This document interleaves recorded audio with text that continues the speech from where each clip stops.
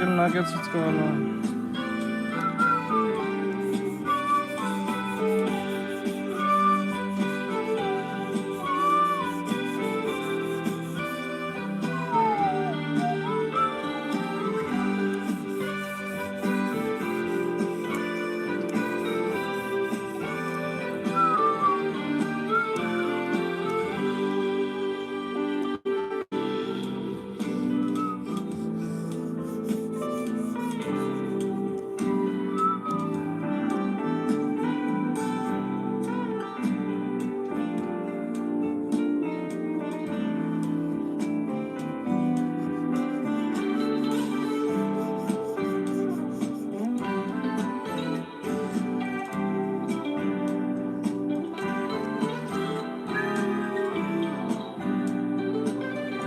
Hey, what's going on, asshole?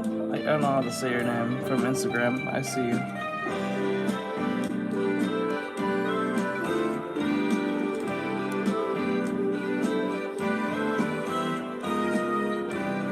Hey, what's up, Anthony? What's going on?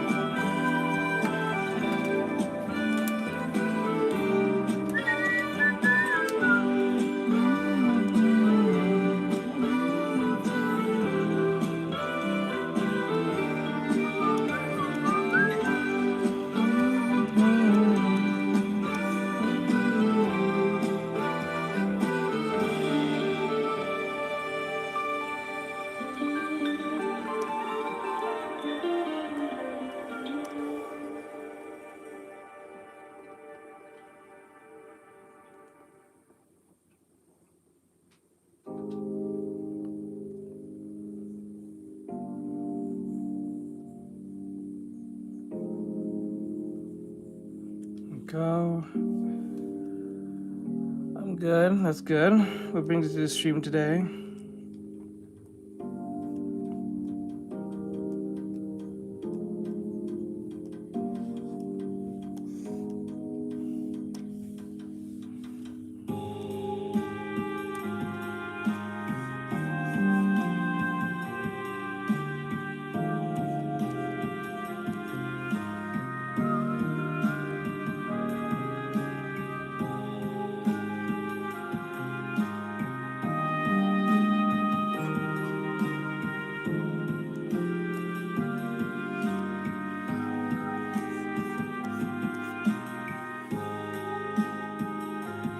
Bucket tool.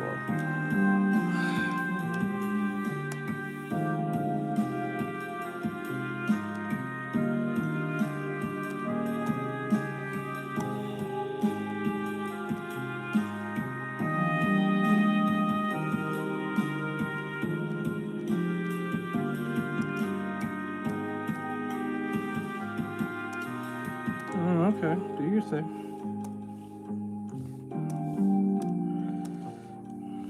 Nice. Start learning anatomy, huh? You should. Learn the anatomy, bro.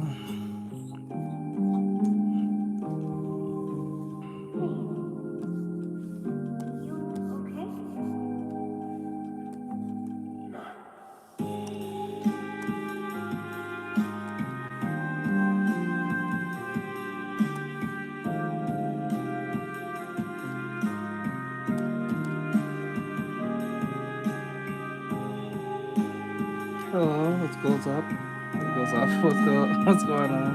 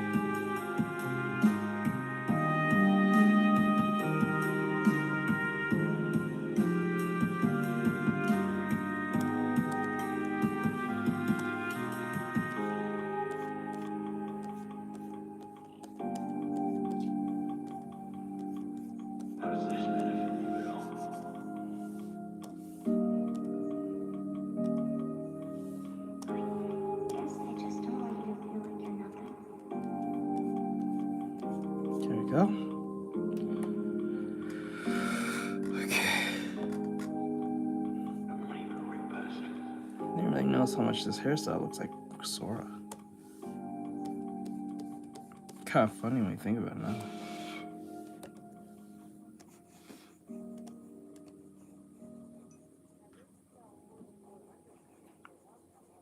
Hey Izzy, what's going on, hon? How are you? How you been? What you been up to? Izzy, Izzy, Izzy. Are you from the United States? Yes.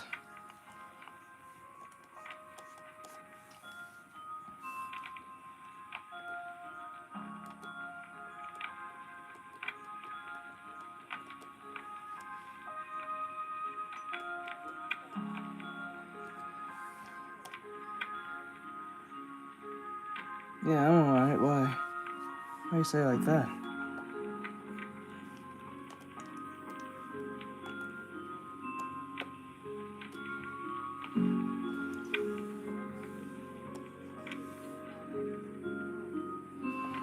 Hey, what's up, Insane? Oh, I forgot to close that.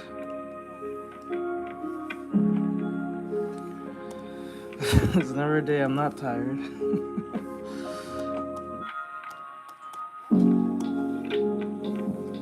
Oh, thank you. I appreciate it. Thank you, thank you, thank you, thank you, thank you.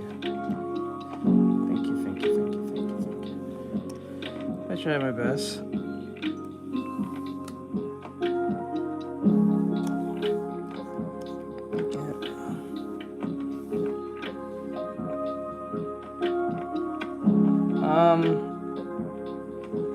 It depends.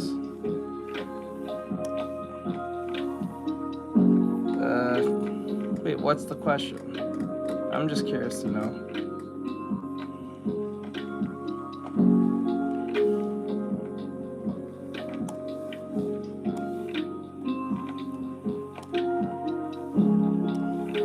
Yeah, I seen it a long time ago. I watched it the first time it came out.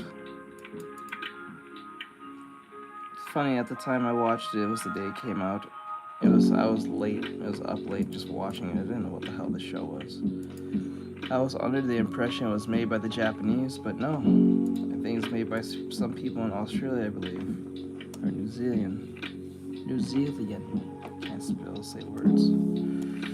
Can't say words, bro. Can't say words. How's your day, Izzy? Hope your day is going well, hon. Hope you're okay.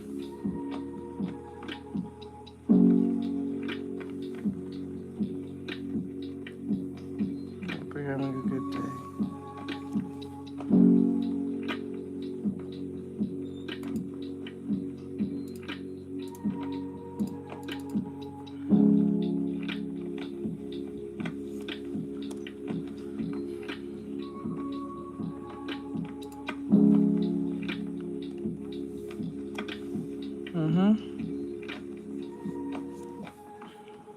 That's where Jack's kind of like hit the button, panic. I'm under the impression that Jack's killed somebody. On accident. Probably drunk driving or under the influence. Or maybe somewhere down the line, he was probably in an argument with someone, they crashed.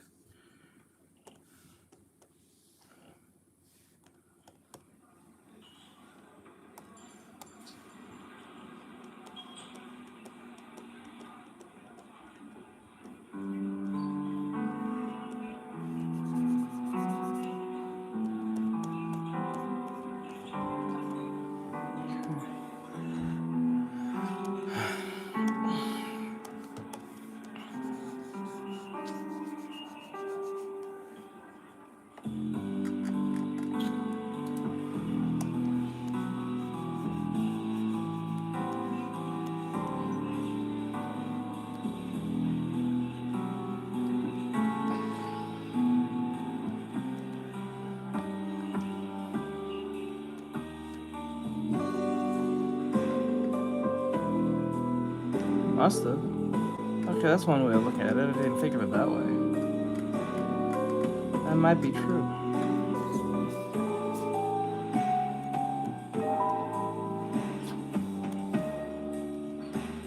Yeah, he looks like he's in a suburban area. It looks like a suburban area or somewhere like that. It doesn't seem like it's in the city, so.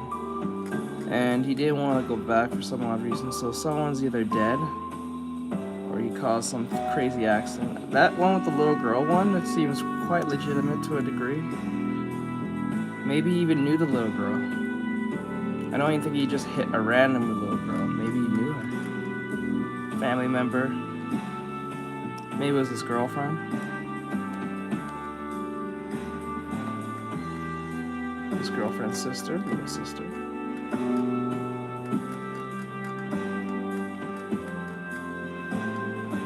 Possibilities are endless on that one. Guilt does crazy things to people.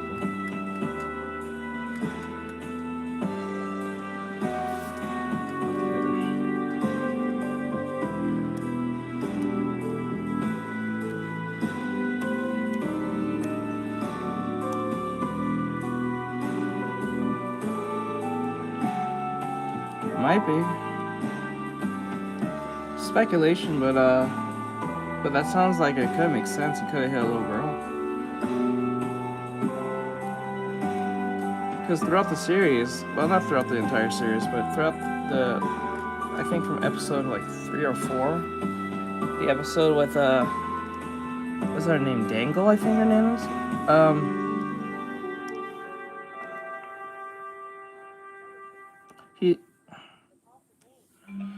Because like he was associated about being in the car when they was doing the McDonald's adventure or whatever.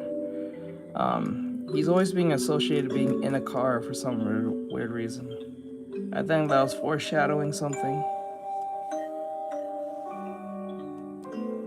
So there might be a great chance that bro killed someone with his car on accident. I don't even think on purpose. He don't seem like the type to do that on purpose, per se. Without having a legitimate reason.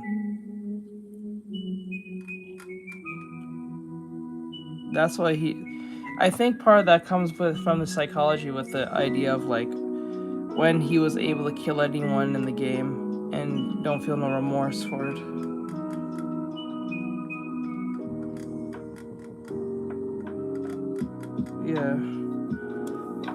Yeah.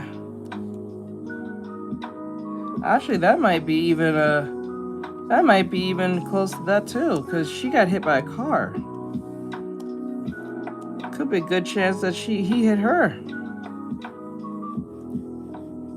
That's why he's always so close with, always want to be near Dangle. She could be the person he hit.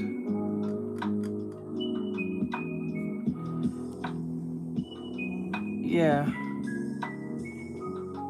Yeah, he didn't drive the car at all, didn't he? I don't think he drove the car. In the truck. But he was very obsessed with killing everyone, or killing anyone, because he said there's no consequence to killing them. That shows even more paper trail on that too, so.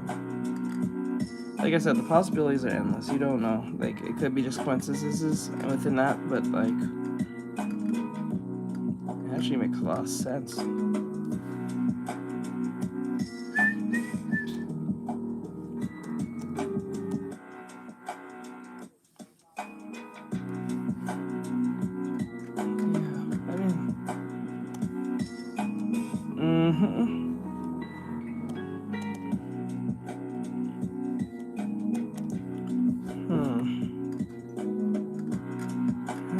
That way.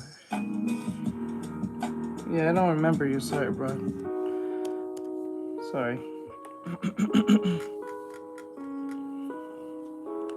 Yeah, now looking back at it now, it's kind of interesting to know that now. Wow, that's kind of crazy now. Think about it.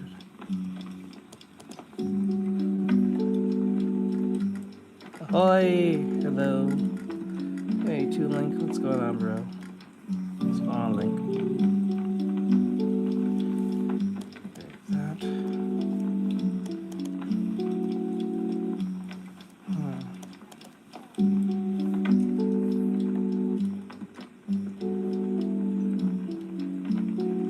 Gummigo is the crocodile, correct?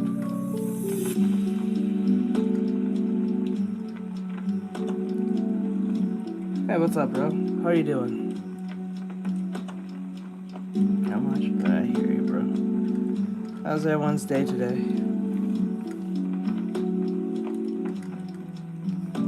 Yeah, it's weird because, like, I find it really funny when,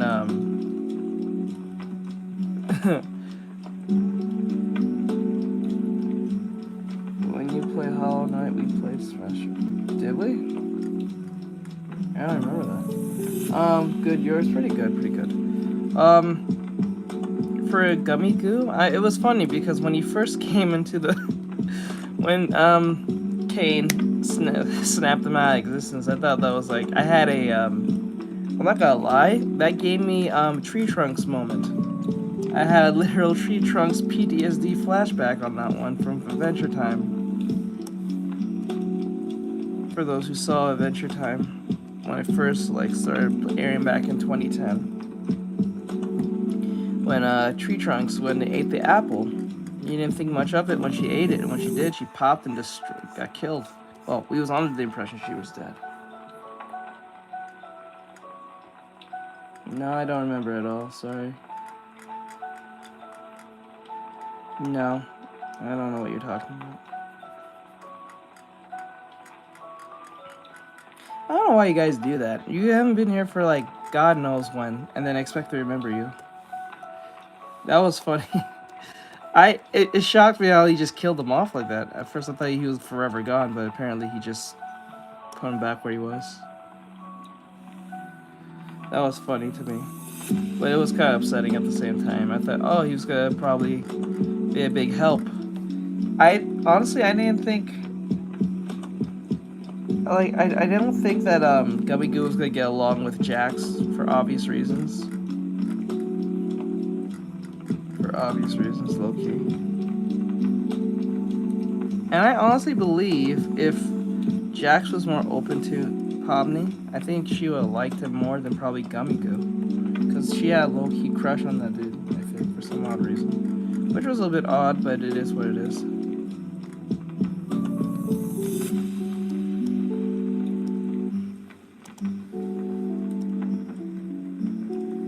So when you said the guy, yeah, she didn't remember him on episode 4. I think that was that episode 4 or 5? I think it was either episode 4 or 5 where,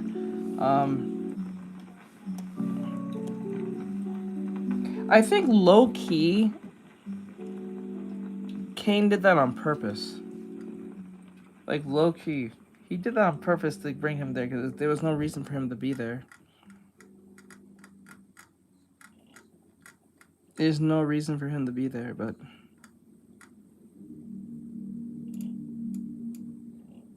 Hold on.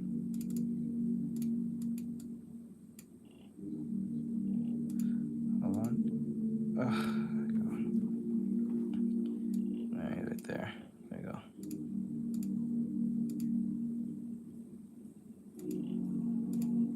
I hate it when there's just like a white gap. Oh my god, that pisses me off.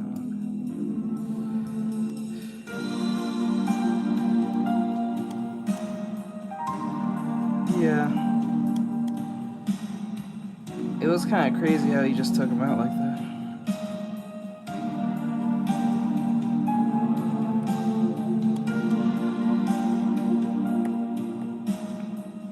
It's a bunch of stuff I have to explain. But most of it I just use my phone. I have a phone, I have a what do you call it? A tripod. And text feature. What do you mean by text feature?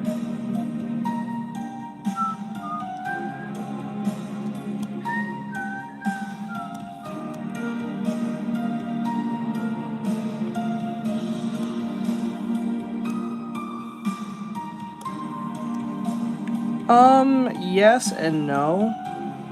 yes, because I feel like we didn't really get anywhere. It felt like a big red herring. But no, because Kane is an AI entity that, like, it's kind of hard to pull one under an AI when the whole AI has complete control of the whole place. So to feel like they defeated him in the sense of leaving, I don't know if that was going to be legitimate. So, but I'm a little bit more mad at Jax for doing what he did. I don't think what Posny tried to do was a bad thing. I think she was trying to really, like, I get what she was getting at. With Kane, he's extremely unpredictable to deal with.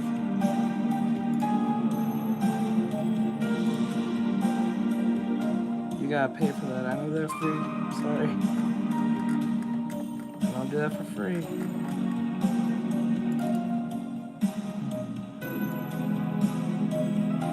I don't know what SKZ is.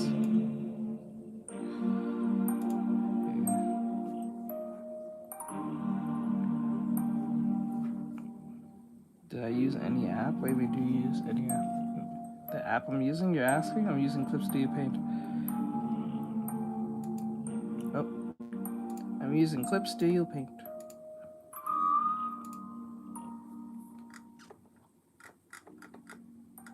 What's that? I think it's about that color. A little bit more bright now. There we go. Alright, now.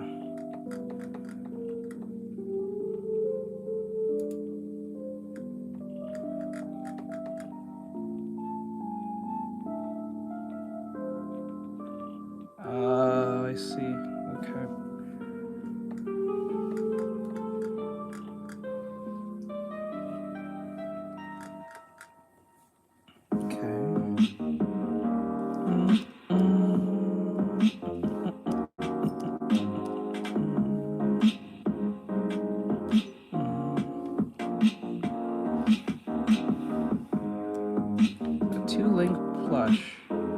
Oh, like from Legend of Zelda 2 and Link, that's just saying. I thought that was just a name. But you actually went by the actual. Let's go. Let's go, bro. That's awesome.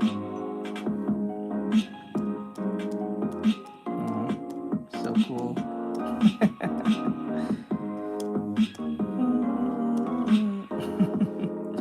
It's really cool.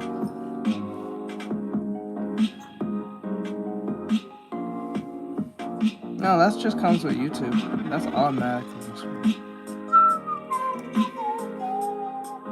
As there's nothing on my behalf on that one.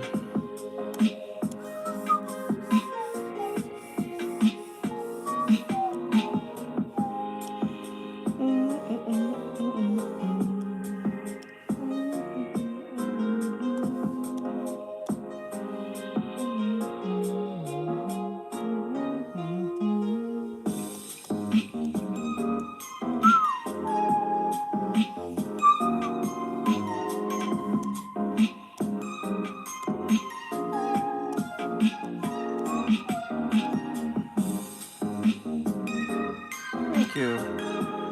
I do my best. I do my best. Best as I could. Oh, it's Mulberry. My neck. I gotta take a break from streaming, I swear.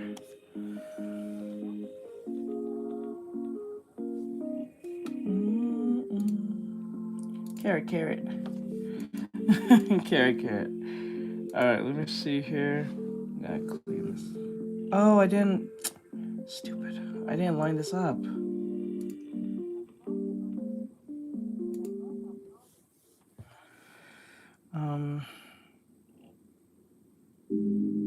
I forgot. Okay, hold on. I thought I did this already. Apparently I didn't. Alright, never mind. Hold on, let me do this real quick.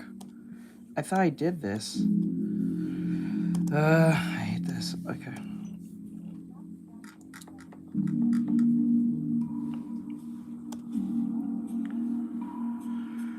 Is above. Glad that you enjoyed the stream so far. But it's above? What do you mean by above?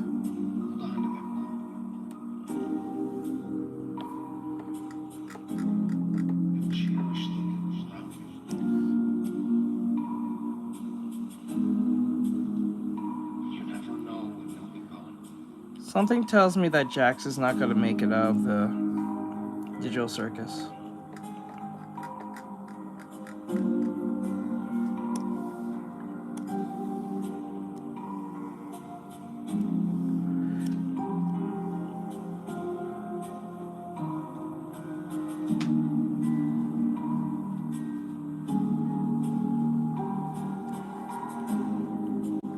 I don't think bro's going to make it.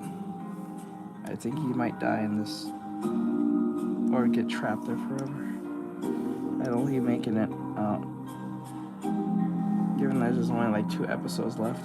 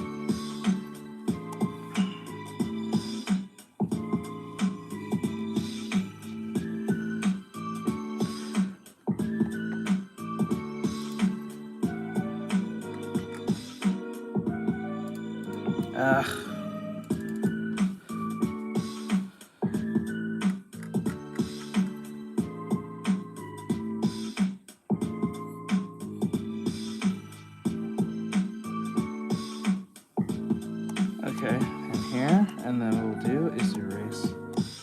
Oh my god. Okay. Hello, I love your art. Keep it up. Thank you, Sid. I appreciate it. Thank you for coming in.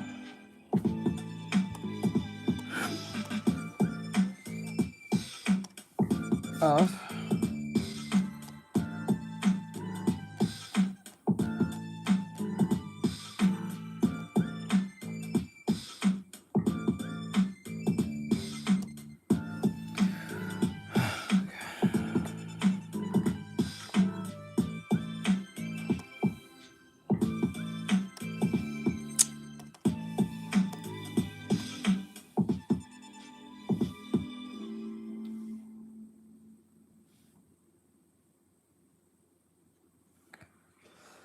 Can do is and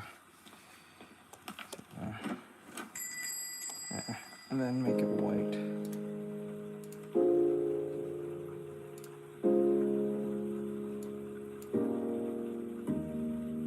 Wait, what? Hold on. Okay. Oh, okay, put it in here. No, what? What am I doing?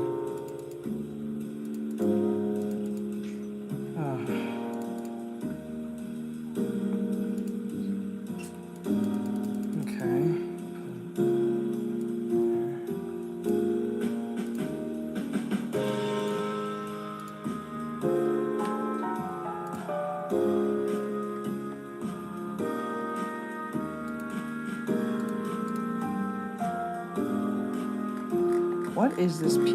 Okay, what is this? What is this piece here? I don't know what it is, but it has to go.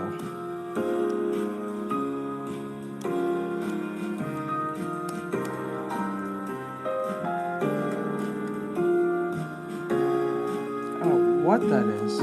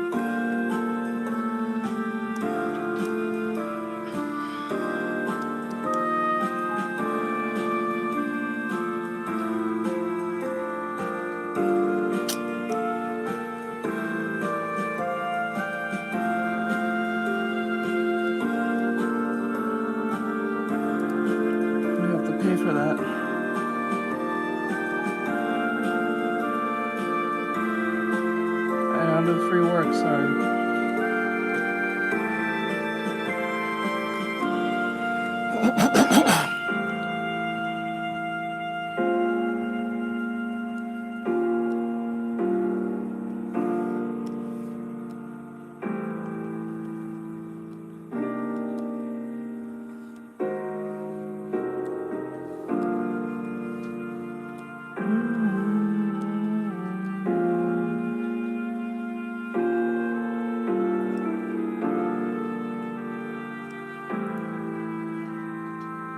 Hello, Kingsley. What's going on?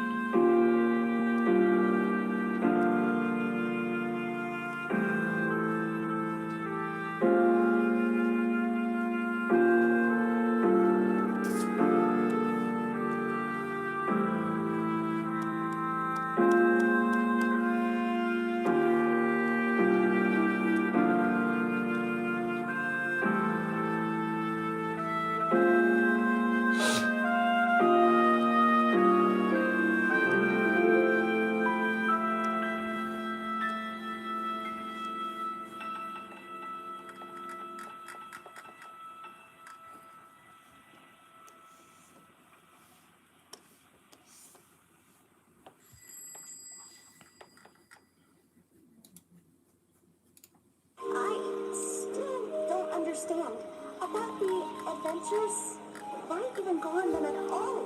Why not try to find a way to leave? Well, we usually do when we first arrive, but after a while you start to realize that you really can't leave.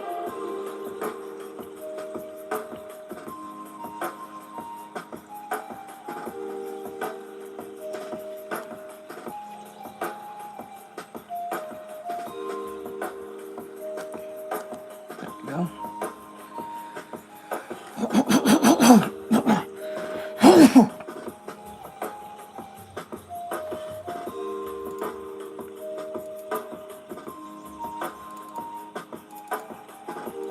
Okay. Where's... Thank goodness this is all a dream. Right, Mommy?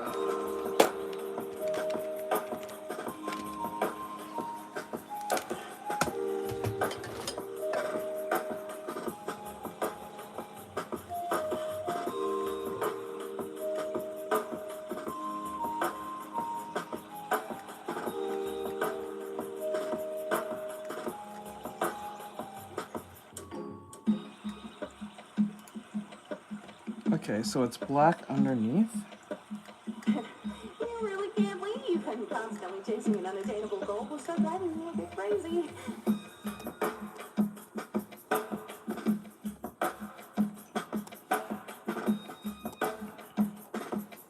Hey, Bri. Let's see. Hey, Bri. What's going on, bud?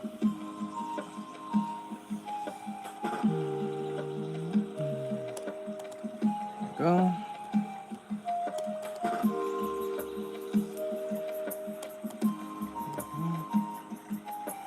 Thank goodness this is all a dream. Hey, Bri. How's you doing, bud? Right, Mommy? Hey. That one's like actually black.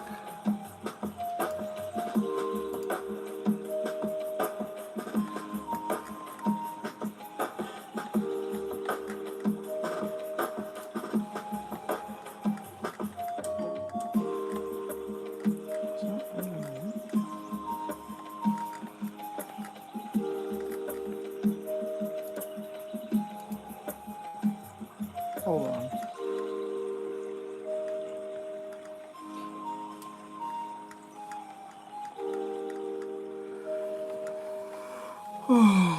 Yeah.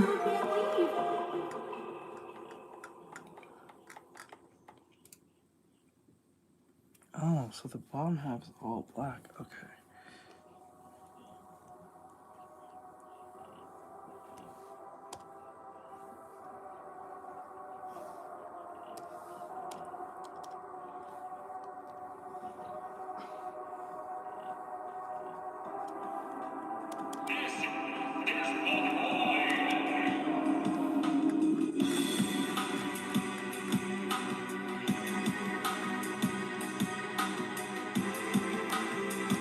Well, I think tomorrow I'm gonna start putting the thing into my computer.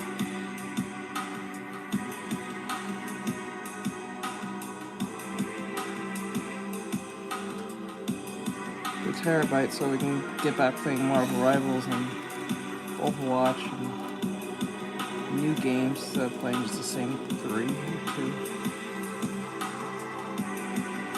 I want to see how Deadpool plays.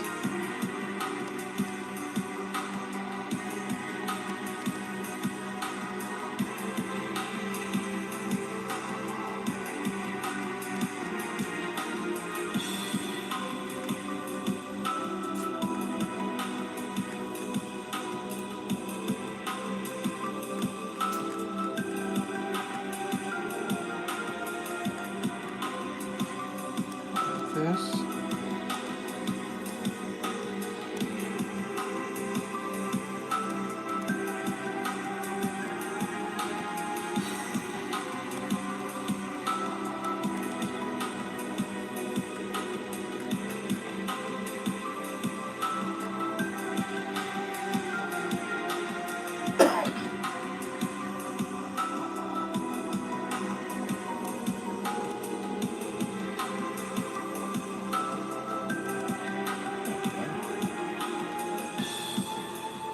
All right.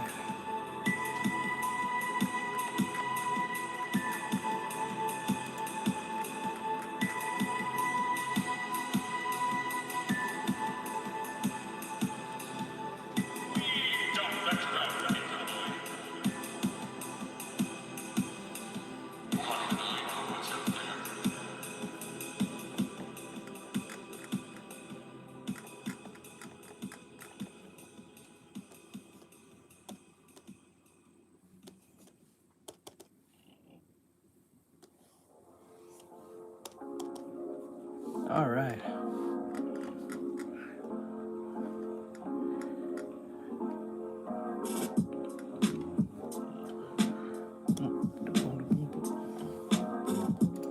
Ah, I forgot to put. Ah, damn it. All right. I totally forgot about his. Ah.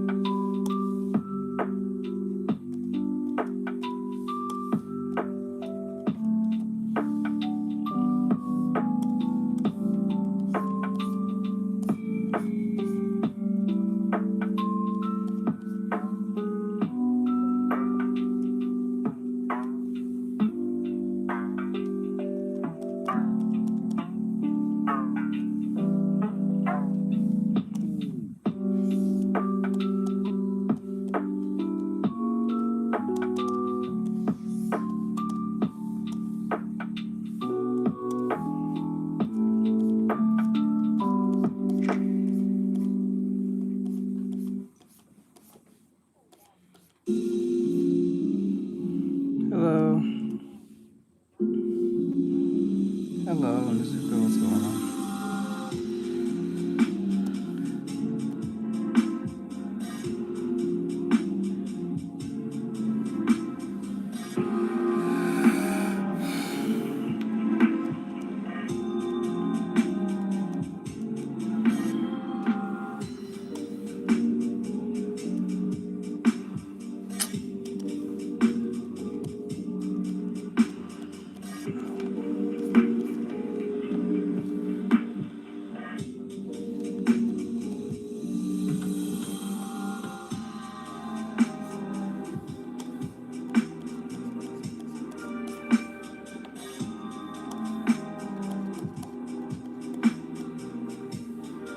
Doing all the boring parts.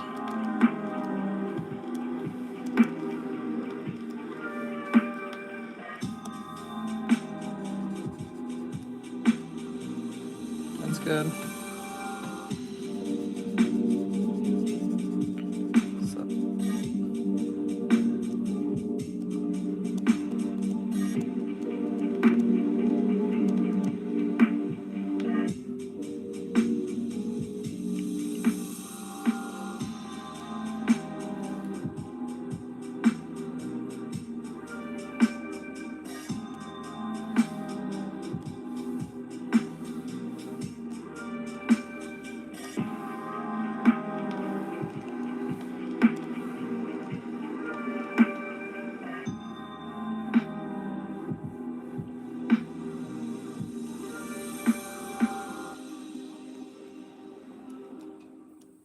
I'm working on an animatic. I am working on an animatic.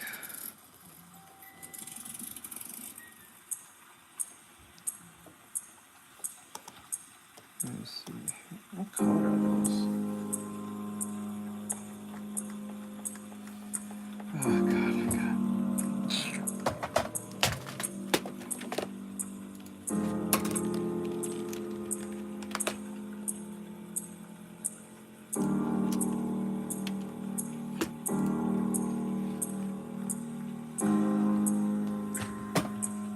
Oh, it was not blue. It was like a grayish color. Oh my god.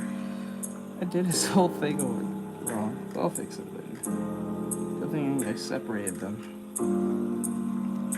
So glad about that part.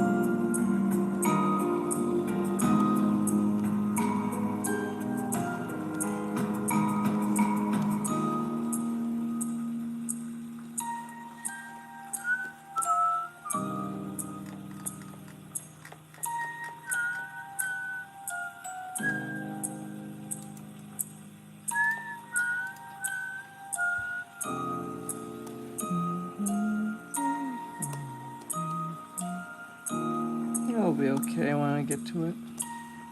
It'll look good when we get to it. But thank you.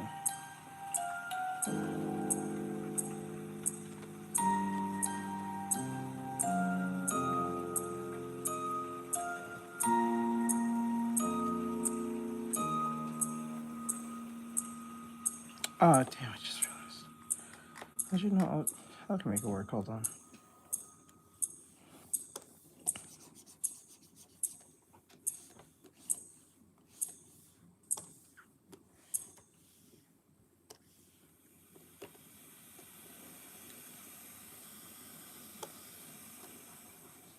Alright, so the music's over, so let's see what this goes. Alright, let's see. So I have this video here that you might find fun to look at, for us to react to. Right now it's not a creepypasta, but something a little different as I work. This little robot thing. It says how I made this tiny walking robot from scratch. Sesame is a robot that can walk around, take naps, and he can also do whatever this is. Look at the jackal pose. What makes Sesame so special is that he's really simple. He's also really cheap. Okay, you're not cheap, you're, affordable. But seriously, you could build this whole robot for $50 to $60. All of the exact parts listed in the description, but for now, let's take a step back and take a look at how Sesame actually came to be. It all started a little over 4 months ago when I was doom-scrolling robot videos, and I stumbled upon a video of this robot. It was this adorable little creature that this guy on Bilibili had made, and watching it, I thought it would be a super fun project to try out. Unfortunately, all the files for this guy's robot were locked to only Chinese accounts. Since I obviously wasn't going to fly over there for a weekend, I figured I might as well design my own version from scratch. Now, I wasn't going in blind. This wouldn't be my first walking robot I've ever built. Just about a year before starting this project, I built Red Hex, a dynamic walking 6-legged hexapod that was a massive undertaking, both expensive and time-consuming. Building that robot took way too long and was super expensive, plus the documentation wasn't exactly easy to follow. So I set 3 main goals for this project. I wanted to keep the cost as low as possible. I wanted to make sure the robot was dynamic, expressive, and fun, and I also wanted to document the whole project and provide detailed information for anyone to build their own. With these goals, I took off designing.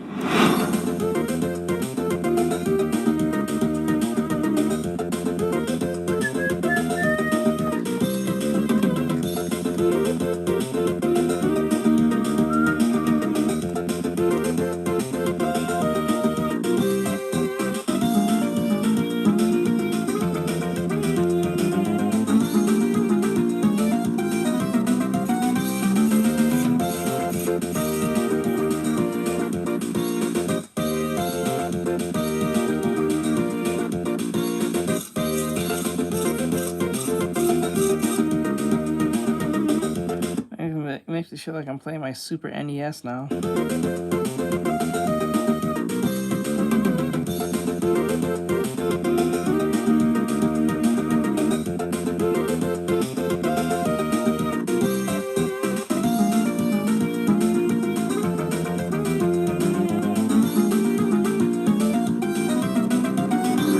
Wow, that was pretty cool. Well, anyway, that brings us here. This is Sesame version 42, and here's how it works. Sesame's got 4 legs, 2 motors on each one. That means we've got 8 motors, allowing for a surprising amount of movement. And each dude, can you hold the camera still?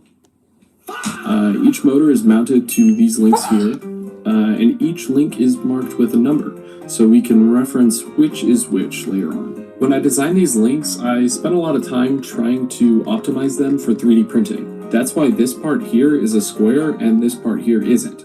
I'm basically optimizing the part so that it can be printed in one orientation without any support material. And that goes for many of the parts in this design, but some need supports just to get the features I'm looking for. These motors are connected to the internal frame, which holds everything together. And if we take a look underneath the internal frame, we can see where the battery's held. Actually, I had quite a few issues trying to figure out how to power this robot consistently and reliably. The original prototypes simply used a tether that powered it via USB-C power delivery, but I wanted to make it wireless. This current version uses a 3S lithium polymer battery inside the undercarriage. Although this battery does its job perfectly, it's not exactly easy to source this specific size. Also, batteries like this can get expensive pretty quick. So as I continue to improve the design, I'll definitely be looking into different ways to power Sesame, such as replaceable and rechargeable cells. The internals of Sesame are also pretty unique because we have to pack a lot into a small space. Let's take a closer look by taking the main body cover off. Inside you can see the main area for electronics. We've got a bit of space in here because we need to fit in all the extra wire from the motors. Mounted to the internal frame is either an ESP32 S2 Mini or the custom Sesame distro board. Basically, there's two versions of the electronics harness, one that's hand-wired and one that uses a custom PCB. And while we're on the topic, this PCB was provided by PCBWay, who was kind enough to actually sponsor this project. PCBWay is the go-to partner for high-quality PCB manufacturing and rapid prototyping. Whether you're a hobbyist or I've made sure that my design could accommodate either the S2 Mini or the custom Sesame distro board on the internal frame. In another video, I'll go in depth on how I hand-wired the original version, but the distro board is definitely a better solution. On the front here, we can see that Sesame has an OLED display. We just use this to display faces, but technically it could display anything you wanted. I've gone ahead and made quite a few faces that come with the Sesame firmware, but making your own is pretty simple. I won't go into too much detail here, but essentially you can convert images to byte arrays and then paste them into the firmware. Speaking of firmware, Sesame is controlled with a Wi-Fi based controller that's pretty simple and easy to use. Once Sesame boots up, it creates its own access point which can be connected to by any device.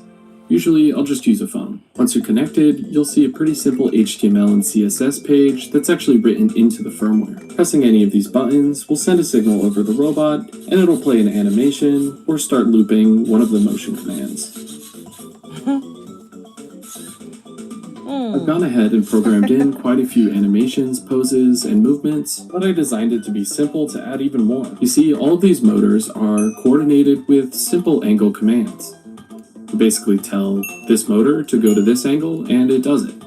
That means making an animation is basically just making a sequence of angles you want the motors to go to. Man, wouldn't it be nice if there was a piece of software that made it really easy to make animation? Introducing Sesame Studio. It's written in Python and makes it really easy to make animation. All you have to do is set the angles and it's in Python? Okay. And make frames and stuff and it totally works. Oh yeah. Once you have the angles, you can put them into the firmware. What? You don't know how the firmware works? Okay, I guess I'll explain. On the highest level, we're just sending motor commands, but how are we actually doing that? Well, the motors inside Sesame are something called servo motors. They can receive what's called a PWM signal that tells the motor which position to go to. What do I see here? This is 3 different pulses. Each of these widths is 1.5 milliseconds. 1.5 milliseconds for a servo represents middle. Unlike a DC motor, these motors have a sensor on the inside that tell it where it's located. Basically, all we have to do is figure out what PWM signal equates to what angle on the motor. Luckily, there are some handy libraries that do a lot of the work for us, but there are some interesting things to note with this firmware. First things first, we reserve the hardware timers 0 through 3 on the CPU core of the ESP chip. This step is basically like telling the processor to allocate processing to exactly what we need it to. That's good, you don't have to flip anymore, that's good. Then we just map angles 0 through 180 to the microsecond position 732 and 2929. Now, something I ran into a lot during testing was that if we ran all of the servos at the exact same time, we would end up browning out the system, basically just drawing way too much power all at once. That's why written into the code is a 20 millisecond delay for every single motor movement. So that's how motor movements work, but then there's a whole tech stack that controls the communication and networking, display and graphics, and manages other inputs from the controller and command line. You getting all that, Sesame? Oh, wait, who's that?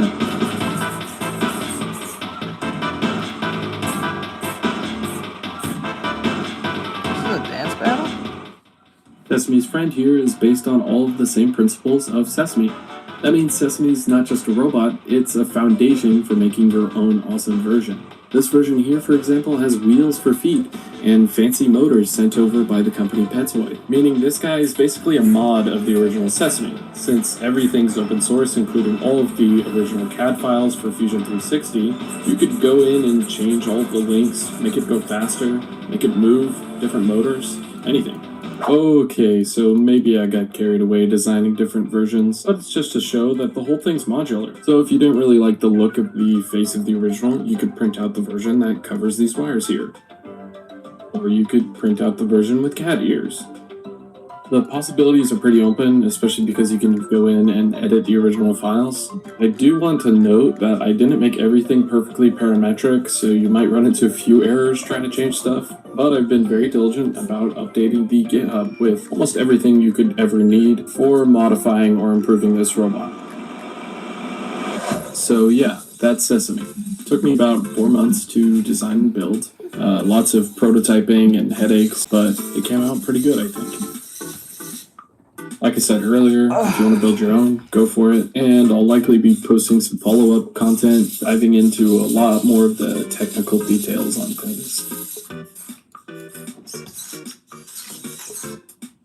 Anyway, thanks so much for watching. Once again, thank you to PCBWay for sponsoring this project, and Petsoy for sending out some awesome motors. And also check out the GitHub link in the description, where there is a bunch of documentation, all of the files you need to make your own. No, I just found it interesting. Let's see, what's the next one? It says, I tried 3D modeling for the first time. A cozy Miku-inspired donut. Okay. Not sure what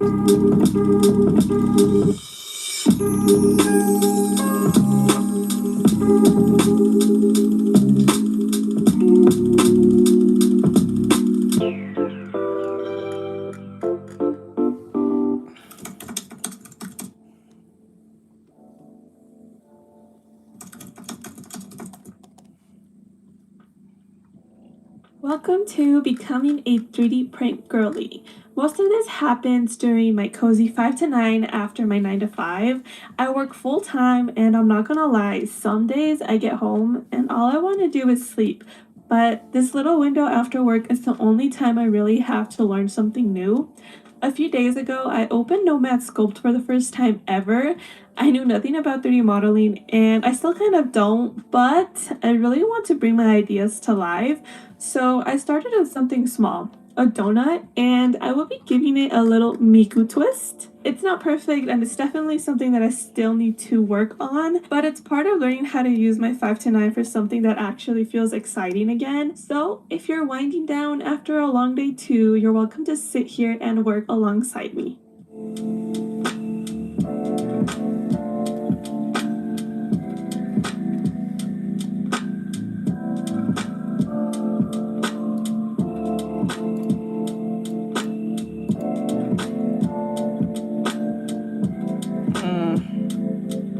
I don't know about this one, fellas. This is what she's just doing, sitting here doing this? Oh, no, we're not doing that. No, we're not doing none of that. We're not doing none of that. I thought that would be, like, This is Tyler. RAM PCs. Uh-oh. Okay, this seems a little funny. It's, I think, only, it's 10 minutes. I thought it would be, like, 5.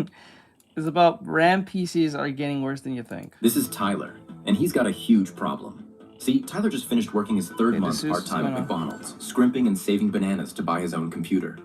It's a tough gig balancing high school and work, but he's determined to stop gaming on his shitty Lenovo ThinkPad. So he saves up a nice pile of bananas, living off cafeteria food and leftovers. And finally, he hits his local Best Buy, excitedly picking out the parts for his brand new battle station. He reaches the RAM section, and his heart sinks. He looks at a 32 gig kit of RAM in disbelief. He could have sworn it was never this expensive. Hell, this one kit alone cost the same as a graphics card. But Tyler's not alone.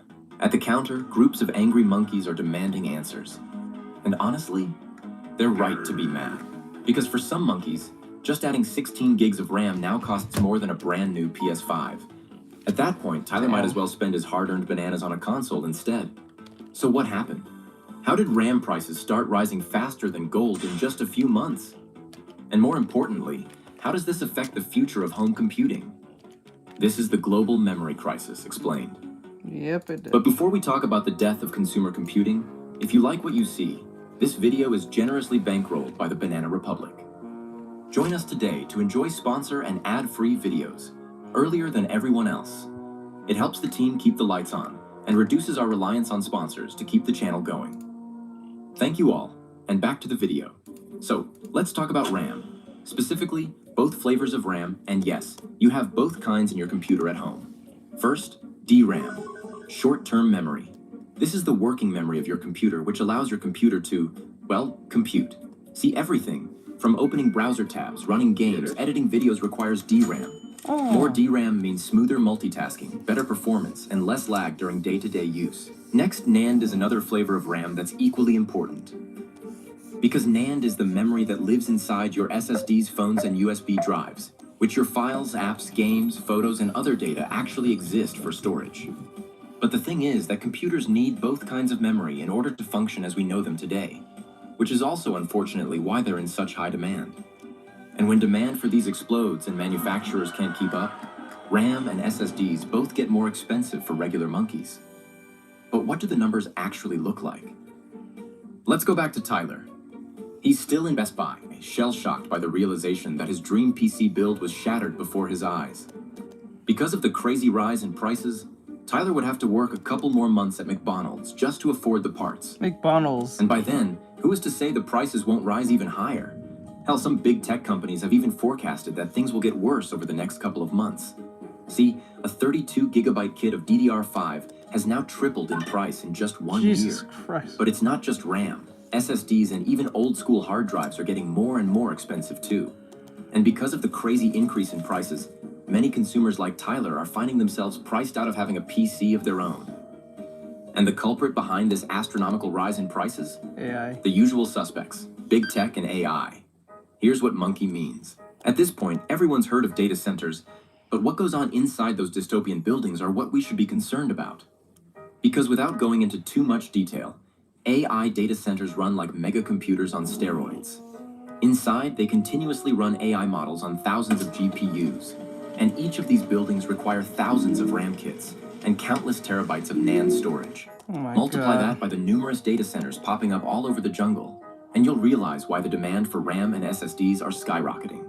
Just a single AI cluster can gobble up as much memory as millions of PCs. No! But the real question is, who's responsible for this massive AI data center push? Big tech? Look no further than the Silicon Valley Mafia.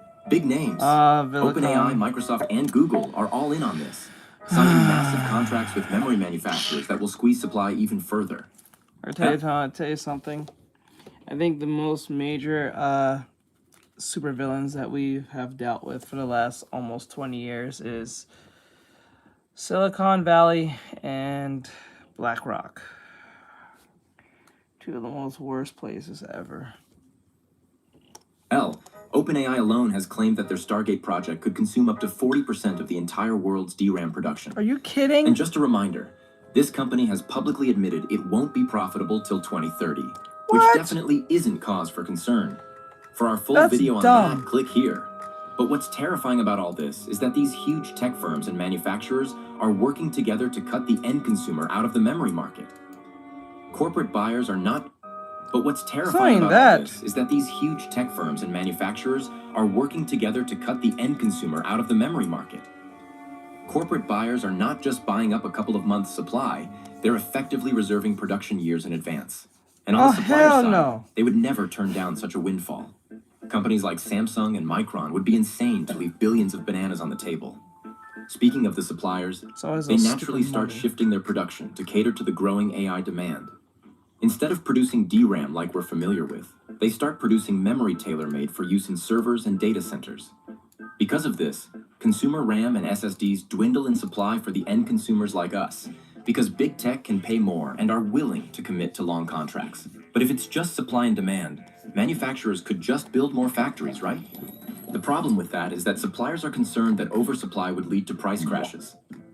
And when you couple that with the fact that investing in just a single new facility could take years to build, you'll start to see why suppliers like Micron are full-on exiting the consumer memory market to focus on corporate clients. Just imagine airlines selling every seat on every plane for the next 3 years to a handful of corpo monkeys. Sure, you can still fly, but only if you're willing to pay business class prices for the terrible seats they don't want. That's close to how RAM and storage work right now. And that's how we end up with Tyler, caught between the growing demands of AI, big tech, and manufacturers more than happy to leave the consumer in the dust. And as he'll soon realize, his problems don't end there. He heads to the laptop section, hoping to pick up at least something with his savings. Even there, prices aren't much better. See, because of the growing RAM shortage, and memory being gobbled up by only a handful of tech companies, even other companies that produce consumer hardware are caught in the crossfire. Because when RAM and SSD prices rise, this pushes up the costs for hardware manufacturers that rely on these components too. And this affects practically all kinds of smart devices we know. Think laptop makers, console manufacturers, even phone companies. All of them face higher memory costs. Costs which will inevitably be passed on to the consumer. Consumers like Monkey, like you, like Tyler. The very way that we interact with consumer electronics and tech will change, and not for the better. This is gonna backfire on them so hard, because if anyone can't buy these things, it's just pointless. Greed don't see itself. Just the crazy spike in DDR5 RAM alone is a big deal, where upgrading a PC now borders on the realm of semi-luxury. But this is an even bigger issue for monkeys in the creative industry. Monkeys talking video editors, artists, sound engineers, developers, and many more will have to face rising costs of just doing our jobs. But it doesn't stop at upgrades. New laptops and devices rolling off the line are being quietly redesigned around this new memory economy. More and more devices may ship less RAM, maybe 8 gigabytes by default, maybe 16 gigabytes if you pay extra. And that memory is often soldered straight onto the motherboard. The configuration you pick on day one is the ceiling you live under for the life of the machine. Damn. At the same time, these devices lean harder on smart cloud features. On paper, you're getting AI-powered everything. But in practice, you're getting a weaker device that's running on someone else's hardware. You can feel the consequences everywhere. It's the film student waiting overnight for their project to render because they couldn't afford more RAM. Or the indie dev quitting because they can't afford new devices to run modern engines. Maybe even the school IT admin being forced to choose between fewer decent PCs or more underpowered ones. All while fully aware that either choice leaves some kids behind.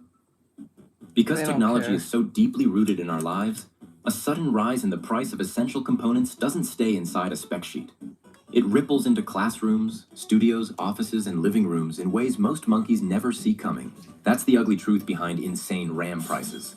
It's not just a jagged line on a market chart, it's a slow narrowing of who actually gets to access real computing power.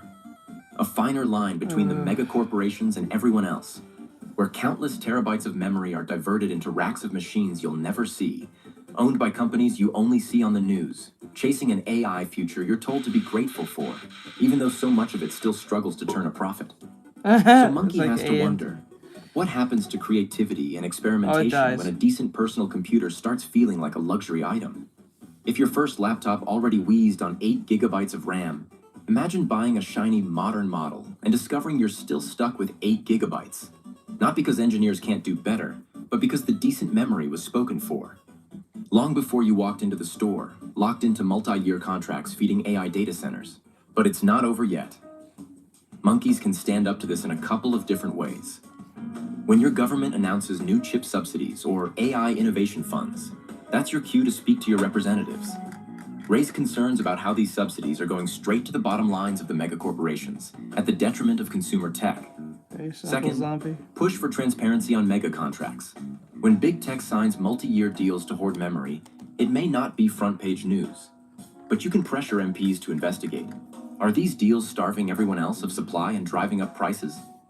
And finally, vote with both your voice and your wallet on upgradable devices. Support right-to-repair campaigns. When schools or governments announce laptop programs, demand user-replaceable RAM and standard modules. If a manufacturer ships only soldered, disposable machines, call it out and buy elsewhere when you can.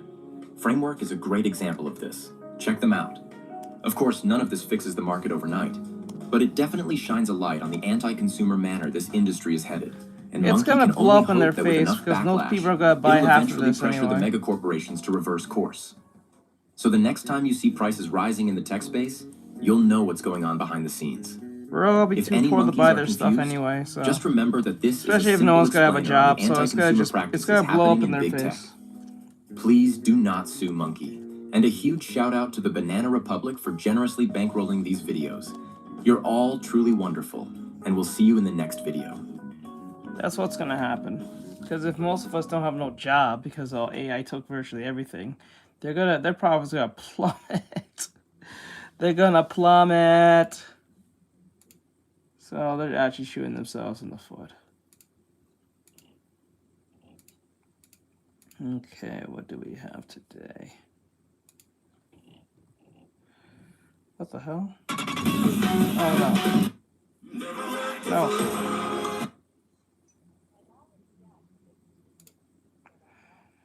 Hello. Let me see. Once human. Season 3.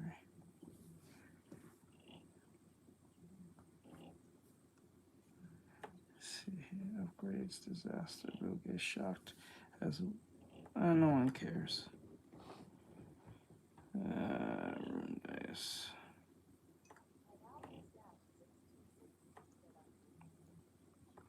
What up, Alex? It's good.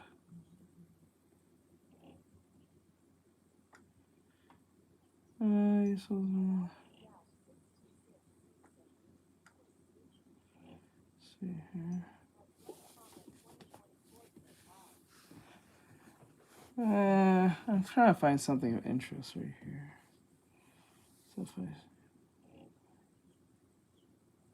There's more CES stuff. This is Wally.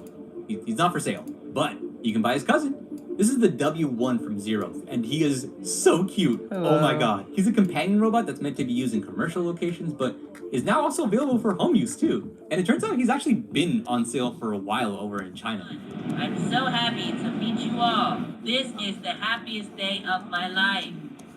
I would kill him if he asked me to. Okay, so he can't compact trash, but he can talk to you, translate, give directions, and even carry stuff up to 44 pounds for you. They were telling me that some hotels would use these to lead people to their rooms and carry their luggage on the way there.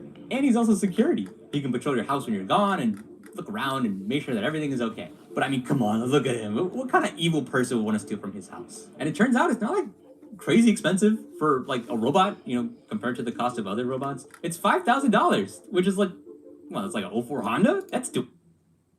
Bro, don't do this.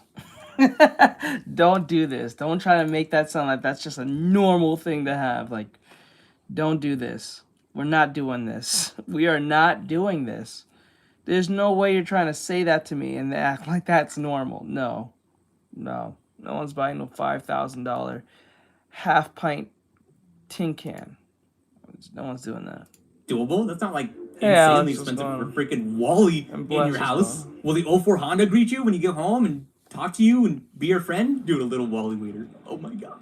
It's apparently been selling pretty well in China, so they're going to be releasing it for sale in the US in March 2026.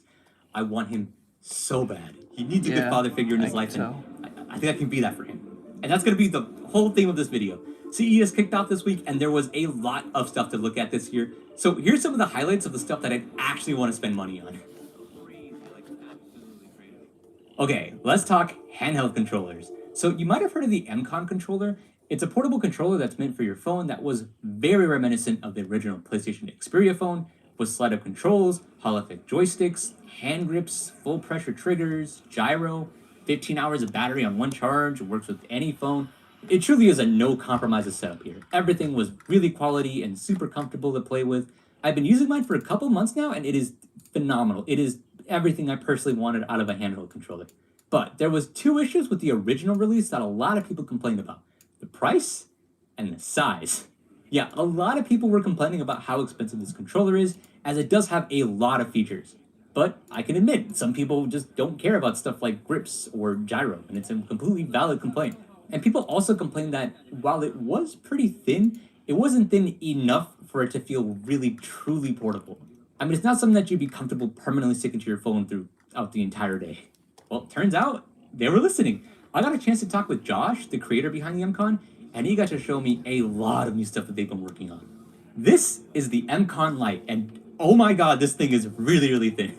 It's only 10 millimeters thick, and it's a stripped back version of the original MCon that's designed to hit that affordability mark. And they're using way flatter joysticks just to be able to get down to this size.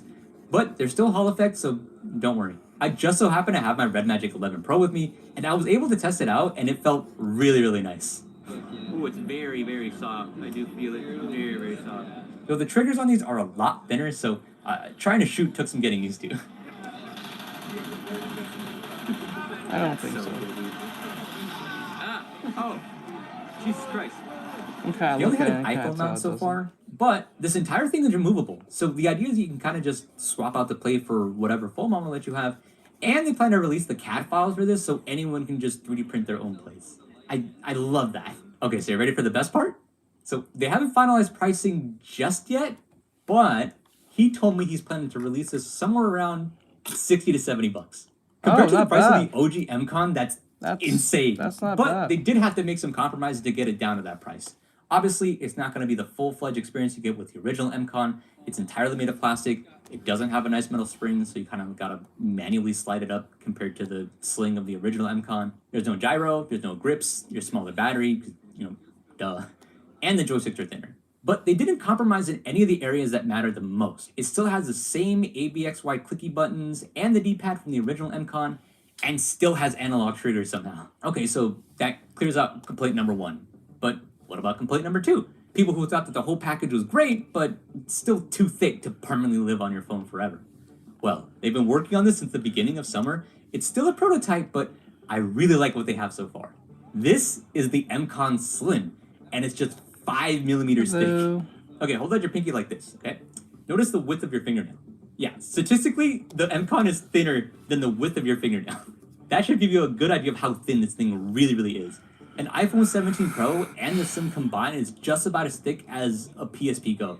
It's completely made out of aluminum to make the whole thing super duper light, and my favorite part, the Xperia trackpads are back! Dude, I did not expect to see these things ever to come back. I am so excited for this. So these are completely glass trackpads that are meant to emulate joysticks, and it's the main reason they were able to get this thing so thin. Josh was telling me he's really excited for this since the benefit of having trackpads is that they can do a lot of cool stuff on the software side. So we can emulate joysticks or do like a mouse mode for pointer games, and even have the joysticks recenter themselves automatically no matter where your thumb is. Stuff that previous attempts just didn't account for, like the Xperia Play. And yeah, this is totally thin enough to permanently live on your phone, and it's made of really, really premium materials all around. And the price for this one? Well, Josh said they're looking at around $100 for this one, which is crazy. If you've ever had a phone case with a wallet on the back of it, this is even thinner than that. So that's the MCon Lite and Slim. They plan to be releasing late 2026. I think they actually solved all the big problems that people had, that people complained about with the original model. If you think the MCon is too expensive or don't care about all the extra premium features, great, just get an MCon Lite. If you want the thinnest, lightest possible setup that can live on your phone 24/7, okay, get the MCon Slim. And if you still want the best no compromises controller experience for your phone with all the features built in, well, the original MCon is still available. I can't wait for this thing to start hitting their store. I really want that MCon Slim. My Xperia Play dreams will finally be achieved. And over here we have the Amazon. Wait, actually, maybe we shouldn't go in there. That might not be a good idea. Okay, check this out. I can control this vacuum using a controller. Xline invited me to come check out their booth. They were showing off what I think was by far my favorite cleaning product I saw this year at CES, because it solves a very particular problem that I personally have, and I can't believe that no one else has thought of this yet. Xline was also cool enough to help me cover the travel expenses for CES, since it's a little expensive getting here. So big thanks to them for sponsoring the video.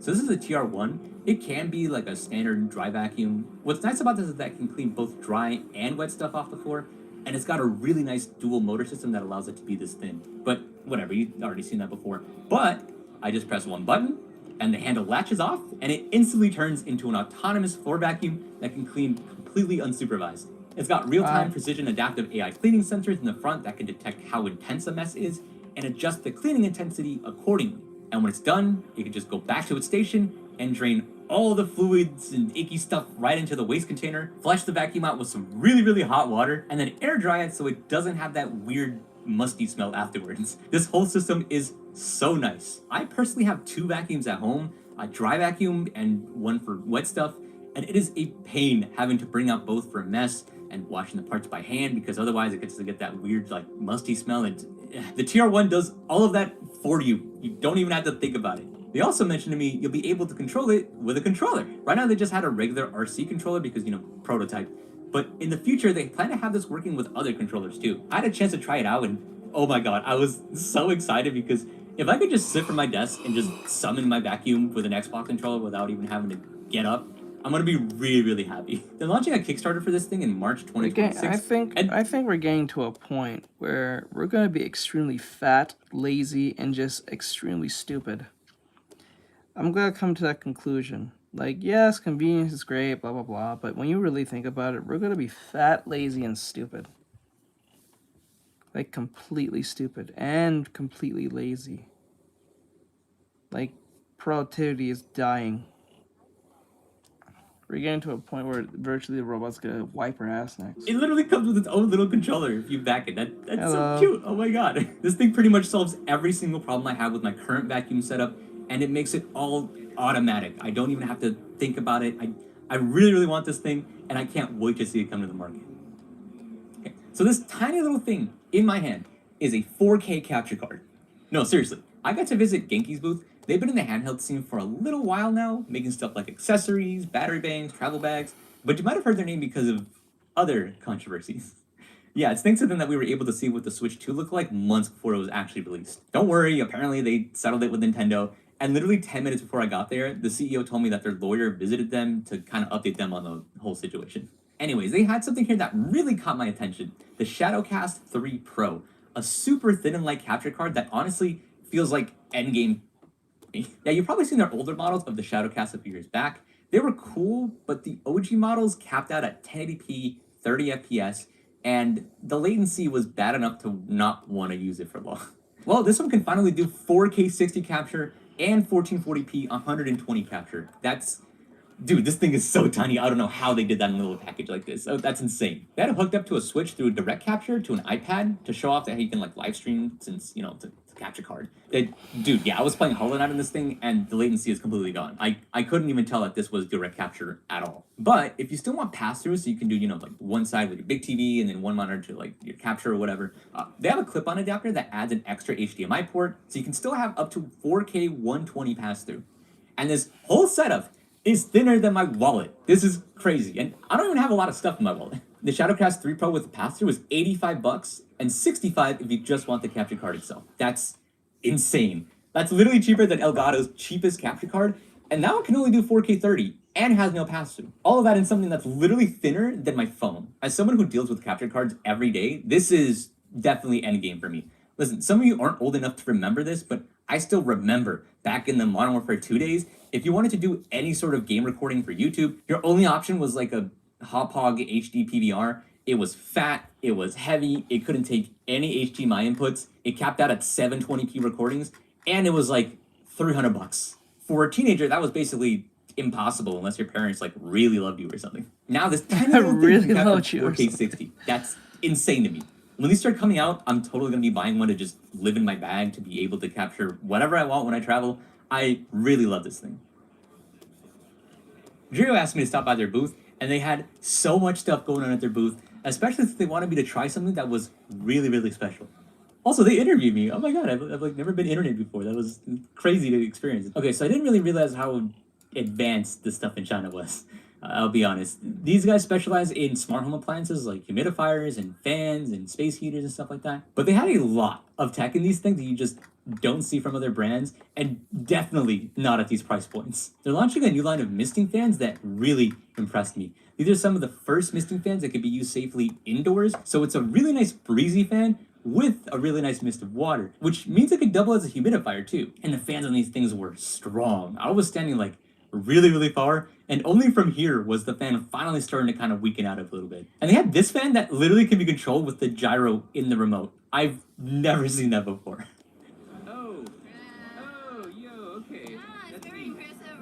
They also had a super sick smart kitchen setup where they were serving food with all their like kitchen appliances. I really like the Chef Maker air fryer that they had that had a built-in temperature probe so you can stick it in your food and make sure that it's perfectly cooked on the inside too, not just the outside.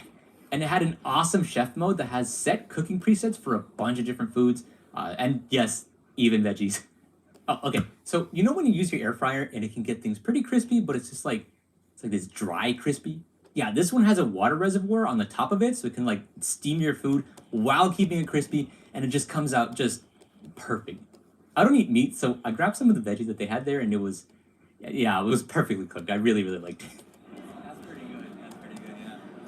But the coolest thing was their AI sensory lab concept that they built just for CES. This is their concept for what they imagine the future of the smart home scene would look like. They had a big old touchscreen in the middle of the room where you could pick different environments, and all of the appliances in the room would adjust automatically with smart lighting, humidity, temperature, wind, everything all at the same time. A lot of their products already come with smart home integration built in, so this is just more of a peek of what they eventually want to lead to. The idea that you can just tap a screen and then you're suddenly in a completely different environment is really, really cool. What surprised me the most about all of these products is that when I went home and checked, I was shocked to see how much they were. Like, for all of their stuff being high-end, premium materials, Google Home, Alexa integration, and all that stuff, they have, like, really affordable prices. Like, okay, go check on Amazon. They're not telling me to do this. I really want you to see this. Go on Amazon and look at their prices. I don't know how they're doing it, but it really took me by surprise. I'm really impressed by all the stuff that they're building here, and I'm convinced. I really want one of those air fryers.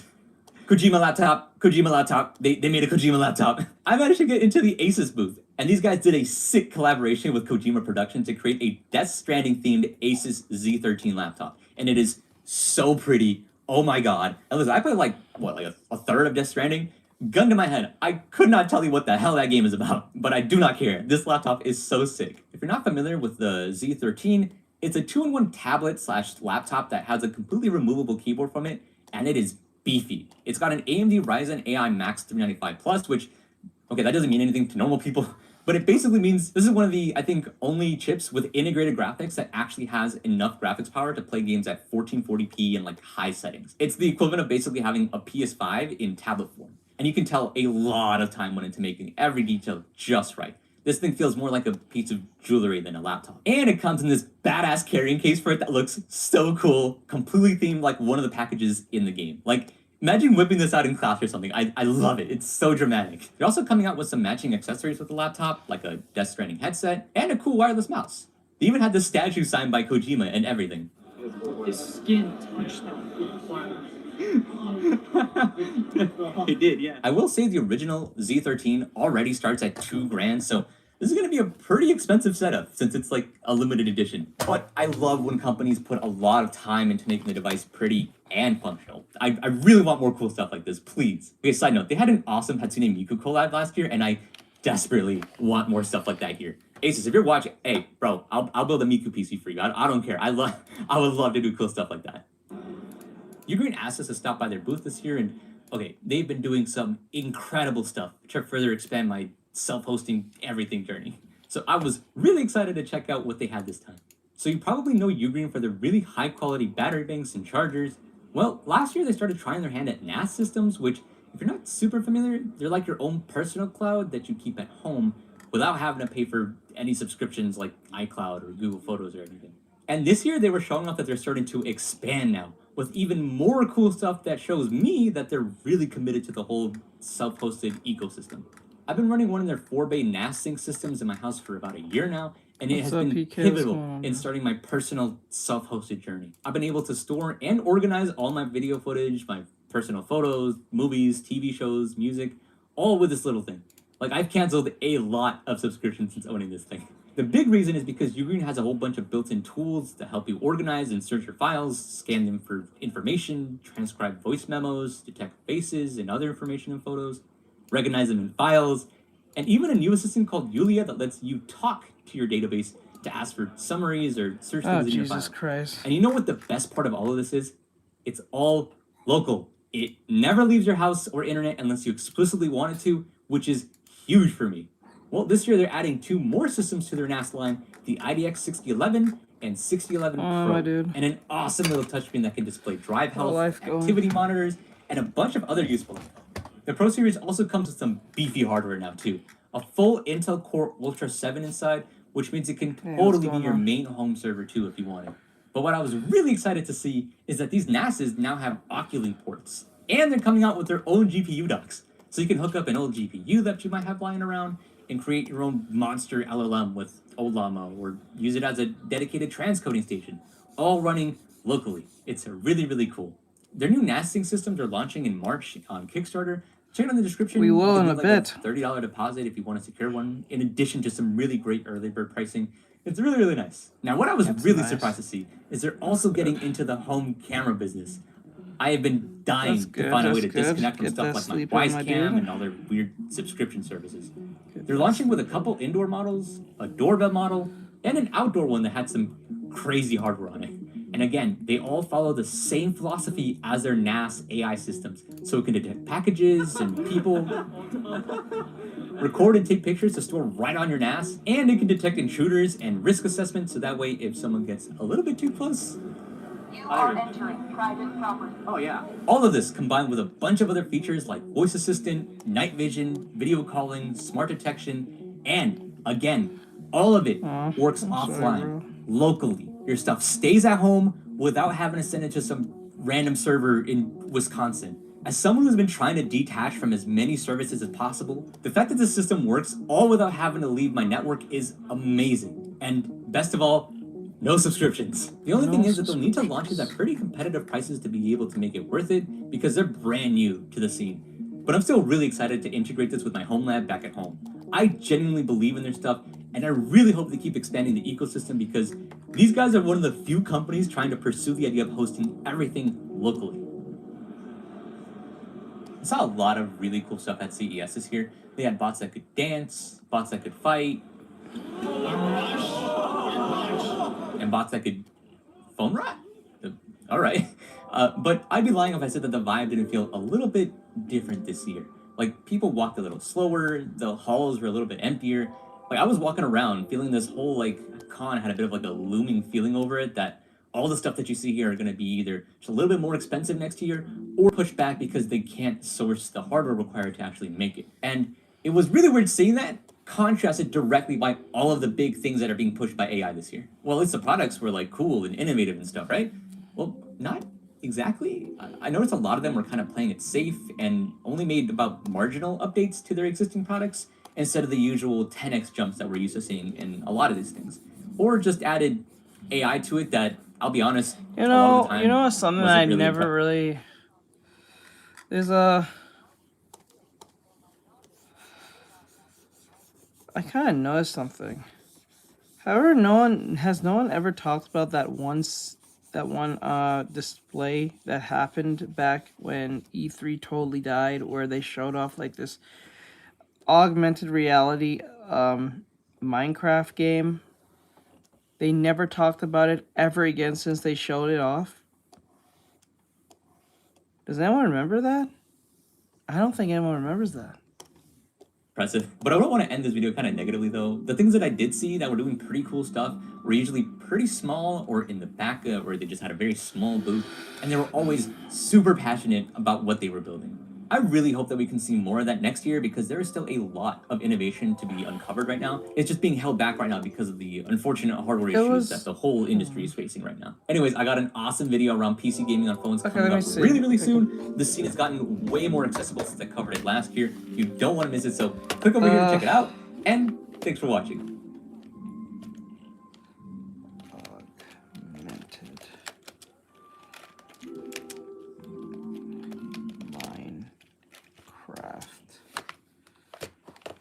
E3. It was this. I remember this. I remember seeing it. No one talked about this. It was back in 2015. This was shown to make Windows 10 the best platform back in for VR 2015. gaming. I'm doing. And last week, we were on the Oculus stage announcing a partnership with Oculus. The Xbox One controller will be included with every Oculus Rift at launch. This puts our high-precision gaming controller at the center of VR gaming. And Xbox One games will be playable on Oculus Rift. No, it was on here. By streaming Xbox One It was games back in to 2015. Rift I'm surprised through no one Windows talked about 10. it. Gamers can play the No games one they talked love about on the it. newest devices. I'm surprised. No YouTuber Microsoft's talked about also it. pioneering a new era of holographic computing, an era of mixed reality, the ability to bring holograms into your real world. In January, we unveiled Microsoft HoloLens, the world's first untethered holographic computer powered by Windows 10. Holograms mixed with your real world unlocks all new experiences. This was free the from height the of boundaries of your wokeism. screens. The birth of it. So far, we have shown 2015. new ways for Holy people to hell. create, to communicate, to work, and to learn. How did Today, we not we're kill each very other back excited then? to show you how That's crazy. Microsoft HoloLens can change the world of gaming. HoloLens. To show you how it works, let me introduce Brand Director at Mojang, Lydia Winters. Lydia? Thanks, Kudo. Did they know? 4 years ago at E3, I met the Mojang team for the very first time. Soon Okay, after, it I was joined this. them on this. It was this segment. No one talks about it. No one mentions it. I don't know why, but it was this thing. I thought it was kind of cool. I don't even play Minecraft. I don't play Minecraft like that at all. But the fact that they had this and no one talked about it. Unbelievable adventure. This game has changed millions of lives, including my own. In the past 5 years, we've been blown away by the amount of people who have been playing our game. The community's incredible creativity has taken Minecraft into places we never could have imagined. Every day, we see new and exciting things being made. On July 4th and 5th in London, we are going to have the biggest Minecraft celebration in the world at Minecon 2015. We can't wait to share more with the community there and be inspired by their ideas. We're always trying to harness new technology and create new ways of playing the game.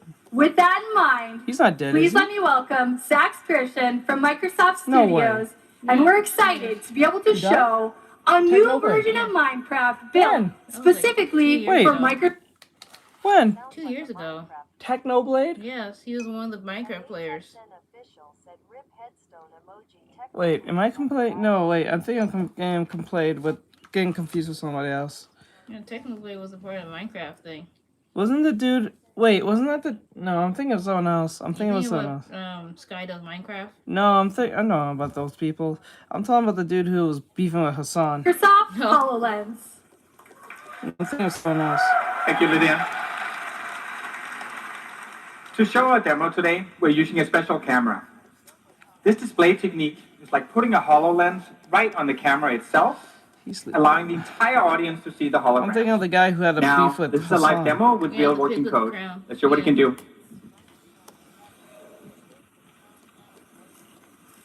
You can play the Minecraft you know today on HoloLens. Sax grabbed his Xbox Okay, it was this controller segment. to play through a No one giant talks about it. holographic portal into a 3D Minecraft world right Hey bro, I on the play wall. Minecraft. I don't. Even though I don't have a HoloLens, I'm able don't to play play Minecraft. together with Sax Minecraft. from my Surface.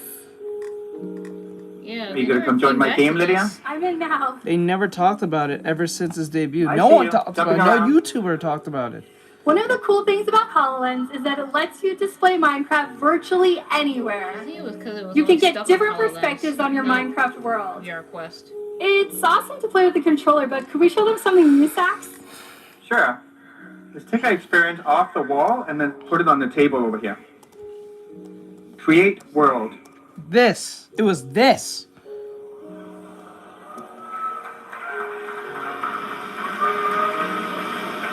No one talked about it. I thought the Minecraft people would lose their minds.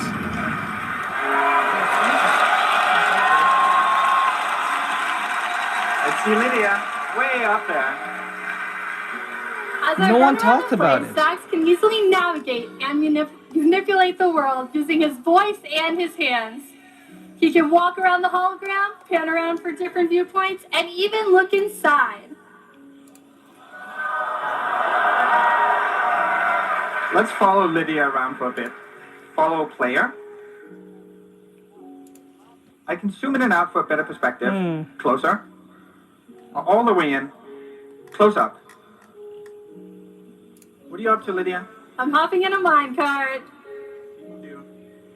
Let's take a ride down to the village. We're going to pick a different perspective. Overview.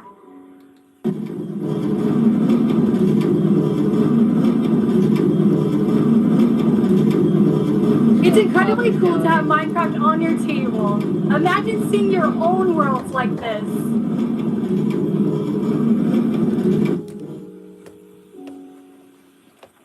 Isn't it crazy that I see Sax just standing at the table, but through the HoloLens, he can see a whole Minecraft universe at his fingertips. You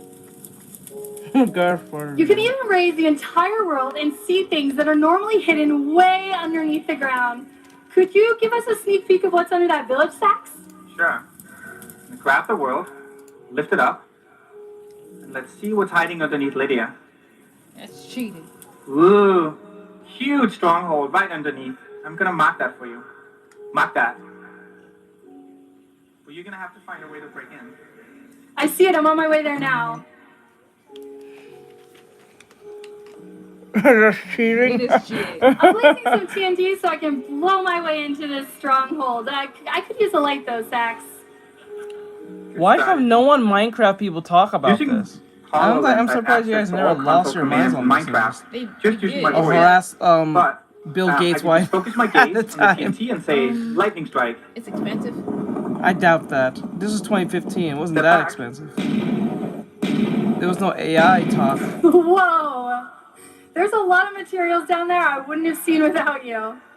There's one more thing I want to do with lightning. See a pig pen over here? Oh yeah, big I think the pigs need an upgrade. Lightning strike. I don't know. This was 2015. There you have it. Zombie pigmen. Damn. This was back in 2015, guys. This was 2015. This is more than 10 years ago. This is more than 10 years. They never talked about it ever again. This is what's weird about this. This could have been like the next console, like, you know, feature that a lot of people will buy this for this very thing. Don't know why.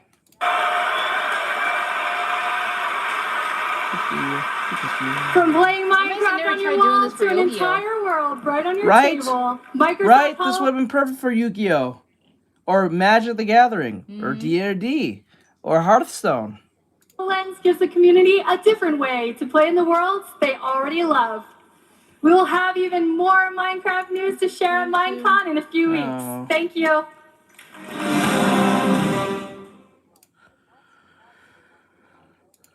Huh.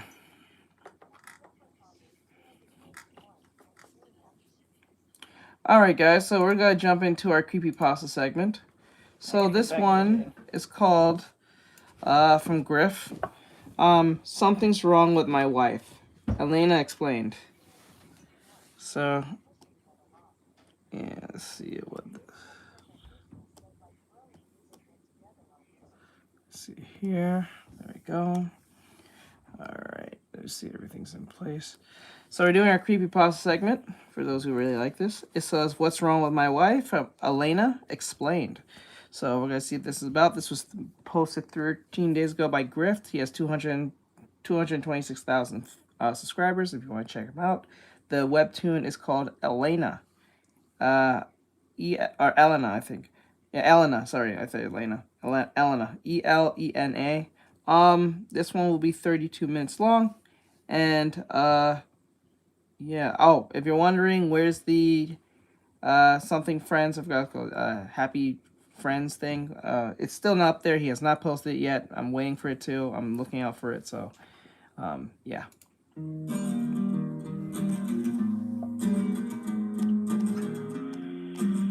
Hello, friends. This is Grease speaking, and today. webtoon comic called Elena. This one really stood out to me for its unique art style, and I was pleasantly surprised to find it had an interesting and disturbing story. It's inspired by the real-life case of Dr. Carl Tanzler, who became obsessed with a woman named Elena. After she died, Tanzler stole her corpse and lived with it for some time, replacing her rotting skin with wax paper and eyes with glass. This isn't a telling of that story by any means, but it was clearly a loose inspiration for Elena. Anyway, there's a lot to get to, so let's just get into the comic. This is Elena Explained.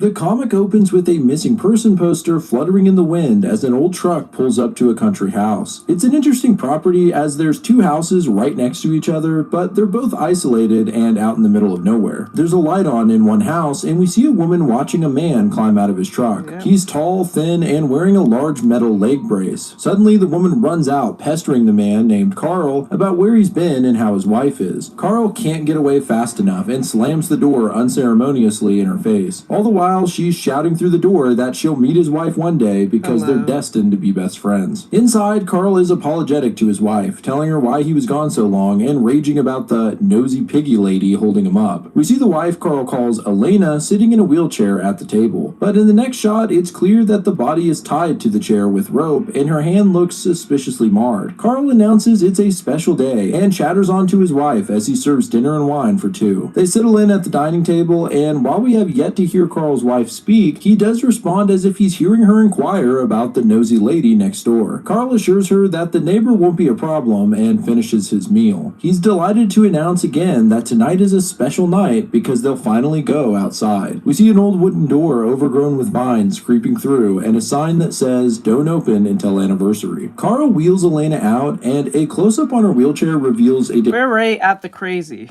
That's crazy. decaying leg. He hits a light switch and we see he's gone to the effort of designing Wait a minute. an elaborate pulley system in a clearing that he's surrounded by roses. It does and lit look up like him from Monster House. It actually does look like the old man from Monster House. Let me see. The one with the overalls.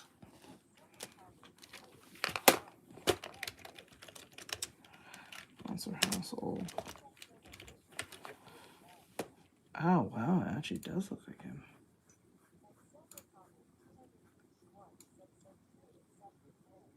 Yeah, like a by younger string version. lights. A granophone is set up in frame, and Carl proceeds to tie the body of his wife to his pulley so that they can share a dance together, all the while talking to an ever-silent Elena. There's a mask over her face with roughly painted lips and blue eyeshadow. Beautiful, Carl declares as the music begins and he embarks on their first dance. Pulling his wife toward him, we can see maggots wriggling their way out from behind the mask. Unbeknownst to Carl, his nosy neighbor has not been deterred from poking around and set up a ladder to get a good look into his backyard. Suddenly, we see the snapping of the white band that holds the mask in place upon Elena's face. It falls, and the unmistakable face of a rotting corpse is fully on display. We see the mask shatter on the ground, and Carl loses any semblance of composure. He's horrified, letting out an anguished yell as he detaches himself from the harness and runs from his wife's decaying body, which now, without Carl, lays motionless on the ground. We get a peek further into Carl's deluded state as he questions how this could even be possible. He starts wondering where his dear Elena is and declares that thing ain't her. He describes his wife as a woman with a smooth porcelain face, bright eyes, and a lavender smell before vowing to get her back. Unfortunately for Carl, at that moment, his neighbor makes it to the top of the ladder. The shock of what's on the other side sends her tumbling right into Carl's yard, and she yells to him for help. At her voice, Carl is at first elated, thinking Elena is calling out to him. But he turns and is furious at the sight of his neighbor. For her part, she is appalled, condemning him to rotten hell. She calls him insane and swears to tell everyone what she saw here. Her threat goes on deaf. God, she's stupid.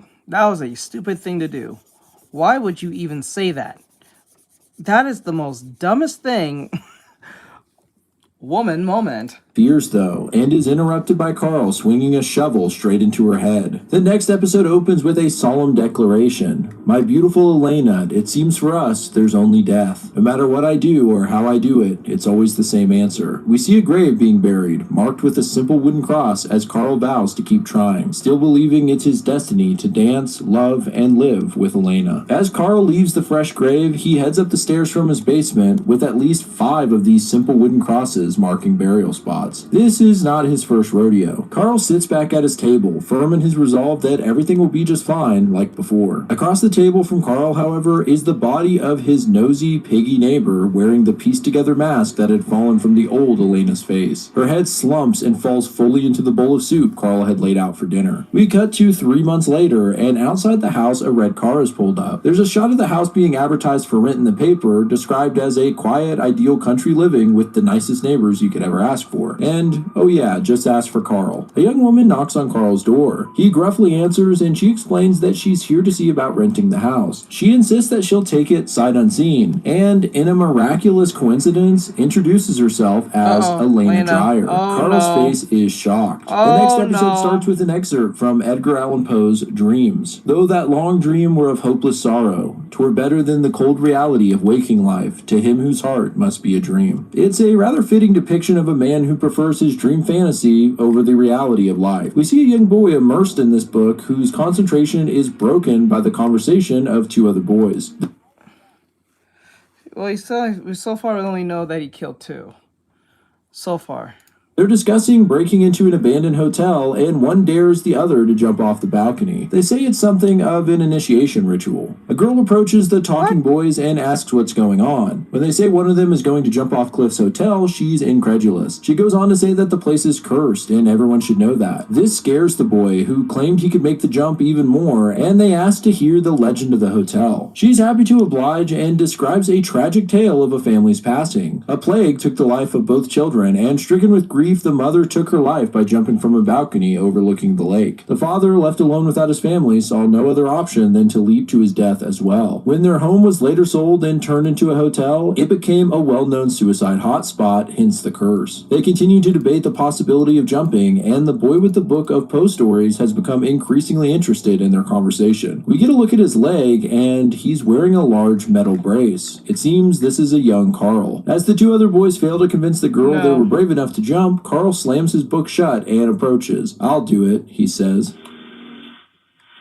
As the children approach the abandoned hotel littered with danger and keep out signs, the other boys continue to tease Carl. One of them asks him why he wears that metal brace, and Carl responds that he had polio. Instead of sympathy, this invites a new nickname for poor Carl, Roly-Poly. The girl is quick to jump to his defense though, and even grabs Carl's hand, telling him the others are just jealous that he's the brave one. They enter the hotel that was clearly very grand in its day, and see a portrait of the woman who first took her life by jumping from the balcony, a woman named Elena. Carl stares, transfixed, remarking about her beauty. When he turns, however, the other kids are gone, and he finds himself alone. Predictably, the other kids jump out to scare him before pulling him out onto the balcony. Now that he's actually here, facing the watery depths below, Carl has second thoughts and suggests coming back another day. The girl's having nothing of it, though, and says, "I didn't come here for nothing. You better give me a show, you crippled loser." She then What the hell?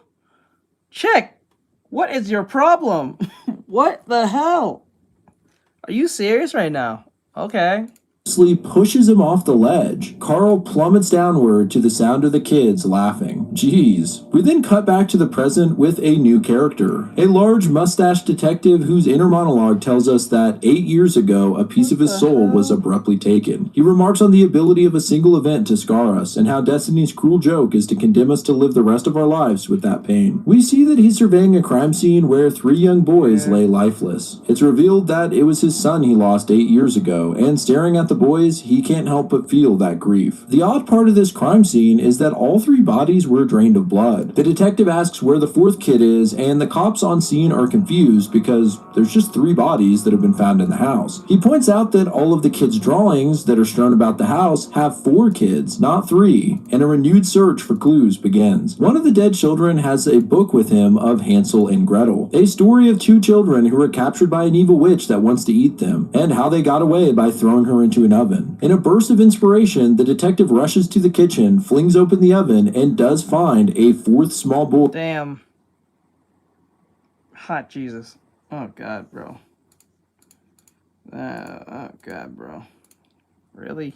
boy huddled between the racks. He's able to resuscitate the boy, but this really triggers his traumatic memories. And next we see him breaking down to his wife about how he can't do this job anymore. He's seen too much, and he sees his own child in every victim. We cut back to an adult Carl watching Elena Dyer unpack her red car from behind the bushes. He laments renting the other house to someone so young and creeps closer to see what else she's bringing in from the car. Perceiving that she's being watched and already bent over, Elena gives her ass an extra shake and calls out, "Carl, is that you?" The old man has a full-on anime nosebleed as he attempts to hide behind a tree. Now that's funny. When he emerges, Elena calls him cute and tells him if he helps her finish unpacking, she'll make them both dinner. A blushing Carl is clearly no match for her feminine wiles. The next episode snaps back to a young Carl plummeting deeper and deeper into the water until his suspender hooks around none other than the skeletal finger of a dead woman. Shocked, Carl stares intensely into the face of a decaying underwater corpse. We see him wet, trudging into an empty home. "What's so great about living?" he declares, looking into his lonely house. He's hearing the echo of the kids laughing as he fell from the ledge, and calls the living empty shells anyway. People are selfish, soulless, and will always leave you. This is one miserable kid. He looks out of his window and into the neighbor's home. The girl who pushed him is sharing a happy dinner with her parents. His rant continues. Most of them don't deserve the air they breathe. I don't need them in my life. He gets out paper and draws rudimentary faces that he then tapes to a couple of upside-down brooms. We see the broom people set up at a dinner table with young Carl. "I don't need them," he repeats. Geez, where are this kid's real parents? Yeah, where's your parents? Where's your parents, bro?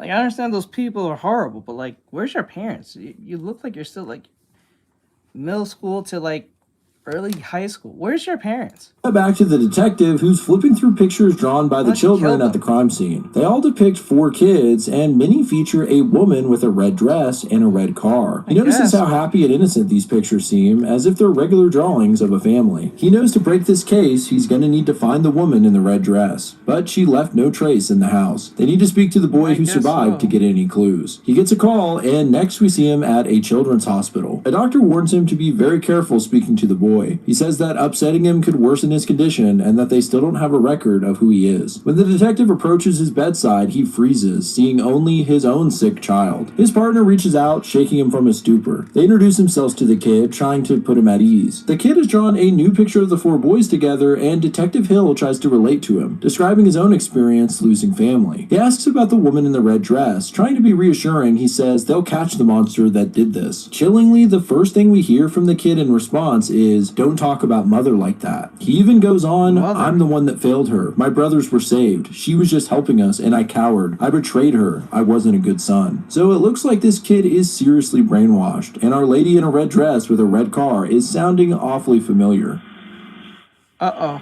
Elena turns on the TV to see a news report describing the shocking murder case and lone survivor who's still in the hospital. Her doorbell rings and it's none other than Carl. Elena apologizes that she's not unpacked yet and say that they'll have sushi for dinner. Carl seems fully under the spell of her feminine charm as he follows her to the table. When Elena asks him about his wife, Carl stammers and says that he has no wife actually. He asks about Elena's attachments, noting that there's a lot of children's toys amongst her things. She says that she just hasn't found the right man yet, but when she does, she'd love to start a little family. Then immediately emphasizes that Carl seems like such a nice family man. She turns the radio on and asks Carl to dance with her. So it seems Carl finally has his dance with a beautiful Elena, and she's really laying it on thick that Carl completes her and must have been sent to her by destiny. She tells him they could be together if he could just do something for her, something that would prove how much he cares, and that this would complete her family. She point blank asks Carl if he would be the family man she needs. She points to the TV, which is running the news segment on the boy in the hospital, and tells Carl she needs him to bring her son home. Back in the past, Carl is a young boy sinking again in the lake and staring at a corpse. He wakes suddenly to the ring of an alarm clock. Putting on a smile, he greets his makeshift broom person, calling it Dad, and telling it about his weird dream. He sighs, though, clearly let down that it doesn't feel real to talk to a broom. "I'm such a loser," he says as he trudges off to school. Bro, who is paying this mortgage? Bro, this is weird. I don't care if he's what do you call it? I don't care if he's an orphan. Who is paying the electric? Obviously, he has no job. Where is your parents? Unless he killed them. That's one thing. The Lorax of the trees, of course. This is weird. Like, where is your parents? Like, I get it, but like, what the hell? School, he's staring at a flyer for an upcoming Okay, let's not dance. say parents. Where's your guardian? Because there's no way you're just in this house. You gotta pay the mortgage. You gotta pay the bills. When Margaret approaches, she says he was a brave one and that she had so much fun yesterday. Yeah, as if she didn't totally push this poor bastard into the lake at the town's suicide hotspot. What a psycho. She goes on to ask him to be her escort to the dance, and we see the boys that tease Carl start snickering. Carl takes notice of them and turns back to Margaret. Thanks, but... Bro. Wait. Whoa? What? Wait, whoa. What? On to ask him to be her escort, she says he was a brave one and that she had so much fun yesterday. Yeah, as if she didn't totally push this poor bastard into the lake at the town's suicide hotspot. What a psycho. She goes on to ask him to be her escort to the dance, and we see the boys that tease Carl start snickering. Carl takes notice of them and turns back to Margaret. Thanks, but I'd rather stay home, he replies. This shocks the girl and sends the other boys into howls of laughter. We see Carl approach the grounds of the abandoned hotel, but this time he heads to a tunnel. It leads to a cavernous opening, and as he emerges, he calls out to someone, saying he's sorry that he had to drag them all the way here. He just thought they'd be more comfortable. The shot pans out, and we see the skeletal corpse from the previous day splayed out. Carl says, I just needed some company. Damn, this kid's so desperate for human connection, he physically moved a rotting corpse. He laments aloud that he tried to connect to the kids, and they turned away from him. Not like her, and he calls her Elena. She at least is still here and still looking at him. He's frustrated by the silence, though, and shouts at the corpse. Why won't you answer me? Say something. Carl, in the throes of a mental breakdown, stares desperately into the empty eye sockets of the dead. That is, until he seems to hear something. Eyes streaming with tears, he asks, did you just say something? We revisit the detective and his partner driving down a highway. Hill's partner, Detective Miranda, is worried about him and asks what's going on. Hill tries to put into words how this case just feels different. They arrive at a crime scene in the woods. Cops already on site tell us that the scene was discovered by a man walking his dog. 4 bodies were found, heavily decomposed from at least 5 years ago. But there was evidence of the blood being drained before the moment of death. Amongst the bodies, there was a tube used in the draining process, bearing a label of a clinic for foster children. The hospital in question was closed 5 years ago due to a scandal involving the disappearance of several children. Apparently, the abandoned clinic is only a few minutes away, leaving one to beg the question, how the hell did they only find these bodies now? But I digress. The detectives head right over and discover a very odd scene. 4 mannequins of small children are rigged up by red string tangled around their bodies, like some hellish altar. A woman is kneeling before it as if in prayer, her face largely obscured by a floppy hat. They approach with caution, telling her to put her hands up, and the woman doesn't even turn, but laughs a little and says, I guess she's killed again, hasn't she? Meanwhile, Carl is moving around his home energetically, going on and on about this new Elena and how beautiful and different she is from everyone who lived there before. We see a shot of the old neighbor's body, the one who Carl called the nosy piggy lady, bearing his old Elena mask. The lifeless body doesn't move, but Carl seems to hear something that makes him mad. That's a lie. How can you say that about her? You don't know her like I do, he snaps. He desperately tells the corpse that Elena wants a family with him. Well, with us, he corrects himself. A long look at the body makes Carl respond again. You know you're my favorite.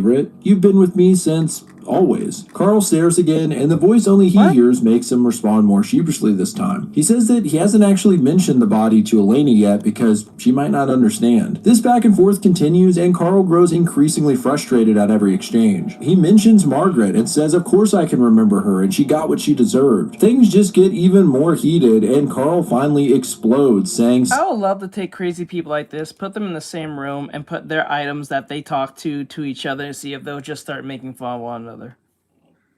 You know what I'm saying? Like, take 2 crazy people who talks to inanimate objects or dead corpses, put them in the same room, and see if they'll start talking to each other. They will have a ball. I would like to see if they, like you know what I'm saying? Like, will he make fun of each other? Like, if he's talking to his dead corpse, and the other one talks to his dead corpse, will they hear their dead corpse, or just try to mentally mess with each other all damn day? That'd be funny. Just to see if one will call the other one crazy. That'd be funny. Oh, like Joker and Harley, right? Stop it. Things fade to black, and then we see the corpse of the piggy lady taped upright in a large wardrobe in the living room. Oh, Carl Jesus. decides that this will teach her a lesson. I'm not gonna lie. Right? That's a lot of tape. That's some strong tape.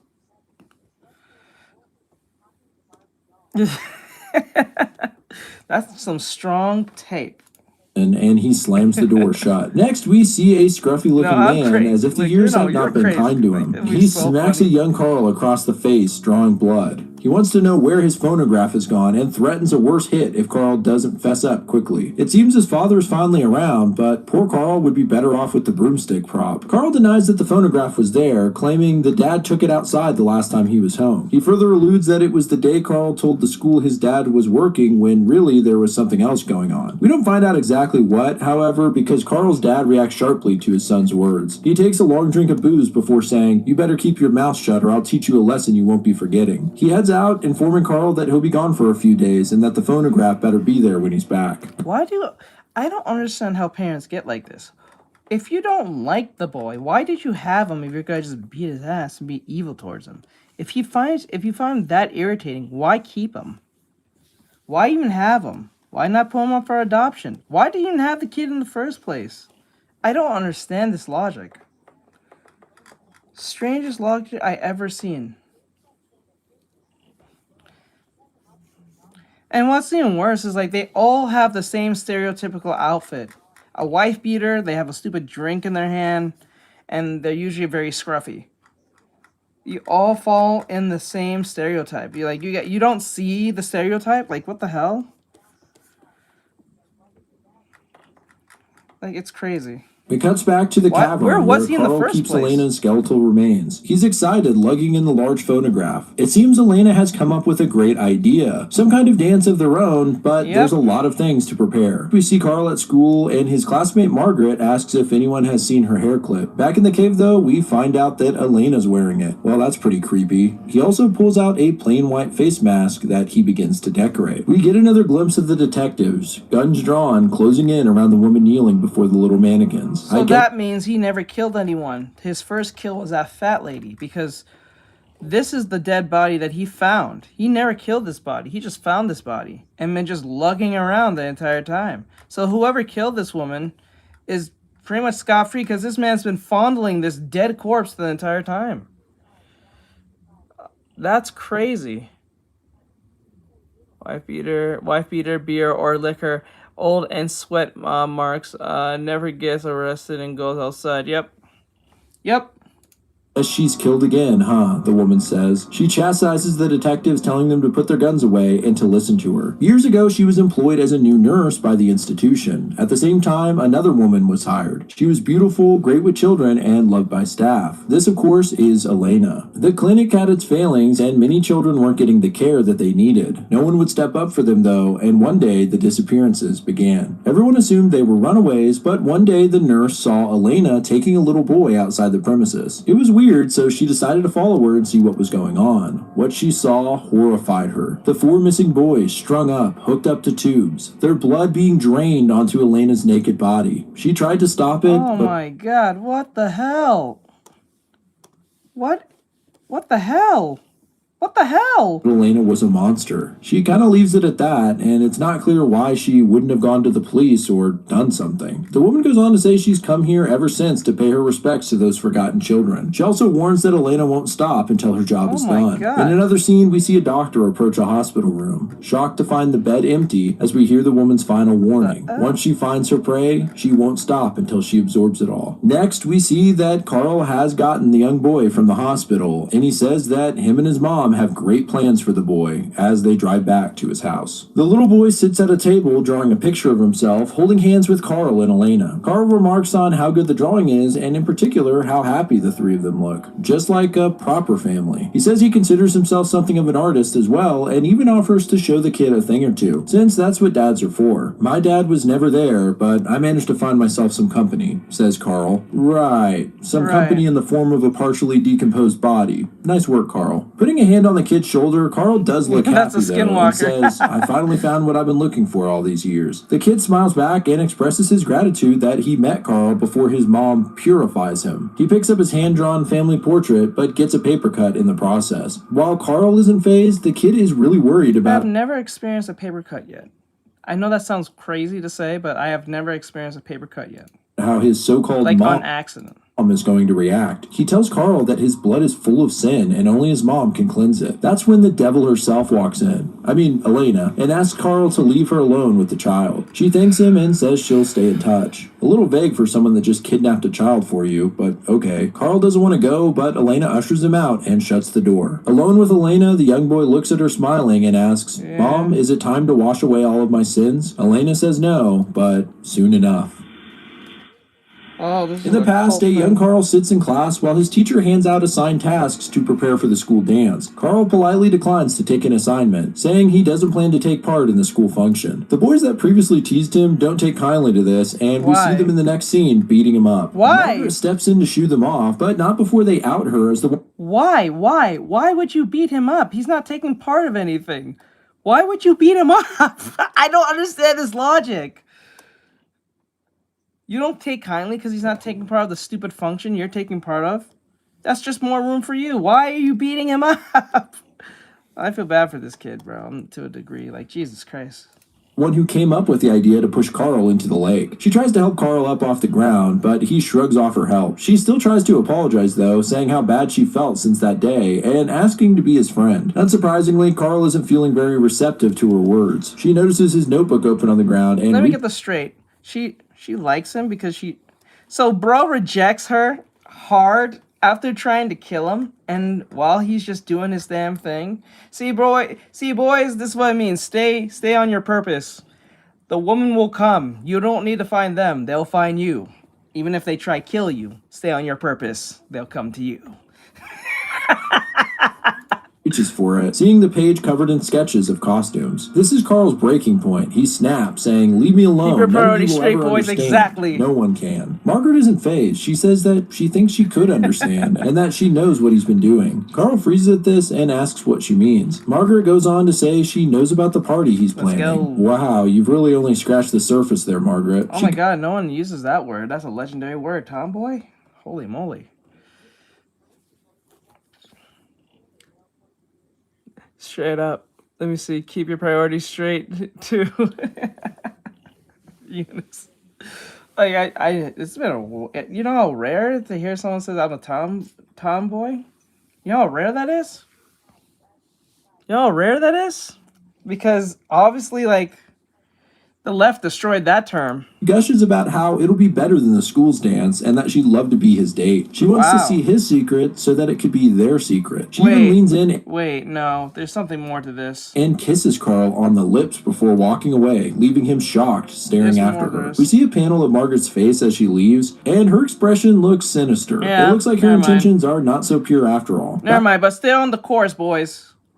These hoes are out to destroy you. Back with the detectives, we see Officer Hill holding up a blonde strand of hair. His partner says they were lucky to have found any evidence in that room. With everyone focused on finding the woman in red, no one thought to check on the kid. Detective Hill's guilt can't handle that. He looks crushed and blames himself for not being there. They decide to check in at the lab and see if they found any leads, desperate to locate the kid before it's too late. Not only are they able to do a DNA test, they've got a successful match. On the lab computer, we see a photo of none other than Carl's nosy neighbor. They tell the officers her name is Ilsa Averina. She's been missing for a few months without any leads. We then see Carl's picture pop up as they say a couple of officers questioned her landlord but didn't find anything out of the ordinary. Detective Hill says they'll make an unofficial trip to have a little talk with Carl, but the lab officer has even more good news. He ran a background check on Elena Dreyer and they found some information. It seems her family used to lead a church that was more like a cult, and Elena... there we go. There we go.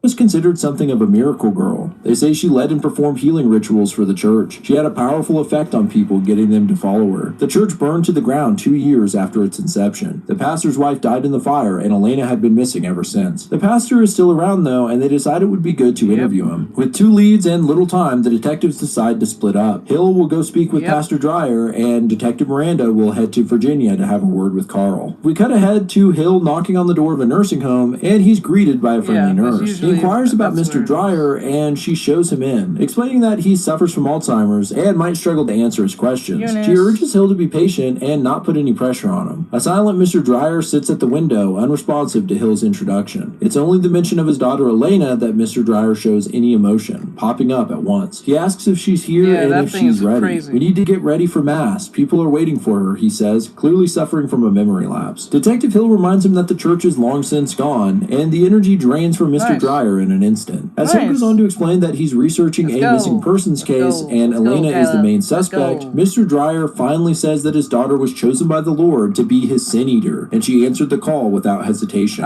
There's that word again. Now we're gonna be. We learned something yesterday with that sin eater. Now we're gonna be hearing that more. It's like, it's those moments.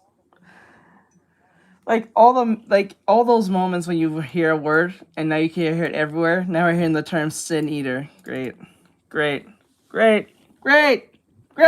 Came with a sacrifice, and she began to lose her mind after a year or so. Even though he might not know where she is or agree with what she's doing, Mr. Dyer views it as his responsibility to stand by her side as she continues on this path for the Lord. Detective Hill pleads with the man to help save the life of a young boy. He responds that when he needs to find Elena, he turns to the good book, looking at a nearby Bible. Dejected, Hill starts to leave the nursing home, but is waved down by the nurse tending Mr. Dryer. She has the Bible from the old man's room in hand and offers it to him. When Hill goes to open it, a letter slips out, bearing a special greetings from Virginia stamp. Hill startles immediately, realizing his partner, gone to talk to Carl in Virginia, will be in grave danger. Next, we see the other detective, Miranda, sitting across from Carl. He asks when Carl would have last seen the old tenant, Ilsa. Carl says it's been a few months. It had been strange for him to not hear from her because she was particularly noisy, but when he went over to investigate the house, it was cleared out. He heard later from her family that they had reported her missing. When Miranda asks about the tenant, Carl begins to get shifty. He says that the man that lives there is never in and the house is always empty. The detective points out that there's a red car parked outside currently, so someone must be there, but Carl is quick to object, saying that the man must be out walking. The detective is unmistakably suspicious of this story and asks about Carl himself. Do you live alone? Carl's eyes shift to the empty wheelchair in the corner. He says he used to live with his wife, but after their share of marital trouble, she left one day and never came back. The detective seems to accept the story and asks if they can go over to the new neighbor's house so he can ask a few questions. As they both get up and Carl looks for the keys, Miranda notices a few strands of blonde hair on the floor leading to the wardrobe. Instead of keys, we see Carl reach for a knife as the detective swings open the doors, hiding the decaying body of Ilsa, still taped up the way Carl left her for her punishment. The detective is in shock as Carl lunges for him wielding the knife. The cop manages to dodge and knocks Carl to the ground. He pulls his gun from his holster and yells for Carl to drop the weapon and puts his hands in the air. But he's cut off as a bullet flies through the air, striking him in the head. His body falls to the ground next to Carl, who looks back to lock eyes on Elena. She has a shotgun in hand and is splattered with blood. Oh, you got the 6-gauge treatment. Oh man, you got hit by the 6-gauge, bro.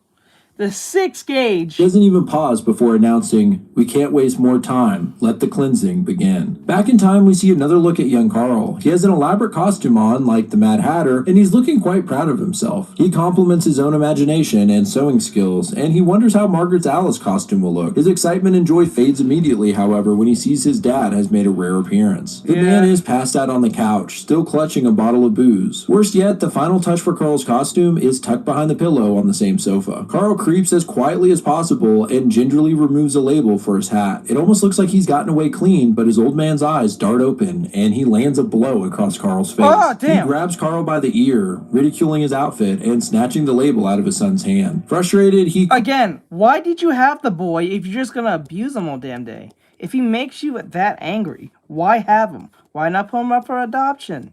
So you'll be in a better, loving home. Why keep him around if you're always angry, drunk, and you just hit him all the time?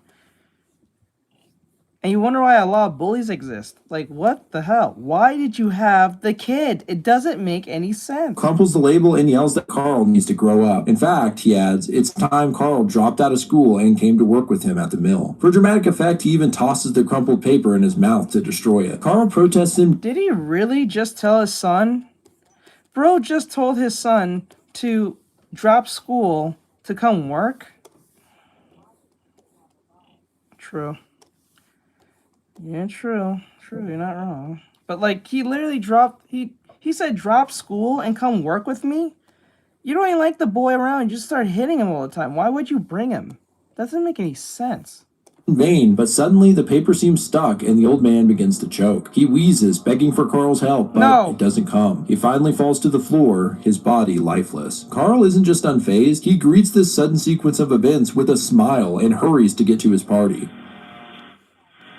Back in the present, Carl has dragged the body of Detective Miranda into his basement to be buried with the rest. He complains that this was sloppy of Elena and will mean big problems to come. Trudging back upstairs, he then finds Elena in his special backyard anniversary spot. She looks delighted and squeals over his pulley system. "It's like it was made for me to fulfill my destiny," she says. Carl is upset to see her in this place. He tells her she doesn't know what she's talking about and she shouldn't have come. She tries to reassure him that they're in this together, but Carl isn't under her spell anymore and vents about the trouble they'll be in because of the cop. Elena insists again that she has all the time she needs for the child's cleansing, and this really strikes Carl the wrong way. He's fiercely protective of the kid and tells Elena she doesn't want to push him. Their conversation is interrupted by the kid himself, though he looks concerned and asks why they're fighting. Carl hurries over to reassure the boy that things will be okay. He tells him to grab his things so that they can leave when suddenly he's hit in the head with a shovel. "You're not going anywhere. I still need you around," Elena says. We flash back to Carl wearing his Mad Hatter costume and rushing to meet Margaret. He finally makes it to her standing in her Alice costume, and she says she thought he wasn't going to show. Carl is excited and says he wouldn't miss it for the world, especially because he has a surprise for her. We see Carl, old again in the present day, tied up in his own backyard. Elena has hooked the child up in the harness that Carl designed to dance with his wife. The boy is hanging shirtless in the air, still insisting to Carl that it's okay, he wants to be cleansed. Carl is distraught, pulling at his bonds and saying that this is insane. We're a family, we should be protecting each other. Elena looks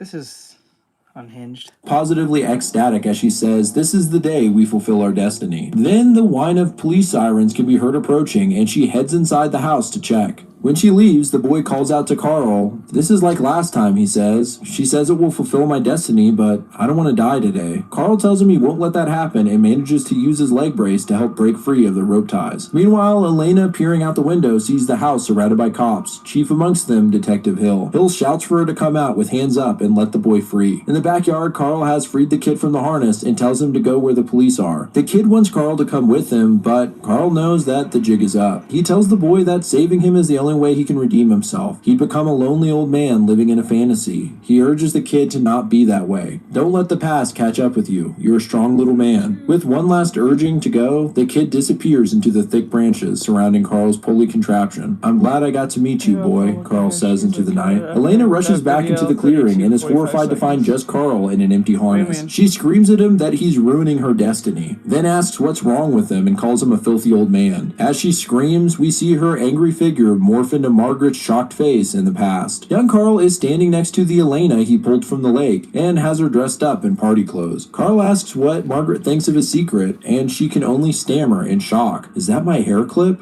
The real Elena in the present has a deranged look on her face as she asks Carl why he would think she would ever understand this. And Carl, resigned, says that she was the one that wanted to know his secrets and wanted to be a family. Elena doesn't spare his feelings. She only told him what he needed to hear to get what she wanted. From in between the houses, the kid comes running up to Detective Hill, yelling for help. As he rushes into his arms, the detective sees his own long-since departed son. Meanwhile, Carl is having his own flashback. Margaret's face is shocked as she sees the corpse, and she says this was only ever a joke to her. Modern-day Elena continues to yell that she would never have a family with a filthy old man like him. It's becoming too much for Carl, who has covered his ears and yells at her to shut up. Elena is furious and keeps on her tirade though, and we see the flashback in time to young Carl huddled in the same way with his hands over his ears as Margaret yells at him. Elena calls him repulsive, as Margaret in the past calls him a freak, and Carl in both instances reaches a breaking point. As an old man, he reaches his hand out and throttles the woman in front of him in the same way his younger self did to Margaret. "I thought you were like me, but in the end, you're just like everyone else," he yells. He stares at Elena's lifeless body on the ground and says, "You're finally with me." The comic fades to black, and from the outside we hear the cops yell, "We have the boy, open fire." The last chapter starts with Carl in a dream state. He's pictured as an old man, but he's falling into the lake like he did that fateful day as a child, the day he first saw the remains of Elena. The bubbles are swirling around him, and where the corpse would have been floating is a hand-painted mask. We see a meditation reflection on life, death, and loneliness as he ponders the life he lived in the company of one corpse after another. In reality, the cops have fired their guns into the house, filling the walls with bullet holes. We then see another quote from Poe. The boundaries that divide life from death are best shadowed and vague. Who shall say where one ends and the other begins? And I loved you with a love that was more than love. A bullet pierces Carl's stomach, and he lurches to the large wardrobe hiding Ilsa's corpse. On the other side of the wooden door, we see the tape he used to affix her is starting to give, and suddenly the body drops, falling out into the living room across from Carl. The fingers of Ilsa's body are rolled out, and Carl stretches his hand to reach her. We see a shot from the past. After Carl suffocated Margaret, he moved his Elena mask to her face. Yep. Detective Hill barrels into the house and stands shocked at the sight. The real Elena Dreyer, motionless and unbreathing, and Carl bleeding out on the floor, reuniting with his Elena once more.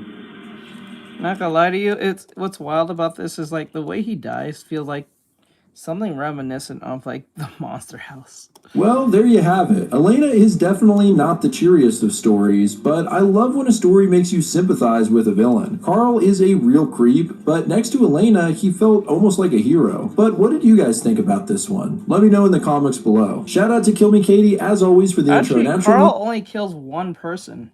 This lady was a serial killer from Jump Street. So like that what makes this crazy. Like he only killed one literal person. That's what makes this weird. Okay, let me see. We can do one more. Let me see. 37.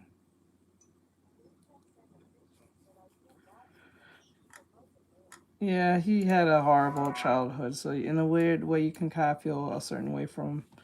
It was not completely his fault. He had no one there for him.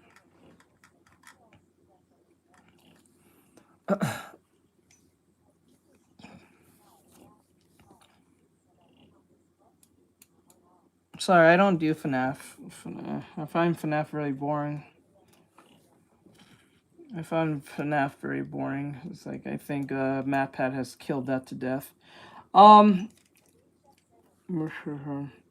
here it says horror of the uncanny, the creeping dread of SPA, and plus it brings a bunch of children in, and I don't want to do that.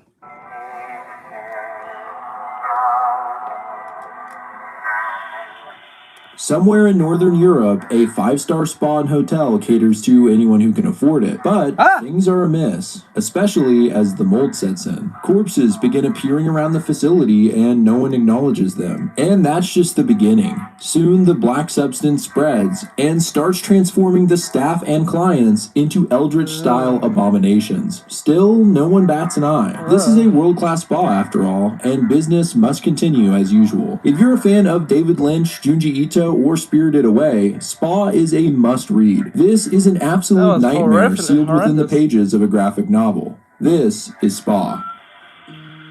Hello friends, this is Grief speaking, and today we're going to be looking at Spa by Swedish author Erik Svetoft. I stumbled upon this comic by accident and honestly fell in love with it. If you like Beautiful Darkness, which I covered previously, you'll find some similarities in the horror here. And much like Beautiful Darkness, there's not a straightforward narrative. You're essentially watching as a cosmic horror overtakes a spa hotel. But under the surface and in the background, there is a lot to dissect, which makes this one perfect for theories as to what's really going on. I'm going to walk you through what happens from start to finish and wrap up with popular interpretations of Spa as well as my own wacky theory, so stay tuned for that. You guys should go subscribe to my second channel, Grief Speaks, for more casual and behind the scenes videos. I recently uploaded a tour of the Grief backdrop as well as my second mask, which never saw the light of day. I'll put a link in the description, but we have a lot to get to, so without further ado, this is Spa by Erik Svetoft, explained.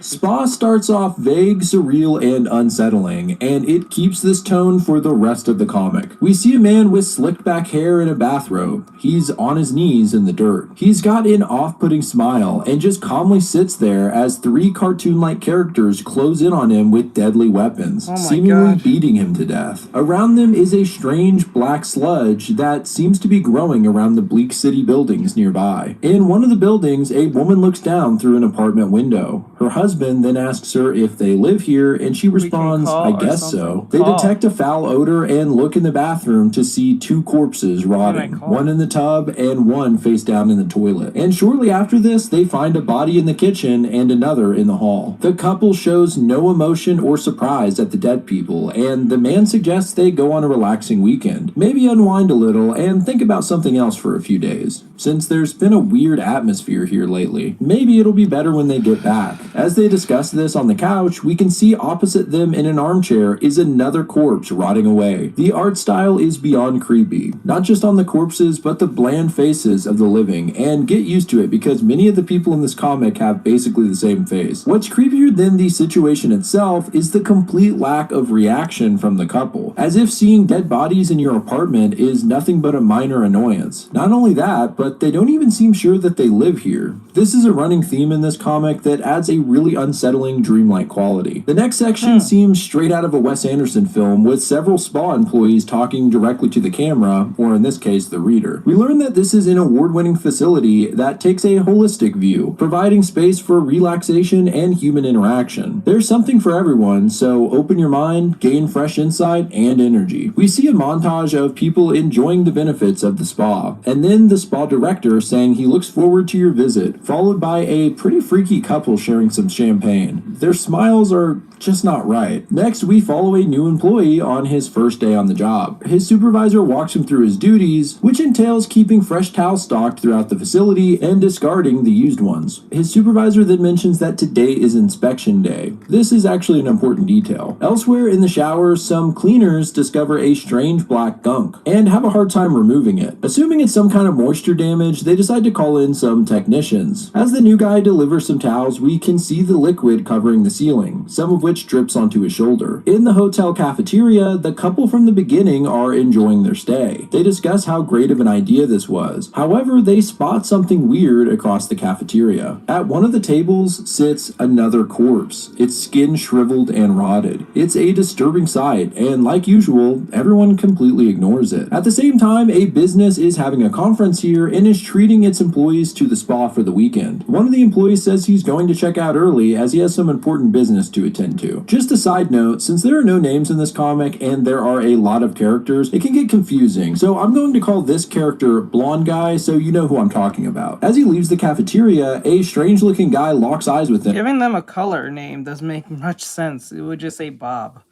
And calls him a loser. Elsewhere, we see the spa director sitting cross-legged, wearing a Speedo and smoking in his office. Soon, his personal assistant comes in to inform him that they have a VIP guest and that he should welcome them personally. As the assistant leaves, her inner monologue informs us that she has feelings for the director and wonders if he feels the same. As she walks down the hall, she finds some of the black sludge on the walls and floor. She sees a cleaner nearby and scolds her for the mess. 2 gentlemen enter the front doors of the spa. One is wearing a police uniform. They say they're here for the inspection, and while the receptionist informs the director, the cop has a hard candy from a bowl on the counter. He clearly enjoys it and then proceeds to dump the entire bowl into his jacket, which made me laugh. Wow. The receptionist then hands them a briefcase that seems full of money, and they leave. Next, the VIP customer enters, a tan man with exquisite taste. We see a little montage of the rest of the spa, including a pretty big image of the lounge. I can't help but scan the page, looking for anything strange or sinister in the background, but other than some creepy looking individuals, it seems normal. The VIP gets situated in a robe and has a martini, while the director's assistant inspects the employees to make sure everything is in order for their special guest. She sees the new guy has a spot on his shirt from the sludge and gives him a dirty look after cleaning it off. The director then comes into the lounge to greet the VIP. He gives him the whole spiel about how great the facilities are and has someone escort the man to his room. Shortly after, the assistant whispers in the director's ear and points at the new guy.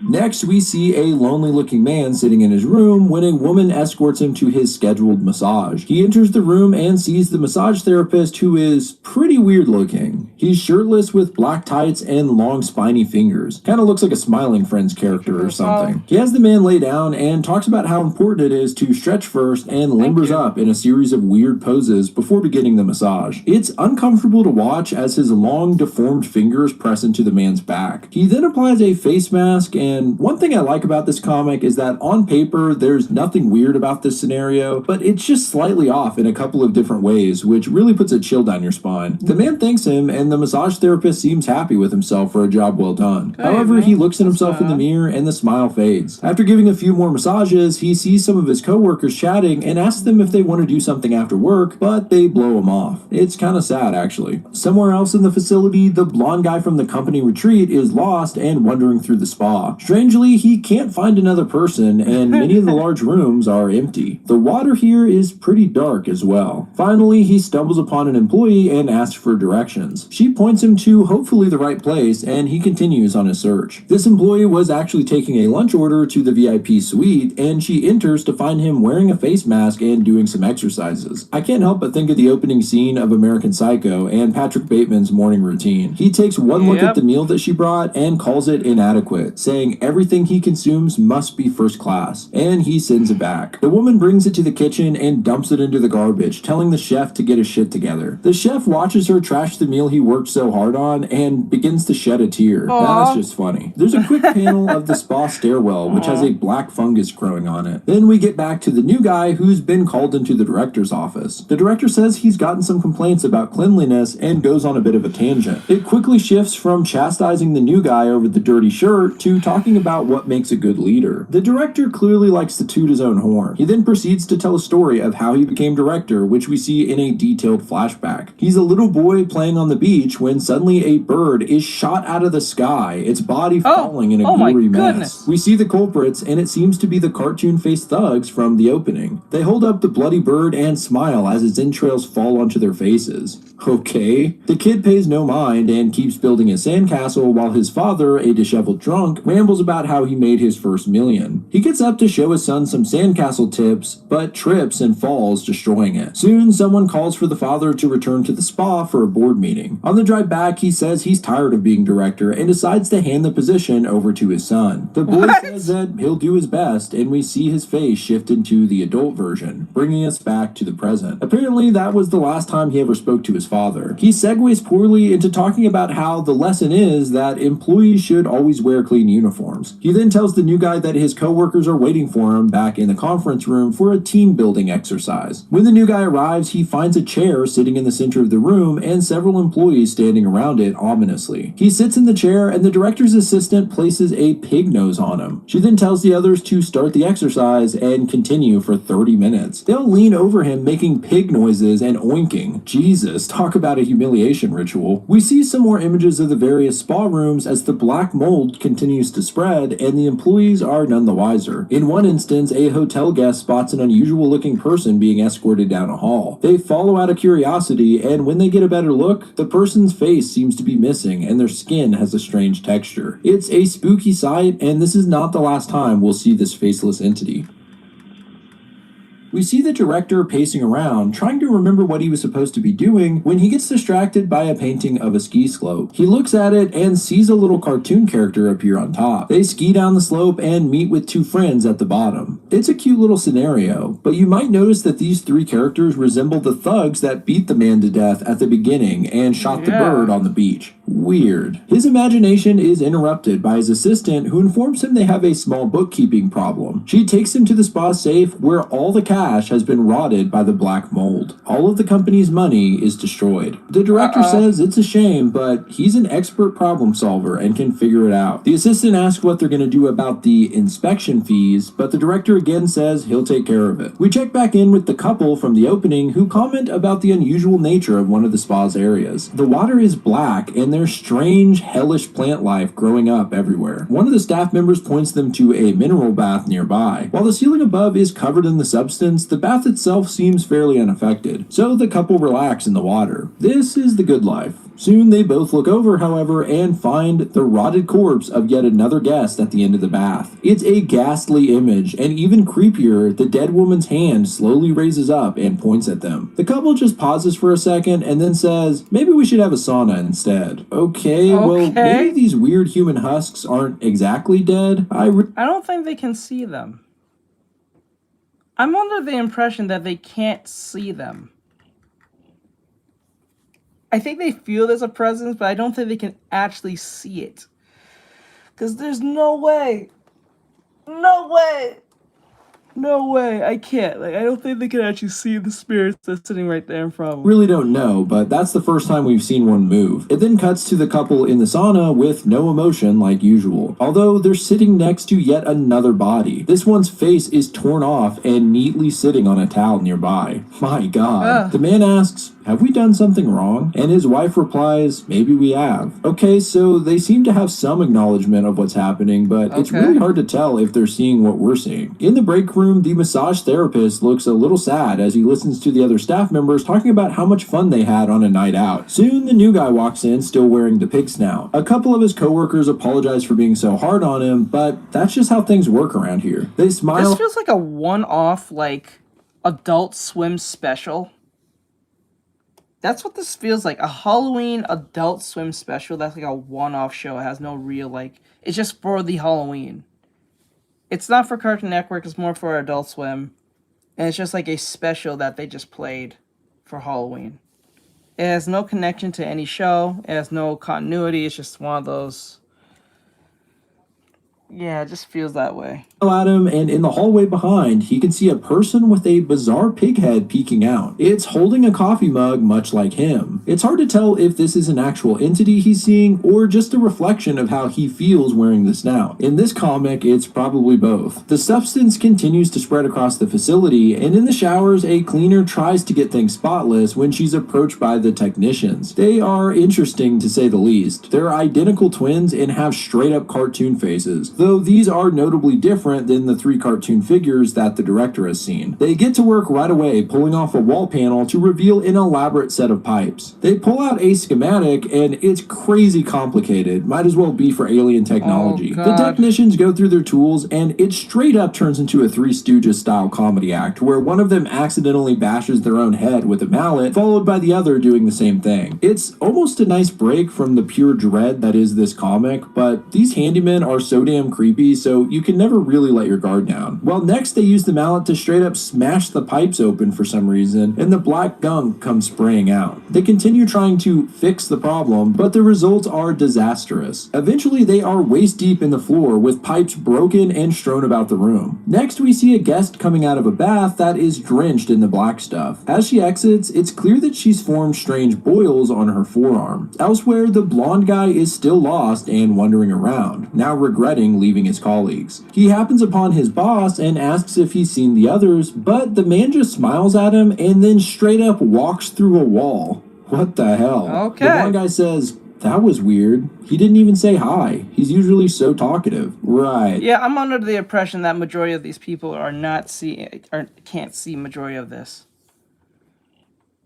I think that's what's happening here. That's the weird part. He continues walking when someone approaches him from behind. And who is it but him? Or at least someone who looks exactly like him. The only difference being that the doppelganger's eyes are a little googly. He just looks pissed off and punches his clone in the stomach before walking away. What the fuck is going on here? We check in with the other company employees and see the weird looking guy who keeps calling everyone losers. He can't find his buddies and tracks them down to a mysterious room. And a massive gangly fingered arm reaches out, grabbing the guy by the head and pulling him inside, crushing his face in the process. Like usual, the others just smile like nothing happened. Then we see some more images of the spa as the substance spreads, only this time things are more overtly messed up. In one image we see some creepy guests staring at us, and in the background a skeleton lays on the floor. The next panel is the most frightening abomination yet. The torso of a guest has transformed into something straight out of Resident Evil. Between its protruding ribs we can see dozens of faces gnashing their teeth. All this atop unusually long legs covered in boils. In the next image a guest has turned into a long slug-like creature, though we can't see their face. Things have definitely taken a hard turn. They're mutating from the water.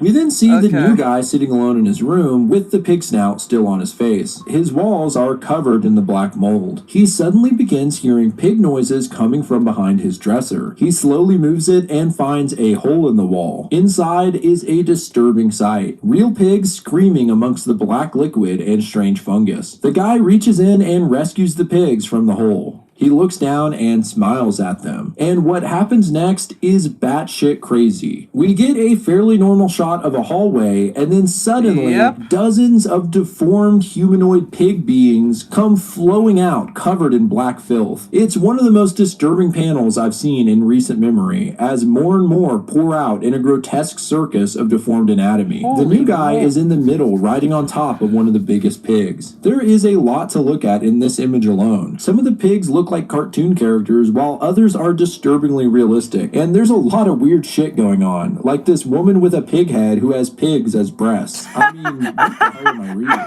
We then get another glimpse of a random spa room. The guests casually stare in the corner where a giant floating head comes out of the ground. We then see three guys sitting in a sauna. One of them says, "You know, I've been thinking." It zooms out to show the three guys again, only the room is covered in black filth and one of them has boils all over him. He pauses and says, "Nothing specific." It zooms out again and things have progressed severely. The man with boils' face is gone and the room is completely full of fungus. Soon the strange material bursts out of the guy's head and closes in on the other two, who just sit calmly. The man says that he can get a little anxious sometimes, and the other man asks, anxious about what? They just stare at the pure body horror in front of them, and the man responds, "Nah, it's nothing, never mind." I mean, talk about denial. It's actually kind of comical, the lack of concern here. Next, we see the VIP guest laying on the floor with a hatchet in his back. It seems the chef didn't like the remarks he made about his cooking, and in a rage killed the man. He sits on the floor by the tanned corpse in a panic sweat for a moment before hatching a plan. He's already got darker skin, so he dyes his hair blonde and shaves his mustache in order to assume the VIP's identity. He actually already has basically the same face shape as the VIP guest. There's a running theme in this comic with alter egos and misplaced identity, but we'll talk about that later. The chef then wraps up the corpse along with his chef uniform and throws it into a large body of water. It's unclear exactly where this is, so it could be somewhere outside or in one of the pools. Just after he disposes of the body, the director spots the chef and believes that it is the VIP guest. He apologizes for the food not being up to snuff. The chef says it was only a misunderstanding and that the food was excellent. He then rushes off, saying he needs to check out immediately. The director looks over and sees a trail of black sludge leading down a hallway. He turns the corner to find that it is eerily dark and a figure stands in the hall. The director starts yelling at the mystery person about making such a mess. Then they turn their head and we see that it's the man in the pig snout. His eyes are now black and he just gives a menacing stare. Well, the director isn't fazed and continues to berate him when suddenly the room is filled with the humanoid pigs in all their body horror glory. They begin to surround the director in a haunting display of unsettling insanity. The director stays calm and looks a little puzzled by the whole ordeal. The man in the pig snout says nothing and just continues past the director with his army of pigs. The director just sits on one of the lounge chairs as the room around him fills with filth and fungus. He feels like the only one around here who truly cares about good service and quality. He looks over at a painting on the wall of a tree and has yet another daydream. The three cartoon characters wander through the woods picking berries when they're approached by a bear. Instead of attacking them, it eats some of their berries and befriends them. He snaps. This must be some form of metaphor for something.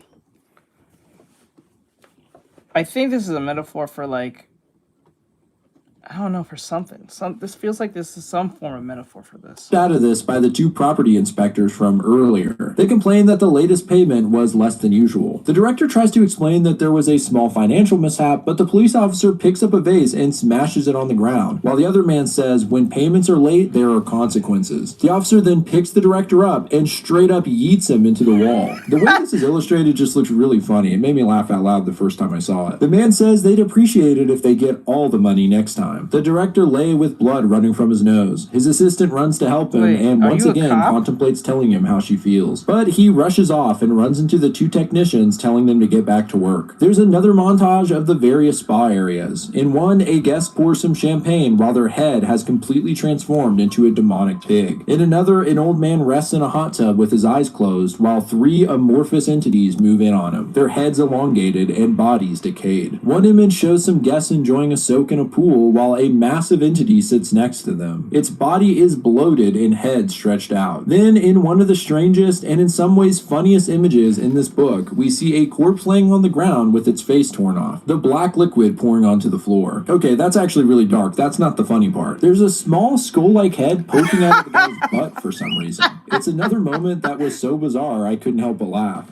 Bro, this is adult. We see the chef This packing has up to be. and getting ready to leave the spa when he opens his room door to find the VIP guest alive and wearing the chef's outfit. He's also wet and holding the cleaver. I guess he somehow survived. It cuts to another random spa image. This one may be my favorite. A bunch of swimmers are lounging by the side of the pool and staring above it, where a giant disembodied head floats screaming. I love the contrast here. It looks really cool. The blonde guy is still lost in the spa, and now he has some boils growing on his face. He sees what looks like the couple from the opening, only their faces are messed up. Their eyes are missing and their mouths are all dried out. They get closer and their faces are actually fine. It must have just been the lighting. He asks them what time it is, and they say they have no idea and walk away. The blonde guy yells after them, telling them they don't have to act so stuck up. He says he should probably get some ointment for his rash. Then he encounters the doppelganger again, only this time it's him as an old man with a beard. He just ignores it and starts to walk away when he is suddenly shot by a harpoon which pierces him through the side. I can't say I expected that. A woman comes up holding a harpoon gun and just says, "Oh, sorry, I thought you were someone else," and then walks away as if it was a minor incident. The guy just says, "No worries, accidents happen," and says he'll be fine, it's nothing serious. Meanwhile, This must be like, no, I think the metaphor is for being passive aggressive.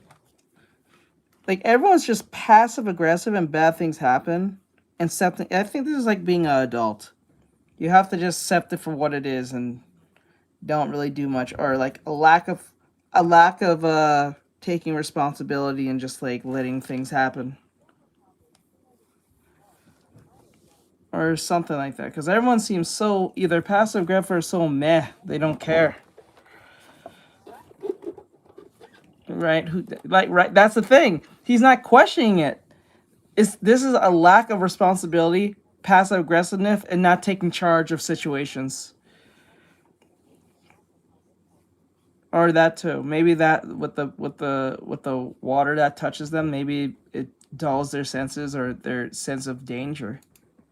Or they can't even see the spirits. I can't tell at this point. The harpoon is sticking out of his back and his robe is soaked in blood. It then cuts to a guest walking through the halls when suddenly the weird guy who calls everyone a loser appears. The long hand is still grasping his throat, and now he's holding two people of his own by the neck. They reach for the man and we get a cool wide shot of basically an infinite line of people choking each other. It's visually a really cool idea. Reminds me of something you'd see in Junji Ito. We see the couple laying in bed while a ghastly face floats in the blackness outside their window. They look at each other and start kissing while an even more disturbing entity walks by. The couple then start having sex under the covers. A pretty awkward exchange considering freaky ass entities keep looking in through the window. In a truly bizarre sequence, the couple is replaced by distorted monstrosities, continuing the act, and the real couple standing naked is now watching them through the window. Okay, I don't know what they suddenly have the robe back on and standing by the bed, and the two human husks lay there motionless. It then shifts back to the couple laying in the bed and two ghoulish monsters embracing each other on the other side of the window. Soon, the faceless figure from earlier approaches them, and we see them snatched out of the room through the window. Are you confused?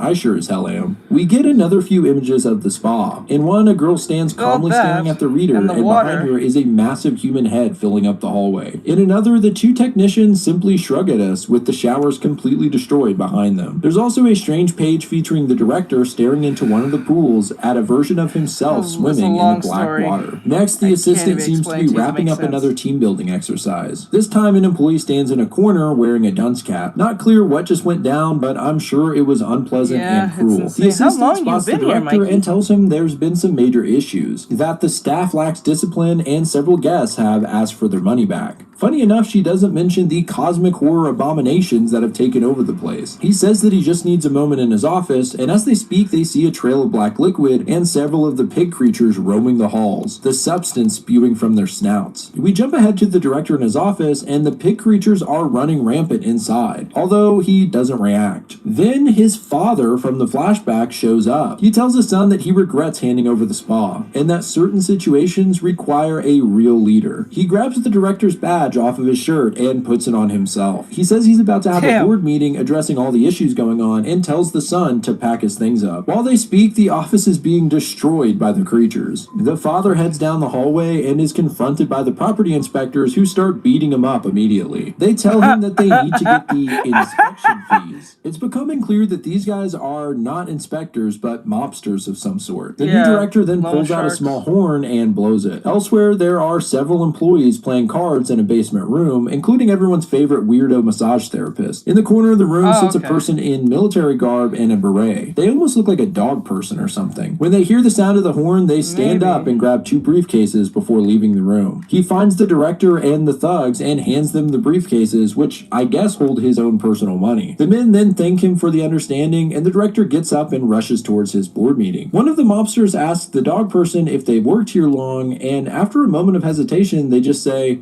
"I'm not sure." The mobster doesn't even question it and just says, "Oh, that's just the way it is sometimes." See, you see what I'm talking about? Everyone's just so nonchalant, either extremely like passive aggressive, and they don't do nothing, take charge or responsibility for their actions or anyone else's, and they just let it happen. That's crazy.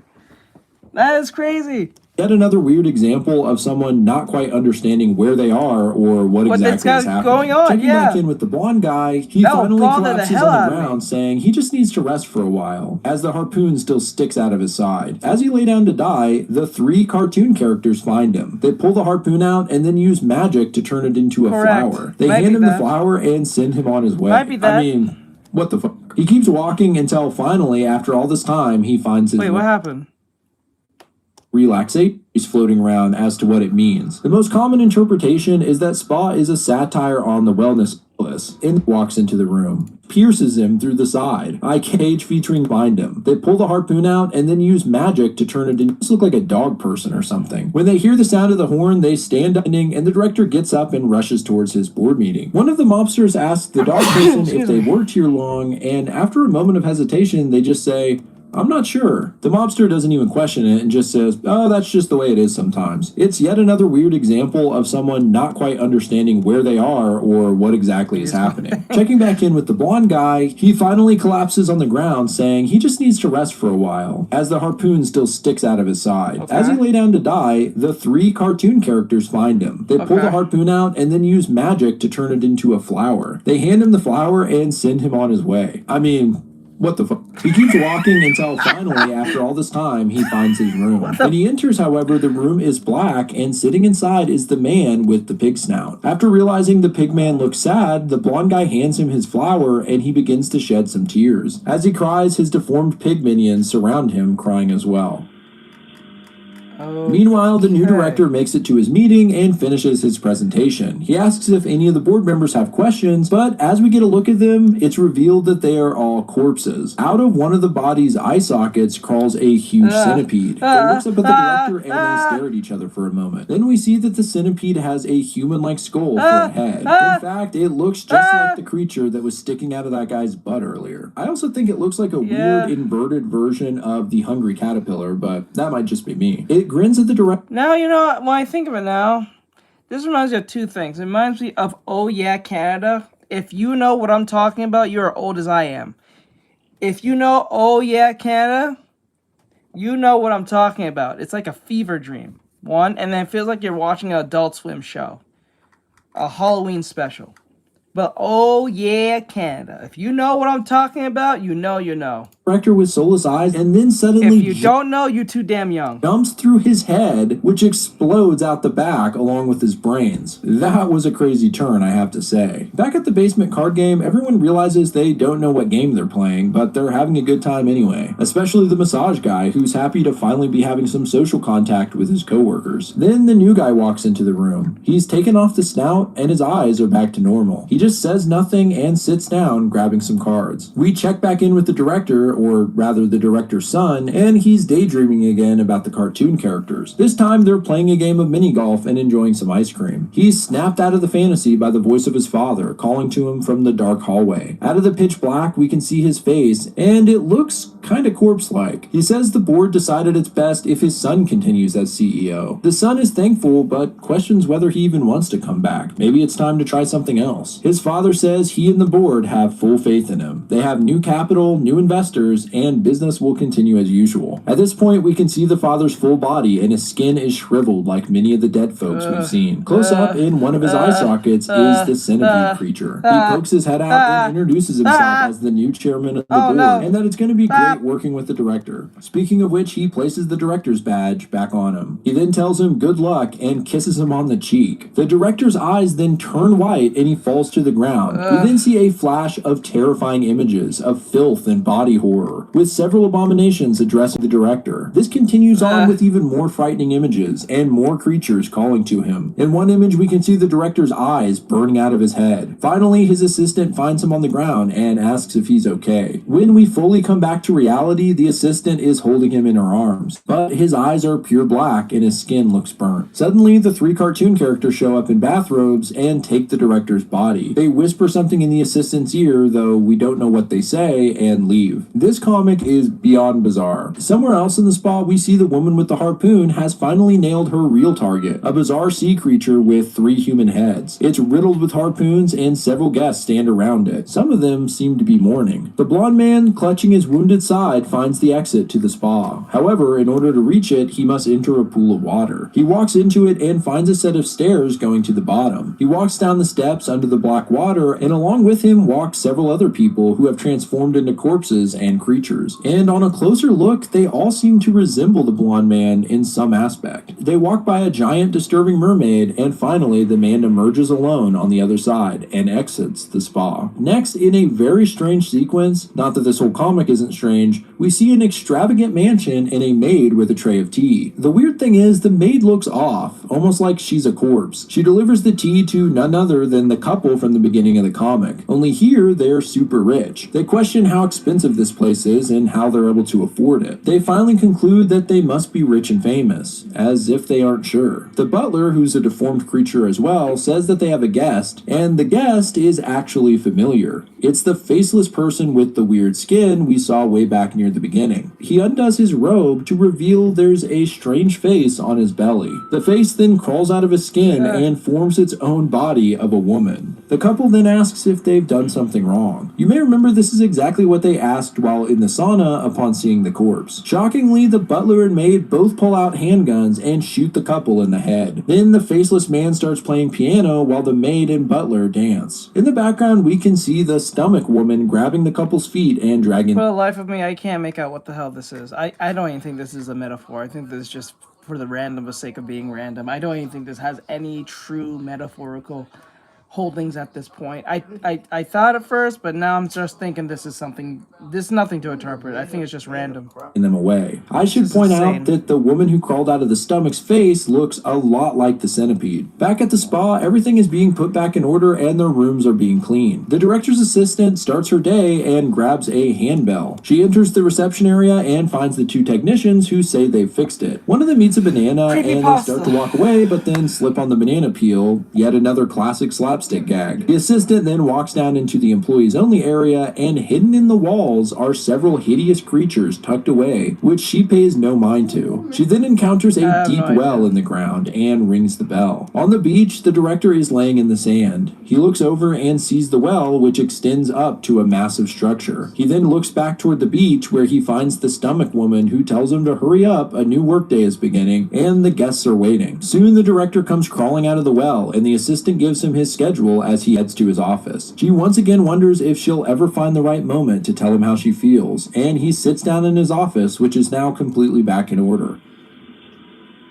We finally get a full shot of the massive facility from the outside, and it's huge, almost endless. In the woodlands nearby, the blonde man walks away, pausing briefly to look back. As he travels, he encounters the two mobsters who are literally burning the money they got. Then he sees a limo roll up on the nearby road where a man gets out. It's the VIP guest, only this time it's clear that it's the chef with his dark hair and mustache. The man continues walking until he eventually encounters three thugs with cartoon faces, and they surround him with deadly weapons. It then cuts to the couple entering an eroded apartment building. Wait. They take the stairs up and see a smiling man with slick back hair and a bathrobe heading outside. You may recognize him as the very first person we saw in this comic who was attacked by the thugs. The couple acts as if they are interested in renting an apartment here. It's pretty run down, but they decide to head into an apartment and check it out. They face through the door, and outside the smiling man kneels down in the dirt, and that is Spa, ending just as it began. This may be the most surreal comic I've ever covered, including Beautiful Dark. Okay, now I'm at the point where this is probably hell. I think this is just a representation of hell. Because it loops right back where we came back from, and they're going back into the thing. So I think this is by interpreting all the madness that's happening. I think this is just a representation of hell. I think these people are in hell. So it just keeps looping back to the spa. Would agree. Okay, because it goes right back where we came from. Oh. Ah. It was really cool, honestly. I'll take part in that next time, but Darkness, which was pretty vague in meaning as well. While Spa is a pretty obscure comic, there are still several theories floating around as to what it means. The most common interpretation is that Spa is a satire on the wellness industry. The spa becomes an allegory for how modern society pays for relaxation and self-care while ignoring deeper problems like corruption, alienation, decay, and existential dread that lay beneath the superficial treatments. This is the main takeaway I've seen in many of the reviews for Spa, but I want to give a bigger breakdown of all the major themes as well as my own possible interpretations. The biggest reoccurring theme, and in my opinion the most disturbing aspect of Spa, is the normalization of death and tragedy. Characters see rotting bodies, grotesque transformations, and violence, yet no one bats an eye, and they only act as if this is some minor inconvenience. As I mentioned, it really does remind me of what I found so creepy in Beautiful Darkness. Everyone going about their day-to-day as if nothing is wrong. No, well, the difference between that, because I seen that comic, the difference between that was more of naivete at its highest, of being ignorant of the world. That was a difference between that and this. These are children who is thrown into this world who didn't really understand how the world worked. That was just pure naivete at that point. That's how they died the way they did. I remember this comic. I remember seeing this. It's just that the other one was a full-fledged adults, and they was just not taking responsibility for their lives in the slightest. Wrong. So it made me think that either this is just a passive-aggressive understanding of not being self-aware, or not putting the point to like improve, or just not trying to like fix oneself, or this is hell. Probably that was the last one. But all that stuff about health and stuff, I guess works, but I think it's just hell because we loop right back where we are. Major disturbing events happen. I think this kind of normalization of the absurd is terrifying, but kind of rare in media. Another theme is around identity. Characters seem to have no idea where they are or how long they've been there, and the main couple is a prime example. When they're in the shitty apartment, they wonder if they live there, and when they're in a mansion, they do the same, as well as taking a guess that they must be rich and famous. Not to mention the amount of bizarre doppelgangers seen throughout. Another big theme revolves around corporate rituals and power structures. The director's humiliation rituals, like the pig snout and dunce cap, his succession story, and his father's eventual reappearance all parody workplace hierarchies. Even the inspection fees seem to be mob-like extortion disguised as corporate overhead. Also, the fact that the rules and status quo are more important to the business than addressing the madness that exceeds those boundaries. Yep. Then you have the fact that the story seems to loop, showcasing cycles of violence and surreal recurrence. The story begins with the three cartoon thugs attacking saving a man and ends with this exact scenario playing out again. The couple drifts from spa to mansion to the apartments on repeat, and the story loops back to its own beginning, suggesting an eternal cycle where horror endlessly plays out. Yes, Now, it must be hell. Ultimately, it's just hell. Falls back because it's doing the same thing over and over again. Voss mentioned this in Far Cry. while these sophisticated sounding allegorical interpretations are interesting, I think it's a lot more fun to take a stab at this from a literal perspective. What if the spa is hell? Ah, let's go! Let's go! Let's go! The spa could function Let's as go. a sort of liminal zone, like the bathhouse in Spirited Away. Yeah. People arrive without remembering who they Let's are, go. why they belong there, or even if they're... He says here, it seems from completely different from this, but I'm reading the book right now where the main character used her powers to purposely erase parts of her own memory to keep people from her past safe. Ooh, interesting. Maybe the towel man is the one who restarts the loop. Maybe.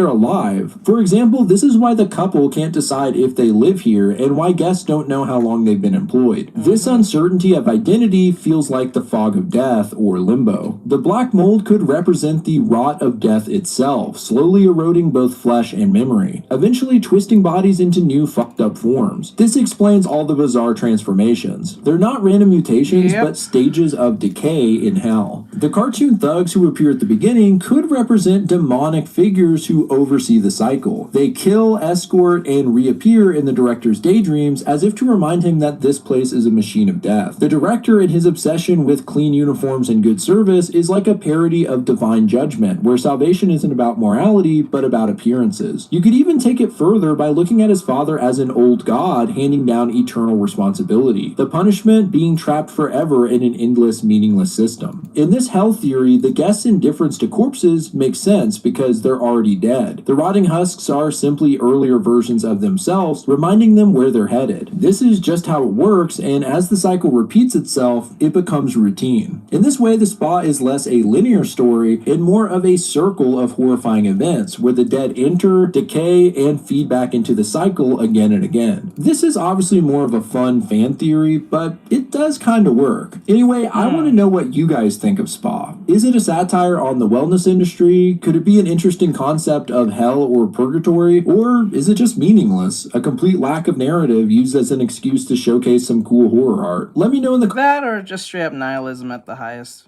Nihilism, depression, lostness, lack of purpose, everything. comments below, and if you like this comic, be sure to pick up a copy at your local bookstore. Shout out to Kill Me Katie, as always, for the intro and outro. Alright, we're done with that one. We're done with the creepy stuff. Now let's go with something a lot more positive. A little more happier. So, Ananta dropped its gameplay trailer just recently. And 2 days ago. We all seen it, but like I think they add something new. Let's see. That's what necromancers do. They focus on the dead. Wait, it's shut down? We just got here. Was it already closed? And who told us to come here in the first place? Oh, it was... Oh no, we're not playing this. No, it's this whole thing all over again? Why are they playing this again? We've seen this already. Everyone's seen this by now. Let me see, Turkey Tom files just dropped. I don't care about Turkey Tom, I don't know who that is. Did we see Microsoft Windows? Something a little more positive. I'm tired of listening to that. That puts a weighing on. This is part of why I probably never got into thing. This is the Nanta gameplay thing.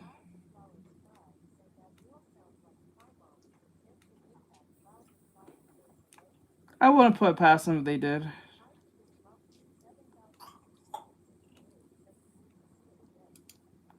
Let's see. I don't want to get copyright striked with that music.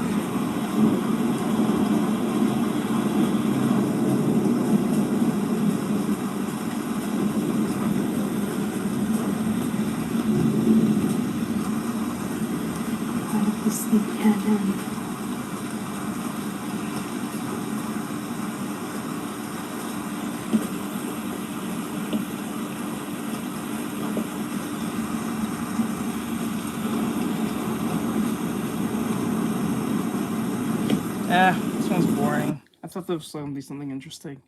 Boring! Floor broken. Alright. I guess we'll play this one. This one's about Vitaly. For those who don't know who that is, it's some USIS streamer who got in trouble in the Philippines. He's been stuck there for he's going to be stuck there for 2 years, but I hear that he got deported back to Russia or some crap. So let's see what this is about. The IRL streamer Vitaly was just deported to Russia, but that's a good thing for him because that means he was essentially spared by the Philippines. And if you have no idea what's going on, that probably sounds insane. Like, what do you mean being deported to Russia is a good thing? So in short, Big Idiot has done a lot of stupid things in his life, but he was about to do the dumbest thing so far. He lost his team, so I guess he thought the proper solution to that was to go to the Philippines and be incredibly disrespectful to the locals there. Run off with a security motorcycle, steal officers' hats, steal an industrial fan, steal a red light mask, threatened to rob an elder lady, and honestly, a whole lot more. But according to him, they were all pranks or jokes, and he welcomed going to jail because he enjoyed it there. And when confronted about it that night, he shrugged it off saying, oh, I donate so much money here, so it's okay. Well, I guess it was okay until he got arrested, perp walked out in front of the nation, and charged with a whole bunch of crimes. And that's also around the same time that people started realizing, oh wait, stealing a motorcycle is Grand Theft Auto, and Grand Theft Auto is an automatic 20-year prison sentence in the Philippines. But he wasn't charged for that. So his entire freedom in life was hinging on if the prosecutors decided to charge him for the thing he live streamed himself doing for the entire world to see. So, now that we've caught up, as I got out of Jack Doherty's arraignment from his criminal trial yesterday, I saw the news that they had yet another press conference with Vitaly, which is wild because it looks like his jail time there started and ended with being perp walked out for a press conference. But unfortunately for us, the press conference was in Tagalog, so I had to dub it so we have any shot at understanding what's going on here. But was it a flawless dub? Probably not, but with it we can actually see what's going on here.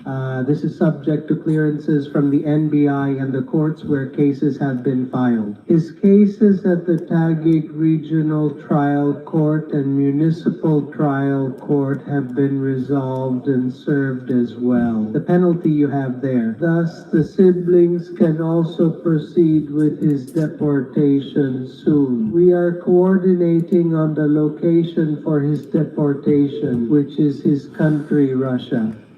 Interesting. I guess they resolved it. Vitaly is a holder of a U.S. green card, but is a citizen of Russia. Thus, the normal process is not about the country of residence, but the passport of origin. His passport is from Russia, so the deportation will be processed there. Once we secure the necessary papers for his escort, his flight will leave from Kaliboklan going directly to Moscow. Let this serve as a reminder to all our visitors here in the Philippines that we continually welcome tourists and visitors. We treat them with respect and anticipate. I'm not totally sure, to be honest. That's a good question. We do when traveling.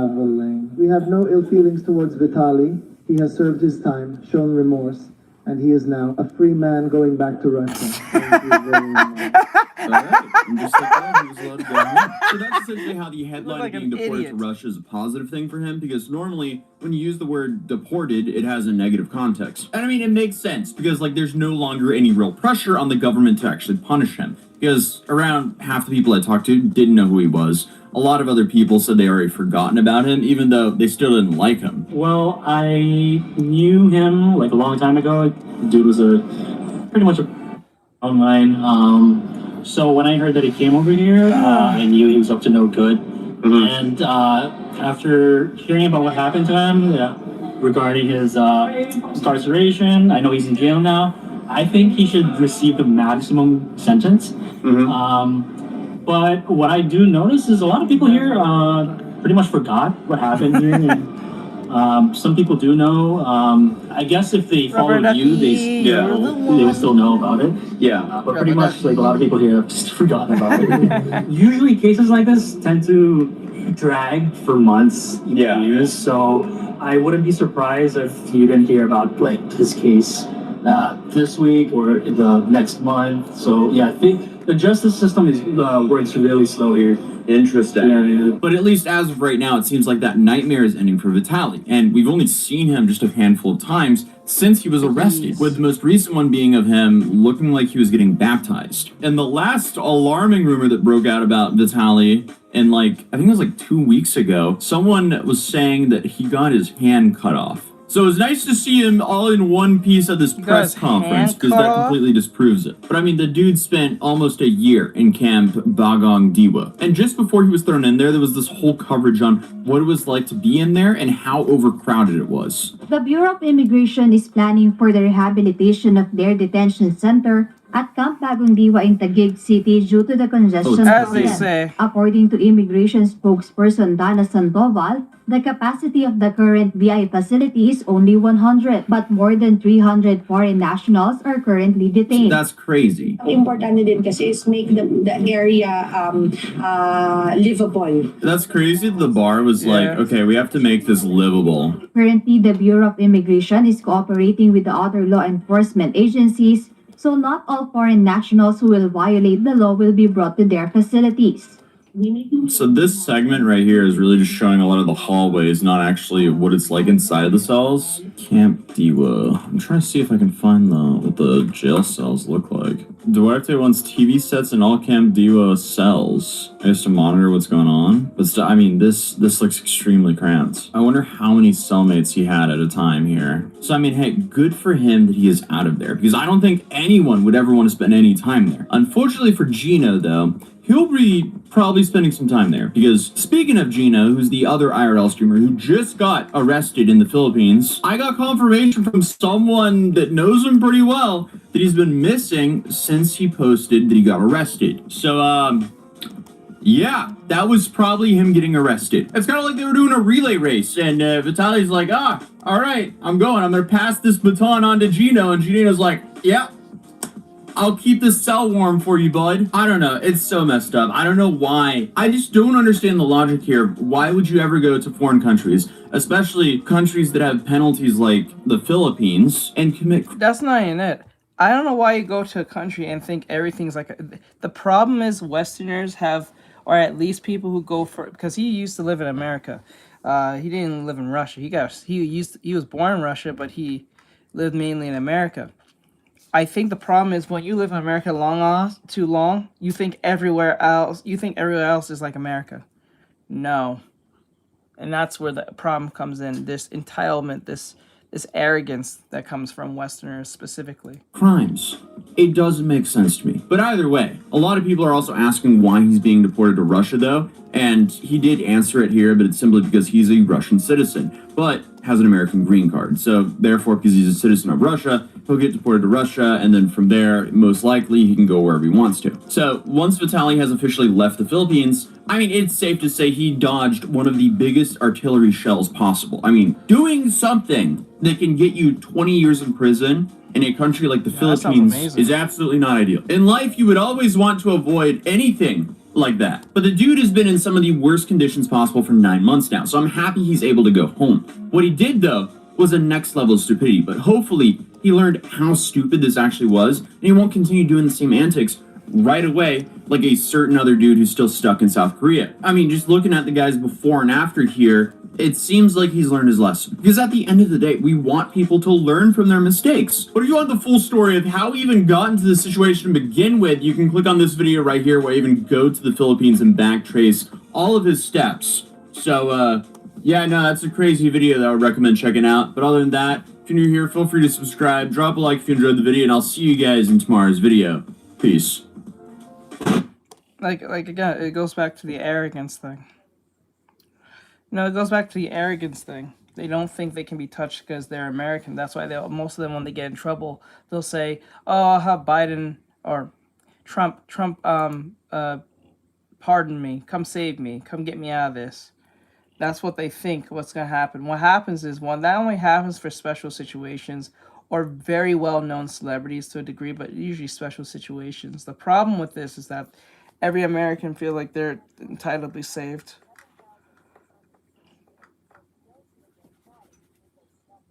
Yep, that's the problem. Yep.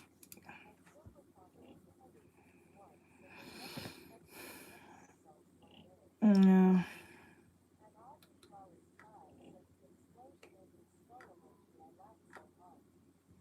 Let's see here.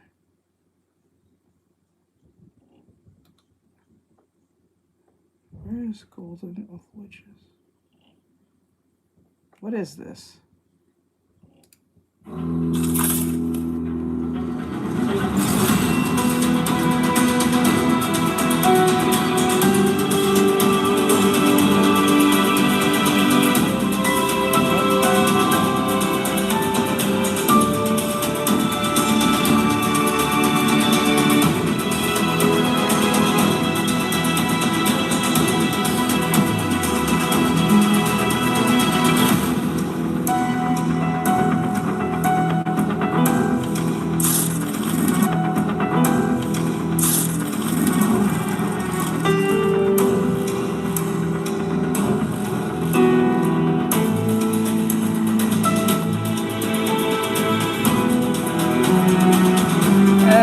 It's a big nothing burger. I should remove. I always find interesting things when I get off stream than I find things on stream. Why is that? I don't know, no more horror right now, because it gets overwhelming after a while. Let's see here. 1,000 YouTube exit. Even more artists I love. Even more artists I love. It's been a while since I've done one of these videos, but I always enjoy talking about my favorite artists who make my social media experience a lot more bearable. The world wants me to believe that it's becoming less and less creative, and to an extent I kind of believe it is. But every day, artists like the ones that I've shared and the ones I'm about to share let me believe that there's still hope. I love Sonic the Hedgehog. I love the games, I love the characters, the movies, everything. The Blue Blur and all his friends have been a huge part of my life since I was a kid. The franchise doesn't have the most solid track record critically, and I can't always stand by Sega's decisions, but what I can stand by and confidently say is that the Sonic fan community is one of the most talented fandoms on the internet. The plethora of fan games of that, yes, truly our generation's Picasso. And most of his illustrations are Sonic selecting the lead role call, adjusting their... Oh no, this is a, you know what? Anime recommendations. Anime recommendations, I'm tired of this. Manga. We're going to anime, because I know this dude's just low-key just want to talk about Sonic. This was a month ago. This is from Shonen Ouija. Haven't heard from him for a good while. Did we do this one? No, this one's just recommendations of mangas that's coming out or brand new. They said best new mangas to read before 2026. Oh, this is before 2026. Let me see here. 10 things you need to start doing with your manga in 2016. Don't care about that. Let me see. The manga that will save 2016.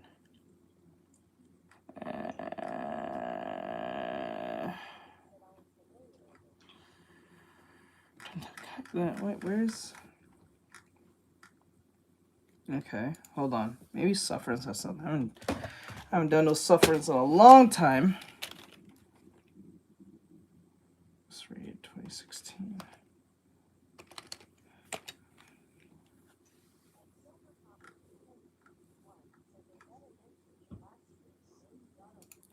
I'm hoping. I am hoping. And Lines of Motion has not made any videos yet.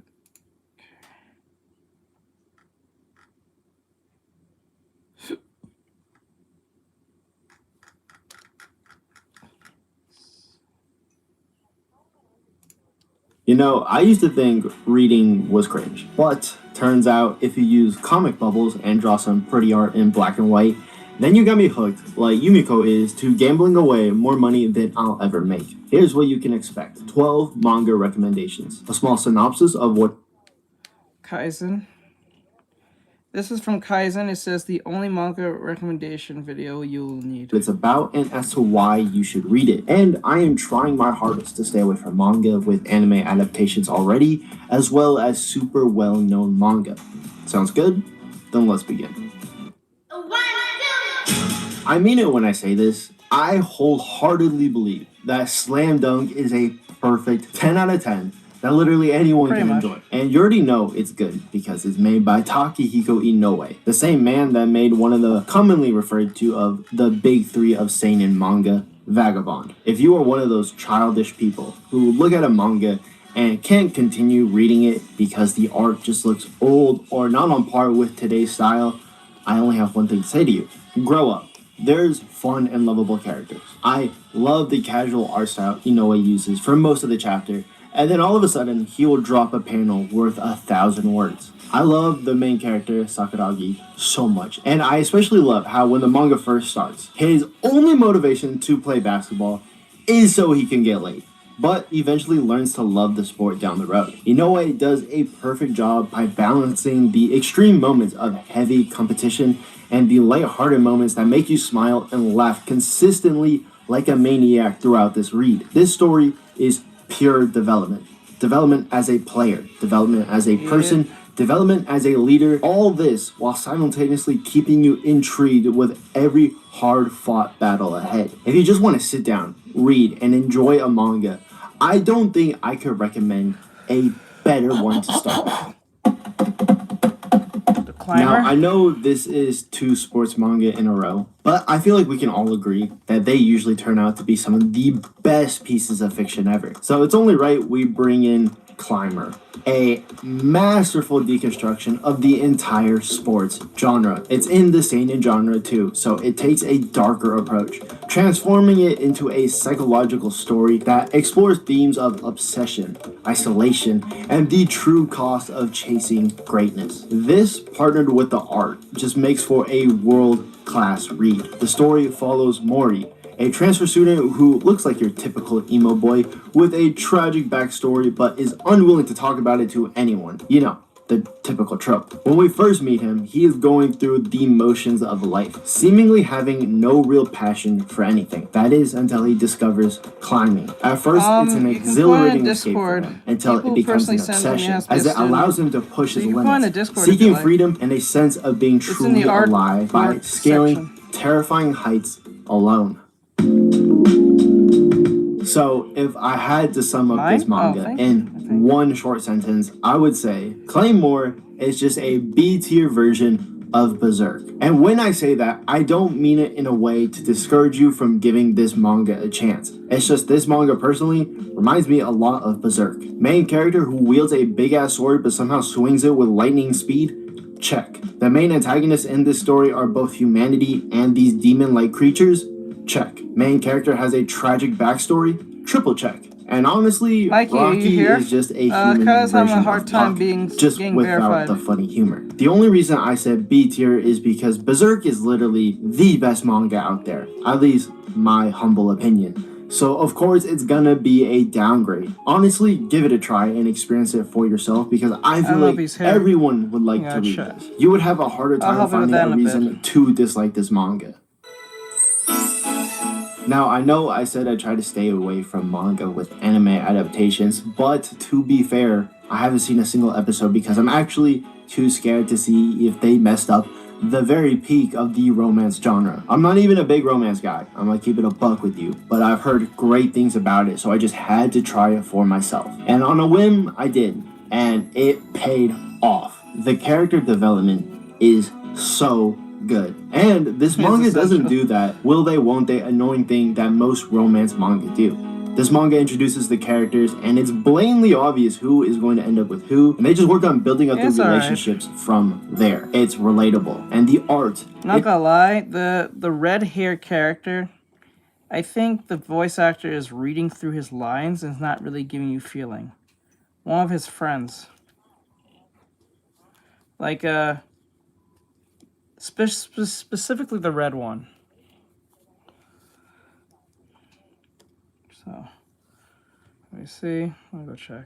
Is actual perfection. I say the best thing about this manga is the way the art portrays the emotions so well. And that's the main reason I'm scared to watch the anime. I'm actually worried that they're not going to be able to pull that off with animation, which is actually kind of crazy when I say it out loud, but I still think it's completely valid. So this might be seen as a little biased because Sui Ishida's work on Tokyo Ghoul is the first manga I ever read, and you should already know that it's one of the best out there. So Chojin X being made by the same guy is just a must try. You can tell Ishida obviously... Let me see. I'll have them... Hold on. Where is it? Oh, thank God it's there.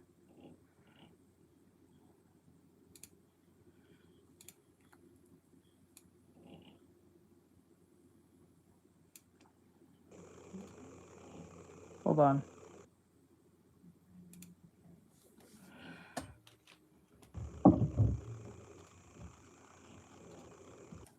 There you go. Has everything planned out, and the subtle foreshadowing is amazing to see and recognize. This manga has so much potential, and you can already tell Ishida is really putting his all into this manga. He's making sure to build an entire world and give everything lore, which is honestly my favorite part about any piece of fiction. I would say this manga is a lot different from Tokyo Ghoul. Tokyo Ghoul felt like a super dark fantasy psychological mind game that was able to pull you in with all the chaos going on at once while somehow tying every little detail together that just amazes you. Chojin X is more of a calm, goofy read, just like anything else from shonen, just adds plenty of serious stuff to it. I was honestly skeptical with this manga. I'm gonna keep it a buck with you. At first, I thought it was gonna be like a worse version of Vinland Saga, because the main character Julian starts as a slave and is trying to find his own peace and make something out of his pain and anguish-filled life. While reading the first chapter, I was filled with pure skepticism, but that quickly, very quickly, turned into a speedrun of non-stop, back-to-back, no breaks, nothing but fucking gas chapter reads. This is nothing like Vinland Saga. I can honestly say, I don't think I've read anything like this before. It's like watching a Souls-like game in black and white. Nothing crazy like Berserk, but the antagonists just look like something straight out of a Stephen King novel. I highly recommend you read up until chapter 12. And if at that point it doesn't... Alright, Kyla, a mod will assist you. They'll message you. Your fancy, I say drop it, because at that point there's really no helping you and your terrible taste. Sorry. Now I've actually been reading this manga on and off again ever since they're only like your fancy. I say drop it, because at that point there's really no helping you and your terrible taste.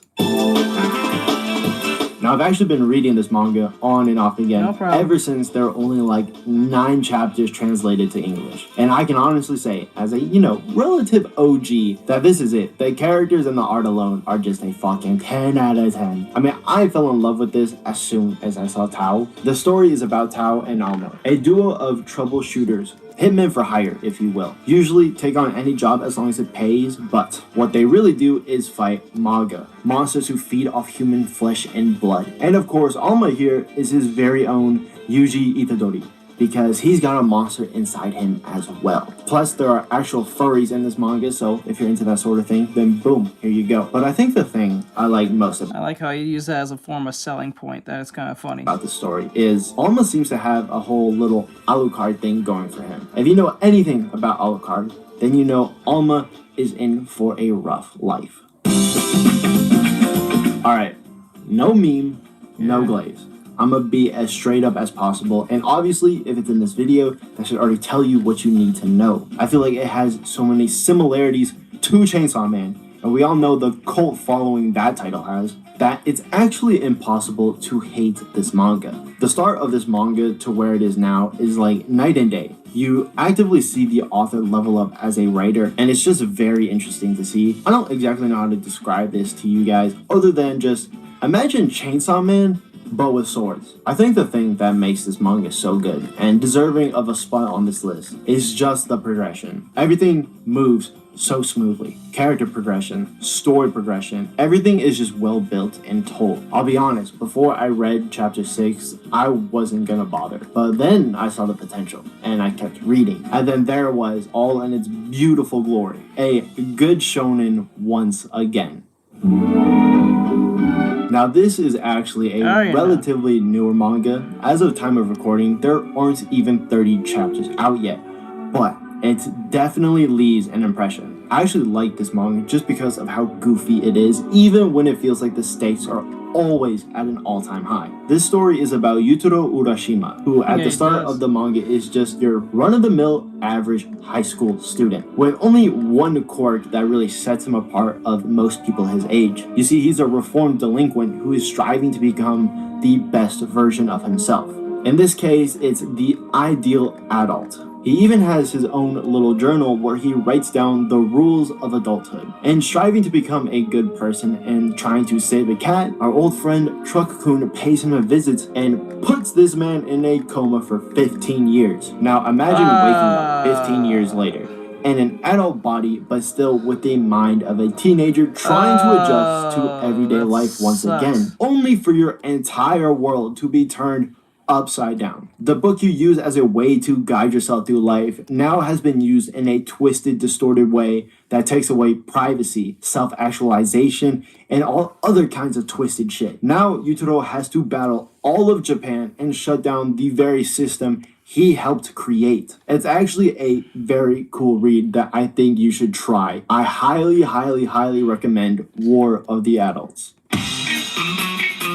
Alright, so I don't even know where to start with this hidden gem masterpiece. I have not heard a word about this manga ever until I stumbled upon it myself on the Viz Media website. So I guess we start with the basics. The art, phenomenal. I love how it's a series of normal panels that all of a sudden, boom, you'll get hit with a panel that warps your perception of art. Now, the story itself is great. After God is a genuine, unique horror delight. It's a story of how grief can haunt you, mixed with the theme of how only a human can truly feel human.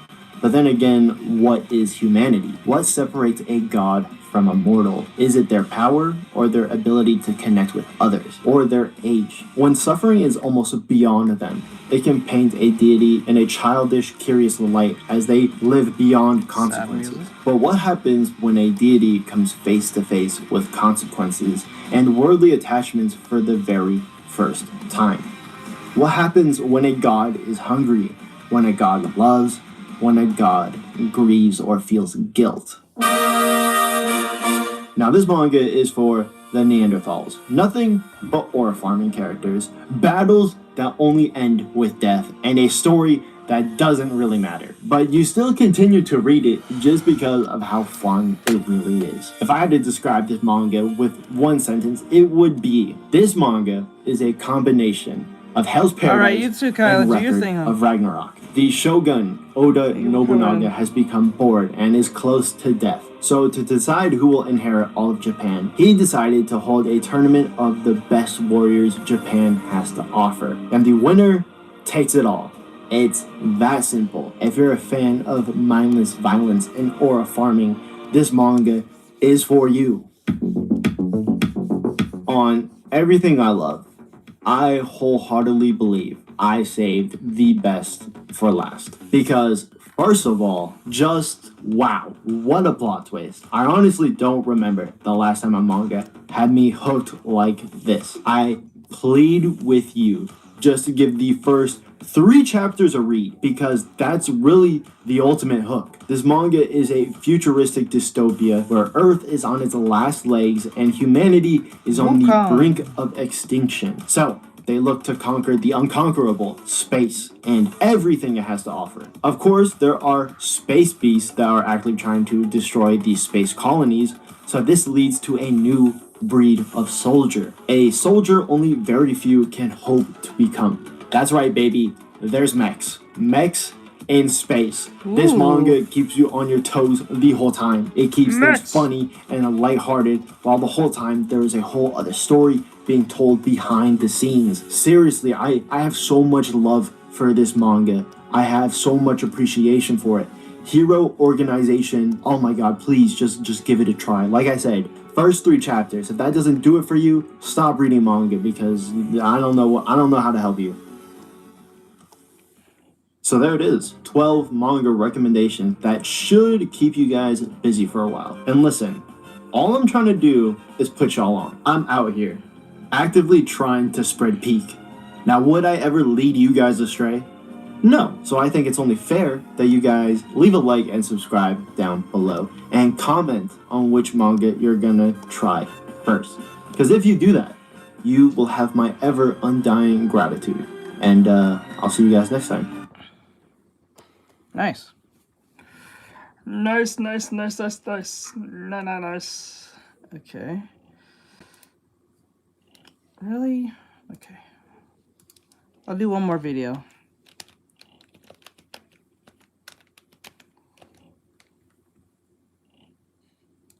Haven't heard nothing from Sufferance in a long time. What did he post after my last power up? Chainsaw Man, power up the terrifying chainsaw power. Nothing better than Rize, the worst chainsaw. The best. Okay. Alright, later, Anna. Thank you for coming. I appreciate it. Let me see. The best anime film ever. I read 100 new webtoons. It wasn't good. Ooh, interesting. The end of Chainsaw Man's world. It looks bad. Wow, he's just focusing only Chainsaw Man. Yeah, it was 4 days. No, it was actually 4 days ago. But it's all Chainsaw Man focused, so I'm not going to jump on that. Because that's going to be spoilers ahead for me. I'm going to go with this one. I read. It says here, the new craziest manga right now. This was a month ago. This one is a month ago. 3 very interesting brand new manga, and I think you might enjoy them as well. Witch Rive, Witcher 4, I don't know how to say it. You might have heard about this story. Dark fantasy, magic, hooray. Twitter was having a field day with this story. On one half, people really enjoyed it. On the other half, they didn't really enjoy it. The complaints that I've seen is that the dialogue isn't all too great, and it doesn't really have a unique hook. The positives that I've seen was that it starts off very brutal, repercussions straight out the door, and then its artwork is very pretty. Where do I sit for this story? I'm gonna be annoying and say right in the middle. I enjoyed it. I agree with the positives, but I can also see the complaints. They just don't really annoy me that much. Its dialogue at the moment is definitely not its strong suit, and it does not really have a unique twist. But that's okay. For context, Witch Rive is a dark fantasy story where witches are a minority. So much so that if you're a witch and you get caught by humans, or you're even friends with a witch, supporting them, housing them, whatever it may be, you will either get brutally killed, beat, murdered, tortured, whatever, or if you're a witch, you will get sent to a witch camp, and then most likely all that stuff will happen as well. So witches are in hiding, and they have to be careful. One thing that I like about this story that I think it constructs instantly, very first chapter, but really, really well, is the scary, overly perceptive nature of your neighbor. Basically think of your neighbor constantly spying on other neighbors to figure out if they are a witch or not, or if they have... Oh, that was COVID. That was the 1800s, or 1600s, or 1500s. People would do that. Dude goes up to chick. Chick rejects him, gets mad. See her go in the woods for like a split second to get some flowers. Says she's a witch. Yeah. Says she's a witch. Thy witch. She's a witch. I saw her. She doing witchcraft in the forest. Exactly what that is. Yep. Magical friends. And you think that this would be a pretty easy thing to navigate. Don't use powers, don't do anything all too flashy or crazy. But these neighbors are so perceptive. They have such a keen eye that something as simple as glasses kind of breaking or cracking and then suddenly being fixed is enough to cause suspicion. And really, suspicion gets you killed because there's no real fight. There's no laws for witches. There's no way to prove your innocence if you don't give up the witches, even if you didn't come in contact with one, but you're suspicious of either being a witch or being in support or around a witch. Oh, then this is just Salem Trials, the anime. People just accuse women. I don't know specifically women. It could be men too. But like accusing women of being witches. If she rejects me, she's a witch. If she sneezes weird, she's a witch. If she ain't pretty, she's a witch. If she's too pretty, she's definitely a witch. She can't be, she has to be mid. She has to do everything I say. If she don't do anything I say or like, she's a witch.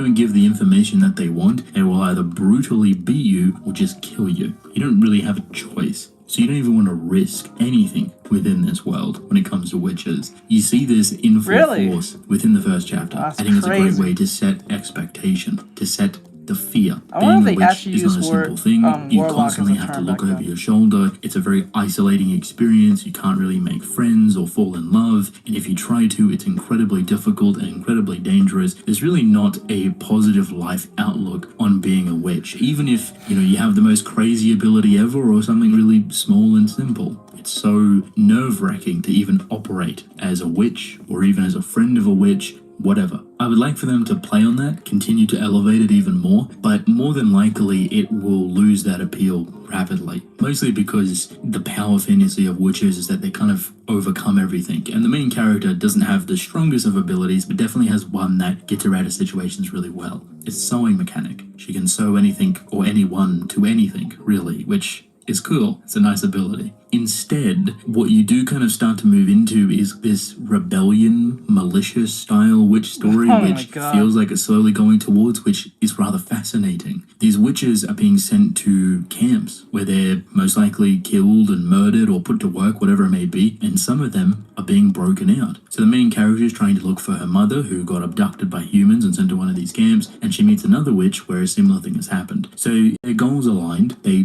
join forces. It's difficult for them to join forces because they're so nervous about the world, which again, that overbearing, overshadowing figure is just looming there. And now we're looking for rebellious witches and how they oppose human governments and sanctions. At least on that front, there's a really compelling story here, and I'm curious to see how far they actually go with it. They have the artwork to back it up. It's beautiful. Obviously, it's very early to judge characters, but they're fine. They operate well. They have their nice moments in there. But really, the emphasis is on the brutality of this world and the very back and forth tug-of-war struggle between humans and witches, and how that is escalating further and further to what eventually would be all-out war. I think the story has potential. I had a lot of fun with it, and I think you'll enjoy it as well. Punk Gun. I did not know what to expect from this story, but just looking from the image, I was already intrigued because I thought it was like dystopian, maybe cyberpunky, just gives that vibe, and it kind of is that, but the story is not really what I was expecting, even though now thinking about it, the title is quite literal. Punk Gun is this very gritty, dirty, trashy, stylistic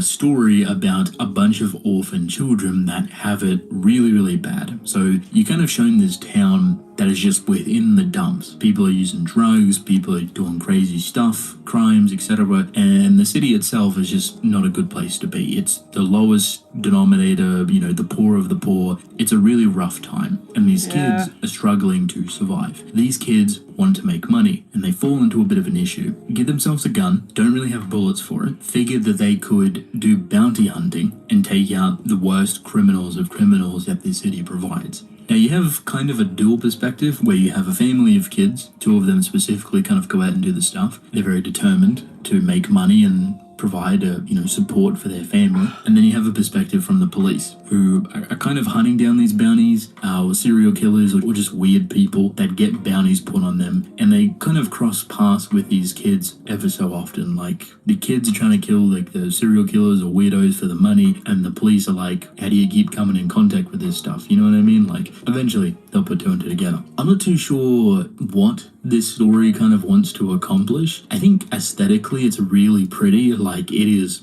gross, trashy. It's got that garbage aesthetic that I think is really fitting for the approach it's going for. It's rough, it's brutal, it's focusing on children that have been through the wars and continue to go through the wars, and they're trying to better themselves, but the only way that they can beat the system or better themselves is by hunting down these weirdos and collecting the bounty by, turning them in or eventually killing them. I personally really enjoy stories like this because you can explore so many different facets of the human psyche, especially from a child's perspective, in a situation like this. How would this child think and act and approach a situation like this when they know that, it's wrong and that it's bad, but They also have to protect themselves. They also have to protect their family. They also want to provide for their family. And if they don't provide for their family will die or starve to death. Things become worse, etc., etc. Like, there's so many things to explore in so many different ways. And using kids is always incredibly painful, sad, and really emotional. And I appreciate authors that are willing to take that rather deep dive into such serious topics. The story does not shy away from a lot of brutal stuff, but there is very implicit stuff right from the get-go. So do be warned if you check it out. I think it has potential. I just don't really know how long you'd want this story to be or how far you truly take it. Maybe with a bit more time, we'll figure out a clearer path for it. But I'm excited to see it grow. Delinquent Gacha. This is arguably the weirdest story I've read in a long time, and I shouldn't be surprised because it's by the author that done Smother Me. If you never heard of Smother Me, it was only like, was it this year or last year? Very recently, the author released a story called Smother Me, which was about a child assassin, and it was super creative, super crafty. It has some of the most interesting panel work and artistic flair that you'll see. A lot of the times it uses colors to emphasize things. Progression or story or character work is usually really detailed and crisp, but very specific, like to the point. It does not dilly-daddle, doesn't beat around the bush. This is their new story, and I really enjoyed Smother Me. Delinquent Gacha, I don't even know how to explain what type of story this is. There is a school that is full of delinquents. All of these delinquents are like over-exaggerated thugs, like almost syndicate prime mafia bosses, if you will. This is the worst school to be at. The main character and a friend basically tries to play a game of gacha to get another delinquent into the school. So they want someone that they can befriend that is strong enough to beat up and take over the school, basically. So they pray and they pray and they pray and they hope and they gamble and they do so many things for this gacha influence until they get what they so desire. But instead of it being like a hulking, scary delinquent with a ton of fighting experience that can brutally beat up everybody, they get this young girl who's just normal. She's not even a delinquent. And then the story kind of just spirals into its own thing from there. If there's anything that this author does incredibly well, it's writing something very, very unique. It doesn't seem like it'll go for a long time, maybe another short story, but the concept of this story, the idea, the execution, everything about it is so refreshing and unique and really out there to experience. I know a lot of people won't enjoy it just because of, one, how it's visualized, but two, the type of story it is just not compelling for a lot of people. Like, what are even these things mashing together? But if you can get your enjoyment around that chaoticness, it kind of pays off really well. Smother Me was definitely more directional. It had more of a spine, but still very chaotic and all over the place. This one is times 10, times 100, way more out there. And I think for how crafty this author can be, we're seeing it on display here with Delinquent Gacha. I could not tell you where this goes or what the story is trying to accomplish. All I can say is that it is a experience to read. It's not going to be everyone's cup of tea, but it is flavored to the roof, and it is a fun, bombastic time. So if this sounds compelling, if Punk Gun sounds interesting, or maybe Witch River is more up your alley, please go give them a chance. And if you have read them, I would love to hear your thoughts. Okay, I think, where are we? We did most of the coloring. Let's see who's near. Oh, wait, engine. That's all right. So,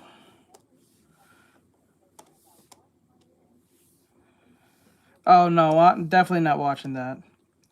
Definitely not watching none of that. I'm not watching any of that. I got upset myself and blue ball myself at the same time.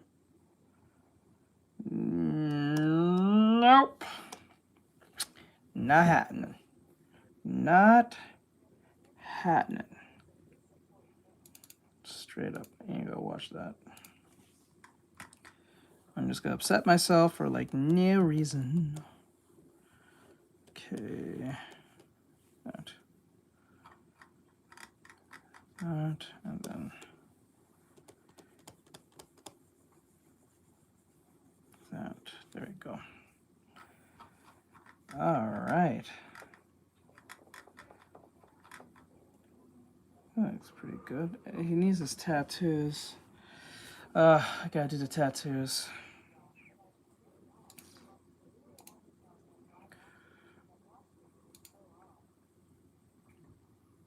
So is ass? Is ass? Work. Yeah. I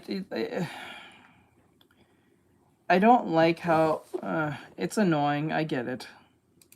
Jujutsu Kaisen is over. My Hero Academia. This is from top 10 guy. 10 manga that you need to read adaptation now. Yeah, just wrapped up. And right now, there's a multi-billion-dollar panic happening in Tokyo because streaming services and production committees are scrambling like it's the Hunger Games. Except instead of fighting for survival, they're fighting over which manga gets to be the next global. The real question is that the person who's playing Aang, is that the same kid? Did he grow that fast or just got a new guy? I can't tell. I legitimately cannot tell.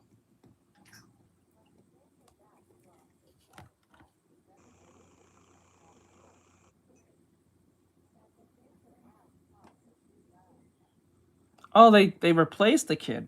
Why did they pick someone so tall? Global phenomenon. And honestly, the competition is insane right now. We're talking noir revenge fantasies that look like they were storyboarded by a film director. I'm pretty sure. Toxic romance stories that make your regular love triangle look like a kindergarten playground. And one series that literally went from being an internet meme to selling 3 million copies. So, if you want to be ahead of the curve and know which manga is about to blow up before everyone and their Discord server won't shut up about it, you might want to subscribe. Because trust me, at least 3 of these are getting announcements in 2026, and you'll want receipts that you called it first. Let's count down the top 10 manga that need an anime adaptation. Starting at number 10, we've got Chojin X. This is Sui Ishida's follow-up to Tokyo Ghoul, which means it comes with both massive hype and massive anxiety. Because let's be real, Studio Pierrot did Tokyo Ghoul so dirty that fans are still in therapy. Chojin X is basically... Was it that bad? I thought people liked the anime. Was it that bad?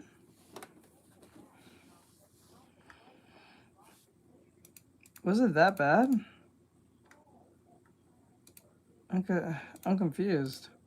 Was the anime adaptation that horrible? Oh, okay. What if superheroes, but make it body horror? And Ishida is taking his sweet time with it, releasing chapters whenever he feels like it. King behavior, honestly. The man said weekly deadlines? I don't know her. And went full auteur mode. Rumor has it an anime is already quietly in pre-production, but until there's an official announcement, this stays on the list. And if they don't give it to Bones or Mappa, we riot. Coming in at number 9 is Magus of the Library. This is the manga that animation studios look at and go, wow, this is gorgeous. Anyway, so that'll be $10 million and 3 years of our lives. It's about a mixed-race kid from the slums who dreams of becoming a librarian in a fantasy city of books, and the world building is so dense you could teach a college course on it. The costumes alone have more detail than my entire Crunchyroll watch list. Here's the thing, this can't be a normal anime. It needs to be a prestige project, like Violet Evergarden levels of, we're trying to make you cry and win awards. If Kyoto Animation or Madhouse announced this tomorrow, the internet would collectively lose it. It's the kind of series that makes you go, yeah, I'd wait 4 years between seasons for this.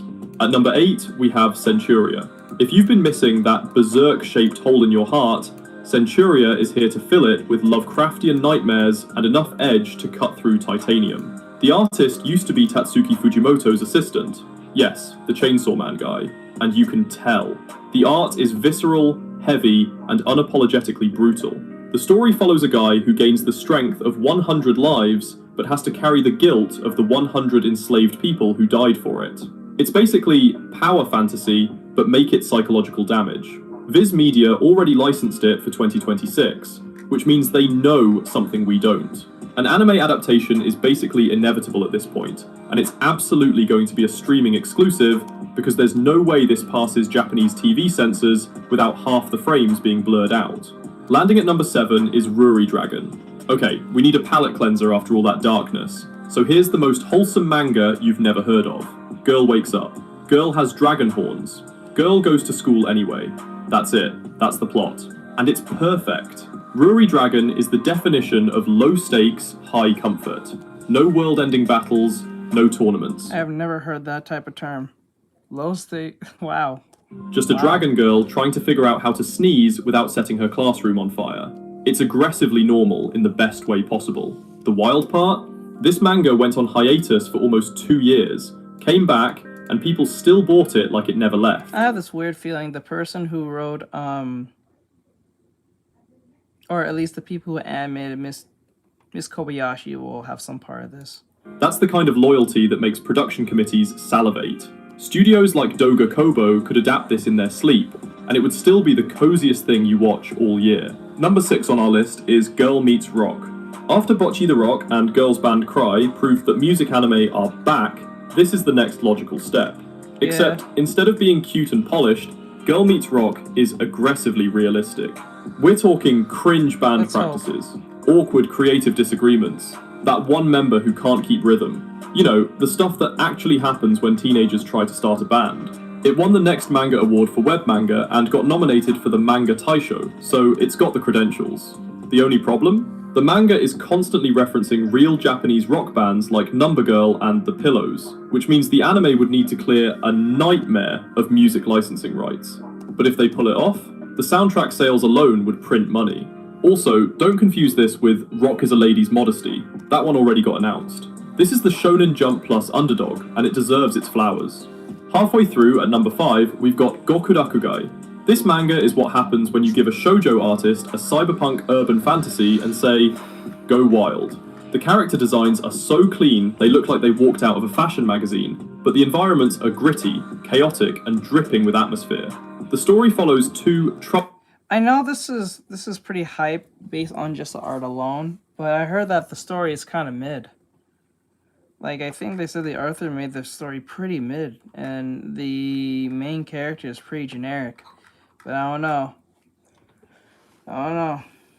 troubleshooters in a district where humans and beastmen coexist. And while they take normal jobs like finding lost pets, they also hunt monsters born from corpses. You know, standard side hustle stuff. It's already hit 1.2 million copies despite only having a few volumes, which is bonkers. The art is so detailed that fans are calling it animation ready. But here's the catch. It's a monthly series with a low chapter count. So if they adapt it too early, they'll run out of content faster than you can say filler arc. By the way, drop a comment and let me know which of these you think is getting announced first. I'm putting my money on the top 3, but I want to hear your bets. And hit that like button so the algorithm gods bless us with more anime announcements. At number 4, we have Firefly Wedding. Welcome to the toxic romance boom, where red flags aren't warnings, they're the entire aesthetic. Set in the Meiji era, this is about a noblewoman with a terminal illness who proposes a contract marriage to the assassin sent to kill her. And somehow, it gets more unhinged from there. The male lead is a textbook yandere, sweet, obsessive, and one bad day away from a criminal record. The tension is off the charts. It's like if you took a historical romance, added psychological horror, and then set the whole thing on fire. Here's the kicker. The manga is entering its final arc, which means a studio could adapt the entire story without worrying about catching up to the source material. Production committees love that. If this gets the My Happy Marriage treatment with a gorgeous Meiji-era aesthetic and high-quality animation, it's going to dominate the josei demographic and probably convert a bunch of shonen fans in the process. Coming in strong at number 3 is Usotsuki, Gokuo-kun, or as I like to call it, the manga that refused to stay dead. This mystery comedy originally ran for 10 years in Koro Koro Comic, a magazine for elementary school boys, and it's about a king of liars who solves mysteries by exposing lies. His signature move? Ripping out the liar's tongue, which is surprisingly dark for a kids magazine, but okay.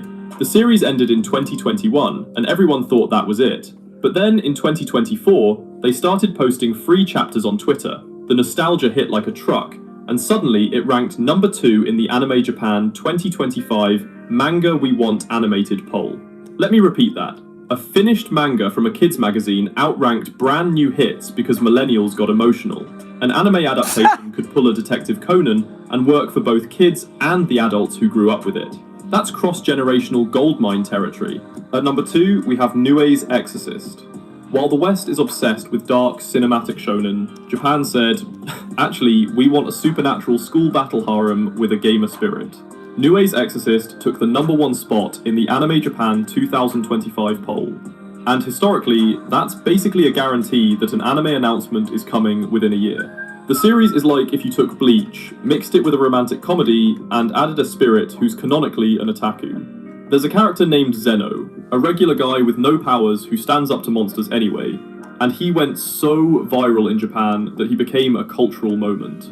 This is a safe bet for production committees. It's got waifu marketability, clean character designs, and a formula that's been proven to work. Studios like A1 Pictures or Cloverworks could knock this out of the park, and the merchandise would sell itself. It's not trying to reinvent the wheel, it's just trying to be a really good wheel, and sometimes that's exactly what the market wants. Yeah, I guess you can. It's trying to isekai itself to a degree, where there's just a bunch of clones of it, so I guess there's not a lot of Bleach clones, if you can say that, specifically. I gotcha. And finally, at number 1, we have Kagurabachi. If you're surprised, you haven't been paying attention. This is the manga that started as a meme, became a genuine phenomenon, and is now sitting at over 3 million copies sold, with only 9 volumes. For context, that's early Jujutsu Kaisen and Chainsaw Man numbers. The story is about a blacksmith's son who goes on a revenge quest with an enchanted blade, after sorcerers murder his father. It's set in a noir-inspired, pseudo-modern Japan with supernatural powers, and the aesthetic is immaculate. We're talking film-level paneling, widescreen compositions, and lighting that makes every fight scene look like a movie trailer. Industry analysts have straight up said that it started as a meme because of the one of the panels. It looked too generically like shonen super anime-ish. And a lot of people made a bunch of like drawings of it too, and it just became a meme. And then people actually, what's the irony in that, the more it became a meme, the more people got interested in it because it was just a meme. So people thought it was gonna be extremely like generic and stupid, but when people actually picked it up and started reading it, they're like, oh wait, this is actually some peak here. That's what happened. So horrible marketing that was supposed to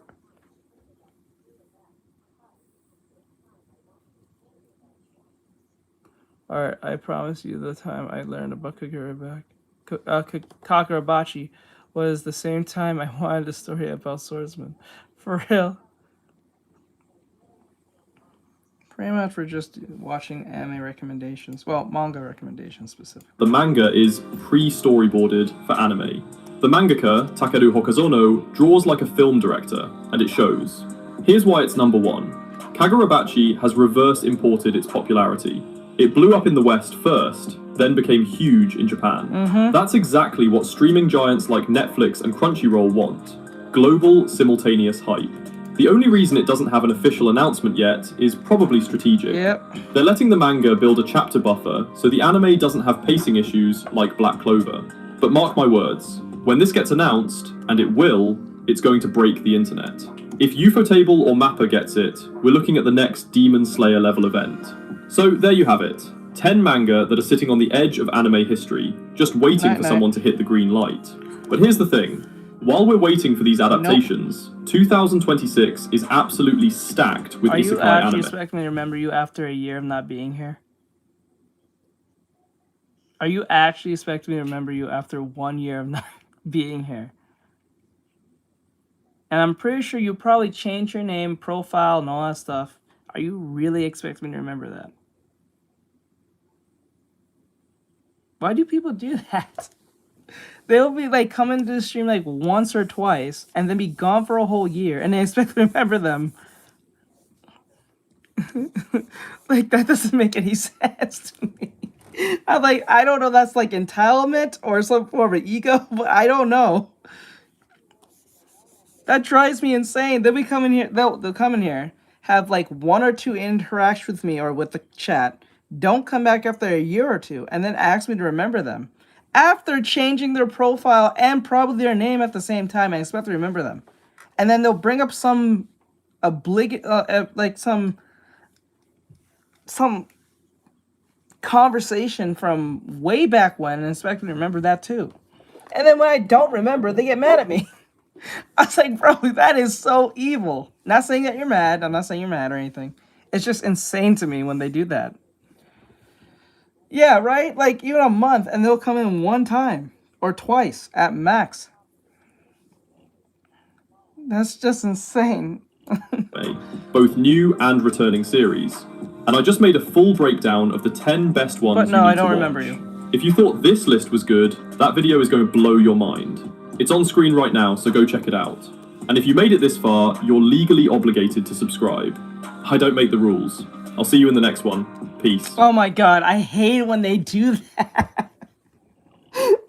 No, wait, hold on. I know. Wait, before I go. Wait, hold on. Let me see.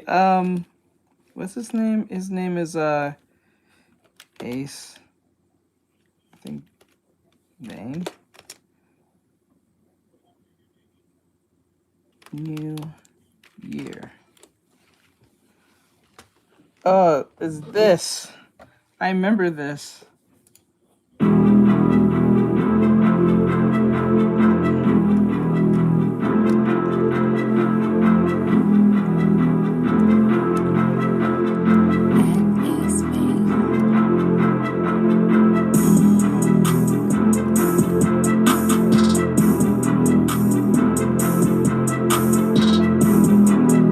Get to the point. Get to the New point. Year, cause I got it. I'm so happy it's a new year because this really gonna be my year. I'm not taking no L's. I'm about to do all kinds of new stuff. I'm about to be more outgoing. I even got a joke like, "Hey, you listening, Daddy? Daddy, Batman, Daddy. What? You know what I'm gonna say to everybody when they come into work? I don't care. For real, Daddy, this funny. I'm gonna say, hey, I ain't seen you since last year. You get it? Cause we haven't seen them since last year. Cause when we left work on Friday, it was last year, and that was this year. Look, Robin, I don't care, but I'm gonna give you some advice. Don't tell that joke. Why would I not tell that joke? That's great immaterial. I could be the next Drewski. There are only two types of people that would tell that joke. One is a virgin, and the other is an involuntarily celibate grown man. That is too many big ass words. I don't know what does involuntarily to celebrate mean. Hey, I haven't seen you guys since last year. Like I said, Superman, you a virgin? Robin, what are you doing? No, what the hell are you talking about? My daddy said you're a virgin. Well, I'm sorry to disappoint you, but I'm not a virgin. Whatever, Superman, my daddy don't lie. What the hell, Bruce? Not what I said. That is what he said. My daddy's a goddamn I'm not lying. I said whoever would make that joke would either be a virgin or an incel. And if anything, you're an incel. What is an incel? I'm not in the cell. Do I look like Tory Lanez? Hey, yo, what? Hey, yo. Too soon, bro. Look, Bruce, I don't know what kind of weird-ass Tom Brady son and father dynamic you two have, but keep my sex life out of your mouth. I wish my daddy did love me like Tom Brady loved his son. What? You don't tell us what to do, man. What? We talk about your sex life all we want. We'll talk about your sex life till the fucking wee hours of the night until we doze off peacefully and dream about the sex life conversation we had to wake up in the morning and discuss it first thing in detail before we even brush our teeth. We would not. Robin, shut up. You're making us look. Oh, you shut up, daddy. You don't see me getting this easy W? I'm handing out L's this year, I told you. Superman, I will talk about your sex life on a Sunday to my pastor while I'm laying on my stomach and my feet kicked up in the air behind me. Are you still talking? Look, I tuned out a long time ago, bro. You got your thighs out.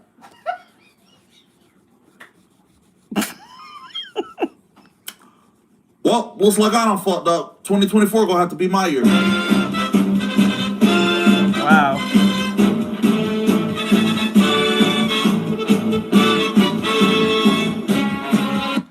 Instagram, where else? Let me see.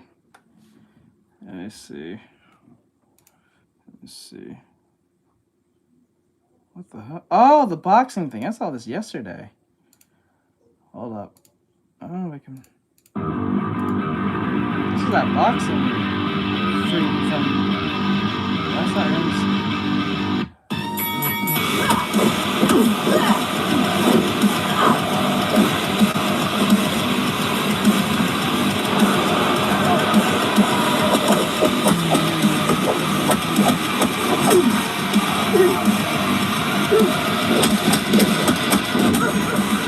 Let's go.